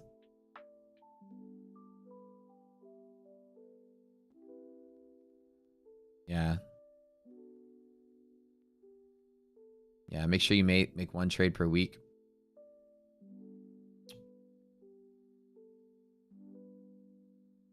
Taking a trade on Sunday counts towards being Monday. Yep. Well, actually on a holiday, this all actually counts for Tuesday. This is actually Tuesday's trading session, as there's no real trading session on Monday. Monday is still part of the Sunday overnight or the Tuesday the before Tuesday trading. So all this technically counts for. And prop firms, though, I don't think they segment out a holiday. I think this counts as a calendar day on a prop firm, though. Yeah, prop firms, it counts as a calendar day. So it depends on if you're talking prop firms, this will count as a day. And tomorrow will be another day. And real trading, all from Sunday until now, is on Tuesday.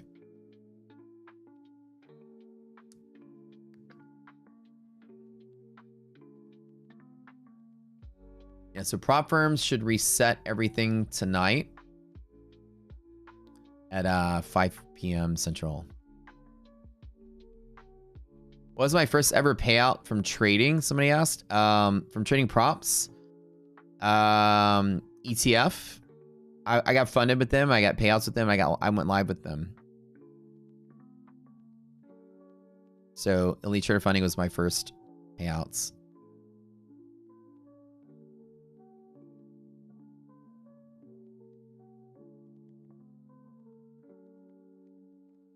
Some prop firms will count Sunday to Tuesday as one day. Oh, I didn't know that. That's good to know. That's very good to know, actually.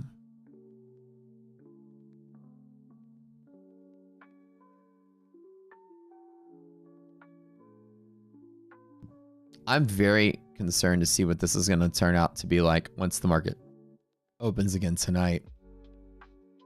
I didn't think this would actually have a big effect, because all it is just extending a little bit further, but the market has no resistance to that, so it was good. You guys have a great Memorial Day. I'm going to go to the pool. I'm going to chill. I'm going to have a good time. How much should I risk on a 25K? Would I risk heavy? On the 25K, John Gilbert, we did some calculations today that said, by my rules of thumb, about 6 micros ES and about 4 micros NASDAQ is appropriate risk on the 25K. For 3 days. Again, it's not investment advice, but that's like what fits the model of 3 days to blow up or with 2 trades per day. So that comes in right at the accurate position sizing for 1 strike distance stop, ES, 10 points, NASDAQ 40 points. That's based on those numbers to meet that criteria. We do some trading. Tonight we will. Yeah. Right now there's no trades. The market's gone nowhere. We're just watching. I'm just watching to see if something happens. Trump opens his mouth and tweets something, creates an opportunity. But for now, there hasn't been anything. The market's just kind of inched its way higher.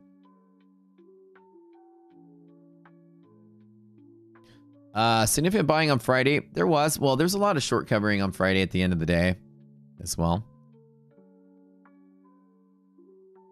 The platform is out, Thomas. Yes, sir. Yeah, Memorial Day, you guys. All right. I'm going to cut out early. I know I usually stream on Memorial Day just to give you guys some information, some love, some coaching, some like less trading and like stress and more just like answer your questions.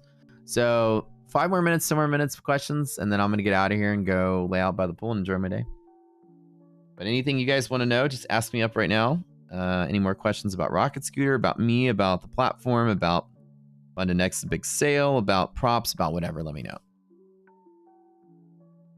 Gonna be live tonight after pool time. No boot camp today. You guys enjoy your holiday. We're all gonna take a day off.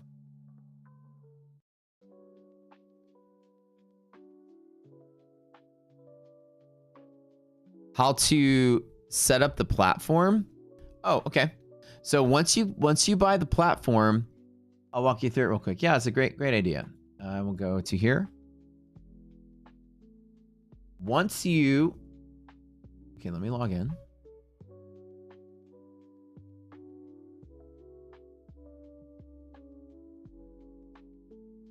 Let me log in really quick. Once you log into Rocket Scooter, after you buy on the your Rocketplace account, once you buy the platform, you're going to come here and log in. You're going to have my apps, my communities, my courses, pretty much have everything in front of you. My apps, you can click this right here to launch the platform.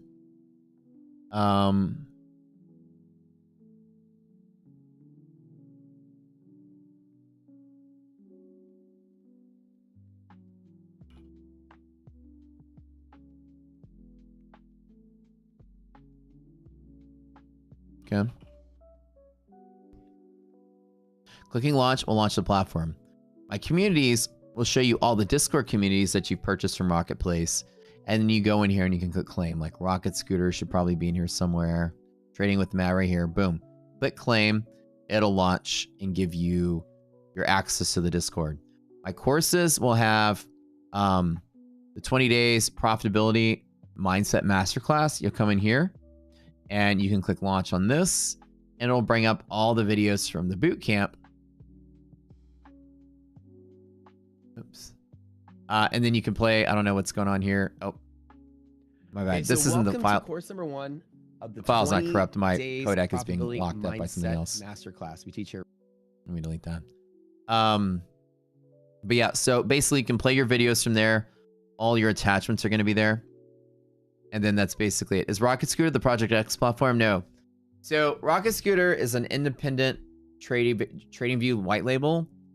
Project X is an independent TradingView white label. They did the same thing we did. They built off of TradingView's source code. So did we. And so they look similar, but we built our own. And Project X built their own. So like basically they built their own to connect to prop APIs to create their own, you know, prop firm families underneath it. Their goal was to create a prop firm compatible trading platform. Ours wasn't. But you'll know some similarities because they both use TradingView. And so after you get the platform loaded up, once you load up your platform, everything is preloaded for you the way you need it to be. The one thing you'll have to do is to buy your data. If you don't have full real-time data, at the top will say delayed data. You click delayed data, it'll bring up a pop-up on how to buy your equities data, which is needed for resilience and some of the other calculations. Connections will also have your options to upgrade your data as well. Your futures data is separate than your equities data. We sell you your equities data here as licensed equities data distributors. And futures, we don't. It's cheaper if you go through a broker, much cheaper. That's why we do it this way, so it's cheaper for y'all. CQG is an API. Any broker that is connected to CQG should work here with the exception of Trade of 8.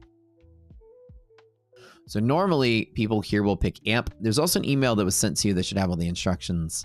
But people usually will use AMP. AMP will give you credentials and then you connect them here and then your futures data tunnels in. You upgrade your equities data here, then your equities data tunnels in. And that's how it works. It's all really the only setup you have to do. You can pop out charts by clicking this button right here. We'll pop out a second chart anywhere on the screen. You can pop out as many charts as you want. You can move them anywhere on the screen that you want. You click the save button, it will save your layout and remember how you oriented everything on the stream.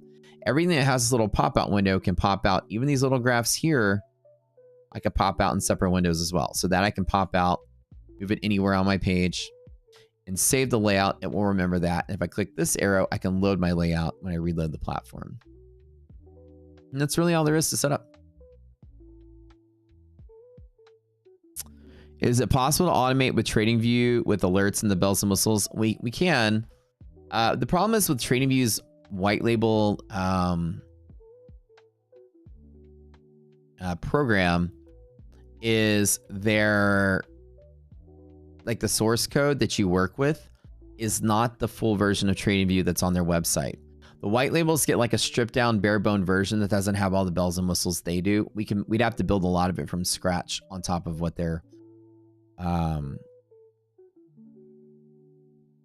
code library has in it.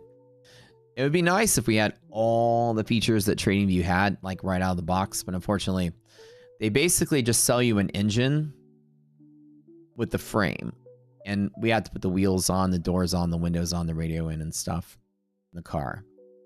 So all the other features that they have in native TradingView, we'd have to build into it. which is something we're, you know, slowly doing. Yeah, and I guess it's so that they can maintain a competitive edge over their white label creators. They clearly also sell their platform, right?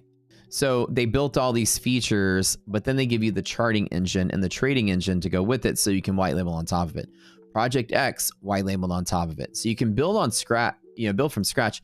It is a huge benefit to get over the hurdle of having to build charts from scratch. Oh God. Like, you know, Dan, you know, they made TrendSpider because of Dan. He spent years and years building their charting to have their own unique charting. I mean, it's a huge hurdle. So to have that and have a working DOM and everything, I have a working DOM right here. You know, this is the reason we have their source code to skip to that step. And then we just build our platform around it. Am I trading right now? Not right now. But I was waiting for an opportunity to show up. The stock market's closed, so there's really nothing to trade. Futures are just trickling along, but tomorrow morning I'll be like full on trading. So be here tomorrow morning. TradingView doesn't transfer over to here, unfortunately, Aid. TradingView data, most broker data that's locked into a broker or platform usually stays within the platform. The exception is CQG, which is the reason we're going this route, because your broker data can go to any other platform. If you go buy data from AMP and have an AMP brokerage account, for instance, and pay your $14, you can take that AMP account to Rocket Scooter. You can take that AMP account to TradingView. You can take that AMP account to Sierra Charts and NinjaTrader, all of them. So the best way to get futures data, it's a futures thing, and the futures industry is like so old school because of this, is to have a brokerage account that's compatible with CQG, and you can take that data everywhere. If you bought it straight from TradingView, it will not leave TradingView. So that's the why we do it our way, because our data, our method that we teach you is compatible with everyone else, including TradingView. If you buy your data through like an AMP or another broker, it'll work here, it'll work there. If you buy it through TradingView, it doesn't go anywhere else. It sucks.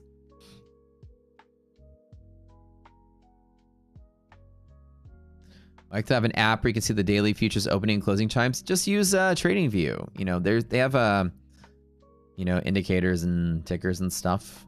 Or just come to my stream. So FundedNext, you can trade as long as you click futures. The CFDs aren't compatible in the US.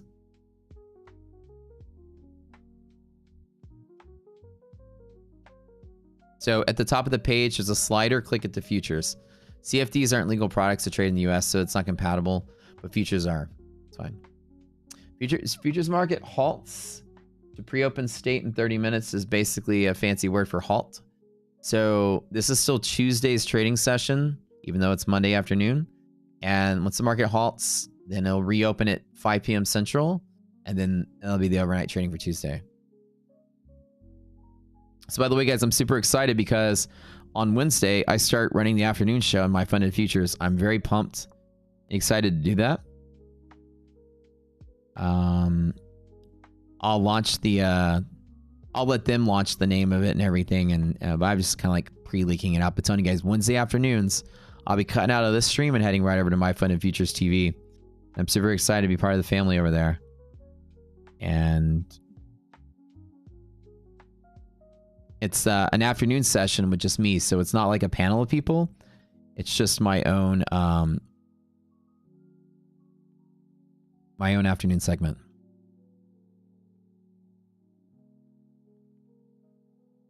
You ate 3 kilograms of strawberries in one sitting. Victor, you're going to be on the toilet like all night, bro.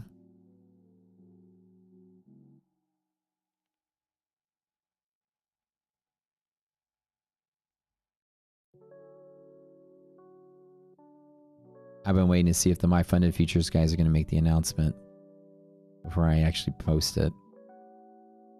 But I'll probably announce it Tuesday. But I leaked it to you guys, so.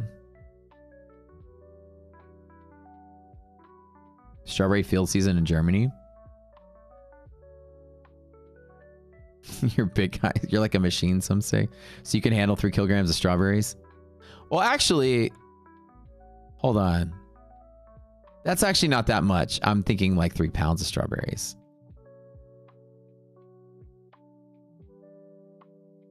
Hold on, wait. No, that's a lot more. 3 kilograms is like 7 pounds. It's 2.2. So that's like 7 pounds of strawberries. Well, that's mostly water though. No, that's worse. It's the other way around. It's worse. 3 pounds would be easier to eat than 3 kilograms. I have it backwards. It's been many years since engineering school.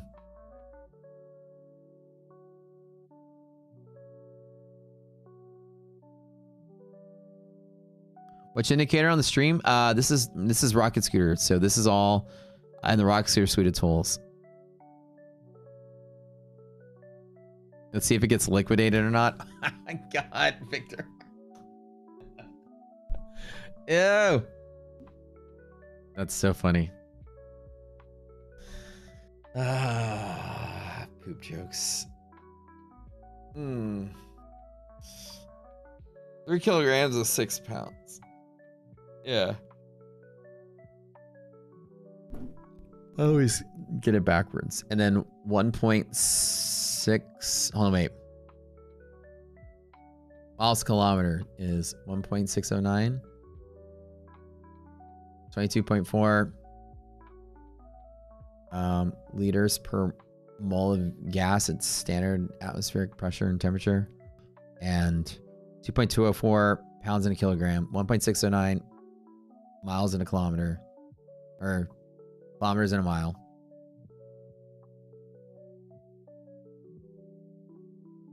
It's been a while. 2.28 centimeters in an inch. 2.54. 2.54. That's right. 2.54. You know, we had to memorize this 20 years ago.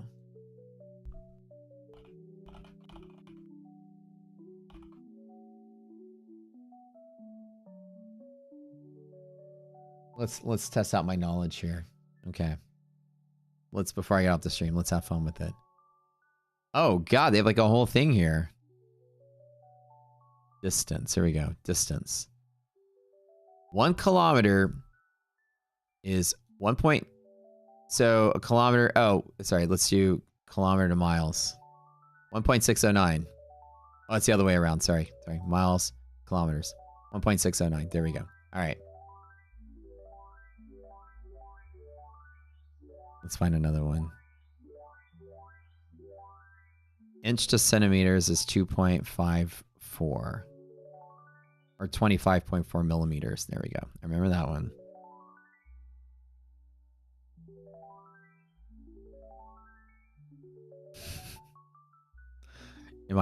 No. Rich is another guy. My name's Matt. Conversion man. What else do we have? A yard. Hold on. Let's see what other ones. Volume. Shit. So temperature, minus 40 Celsius and minus 40 Fahrenheit is the overlap of the two scales. That I know. Fahrenheit, watch this. Minus 40. Oops, hold on.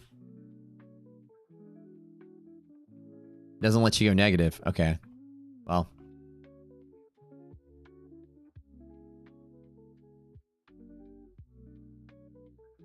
It doesn't let you do the negative. Whatever. Weight. 1 kilogram is 2.204 pounds. Okay, I remember that one too. That's all I remember though. Pressure. Oh shit.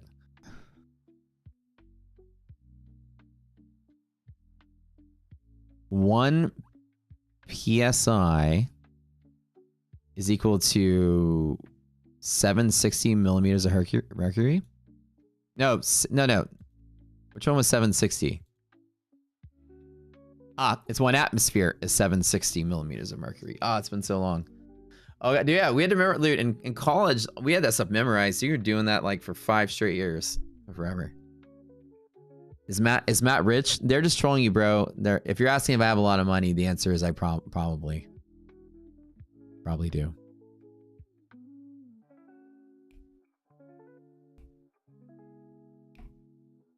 One hour later, Matt's still revisiting his conversions. I'm getting like PTSD from college.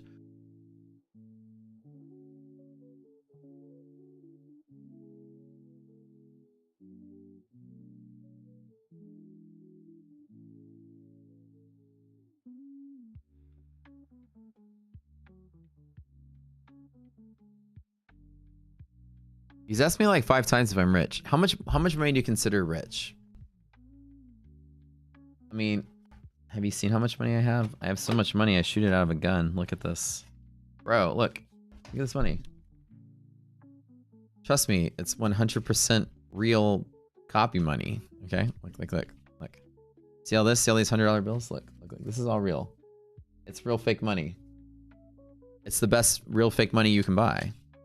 There's clearly hundreds of dollars here. I even have a gun that shoots it out. It's like so much money. I even bought these like hundreds and hundreds of fake dollars for like 14 bucks on Amazon. I used to get better than that. All right, guys, I'm out. Thanks for sitting in. We'll be here live tomorrow with actual trading session. Today's just kind of like watching the market do nothing. You know, Trump obviously moving things around in the trade war. We'll see how that works out. See if tomorrow morning's a better day, and we'll get back to that. But we'll see y'all tomorrow. Love you guys. Thanks for tuning in.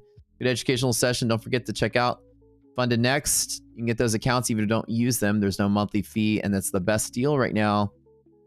And props. All right, friends. I'm outie. Love you all to death. Goodbye. My name is Matt. Don't forget to sub to the channel. We'll be live tomorrow. And adios.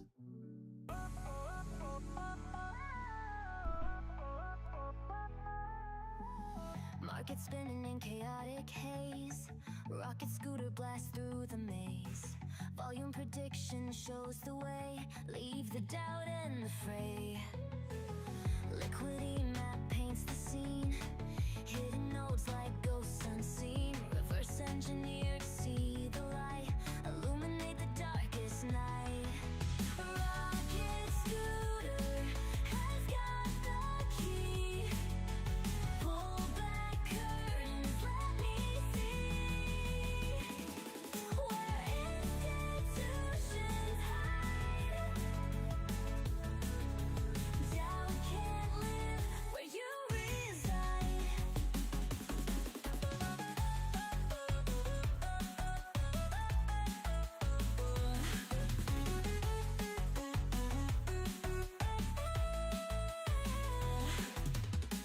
Trends we ride with heads held high.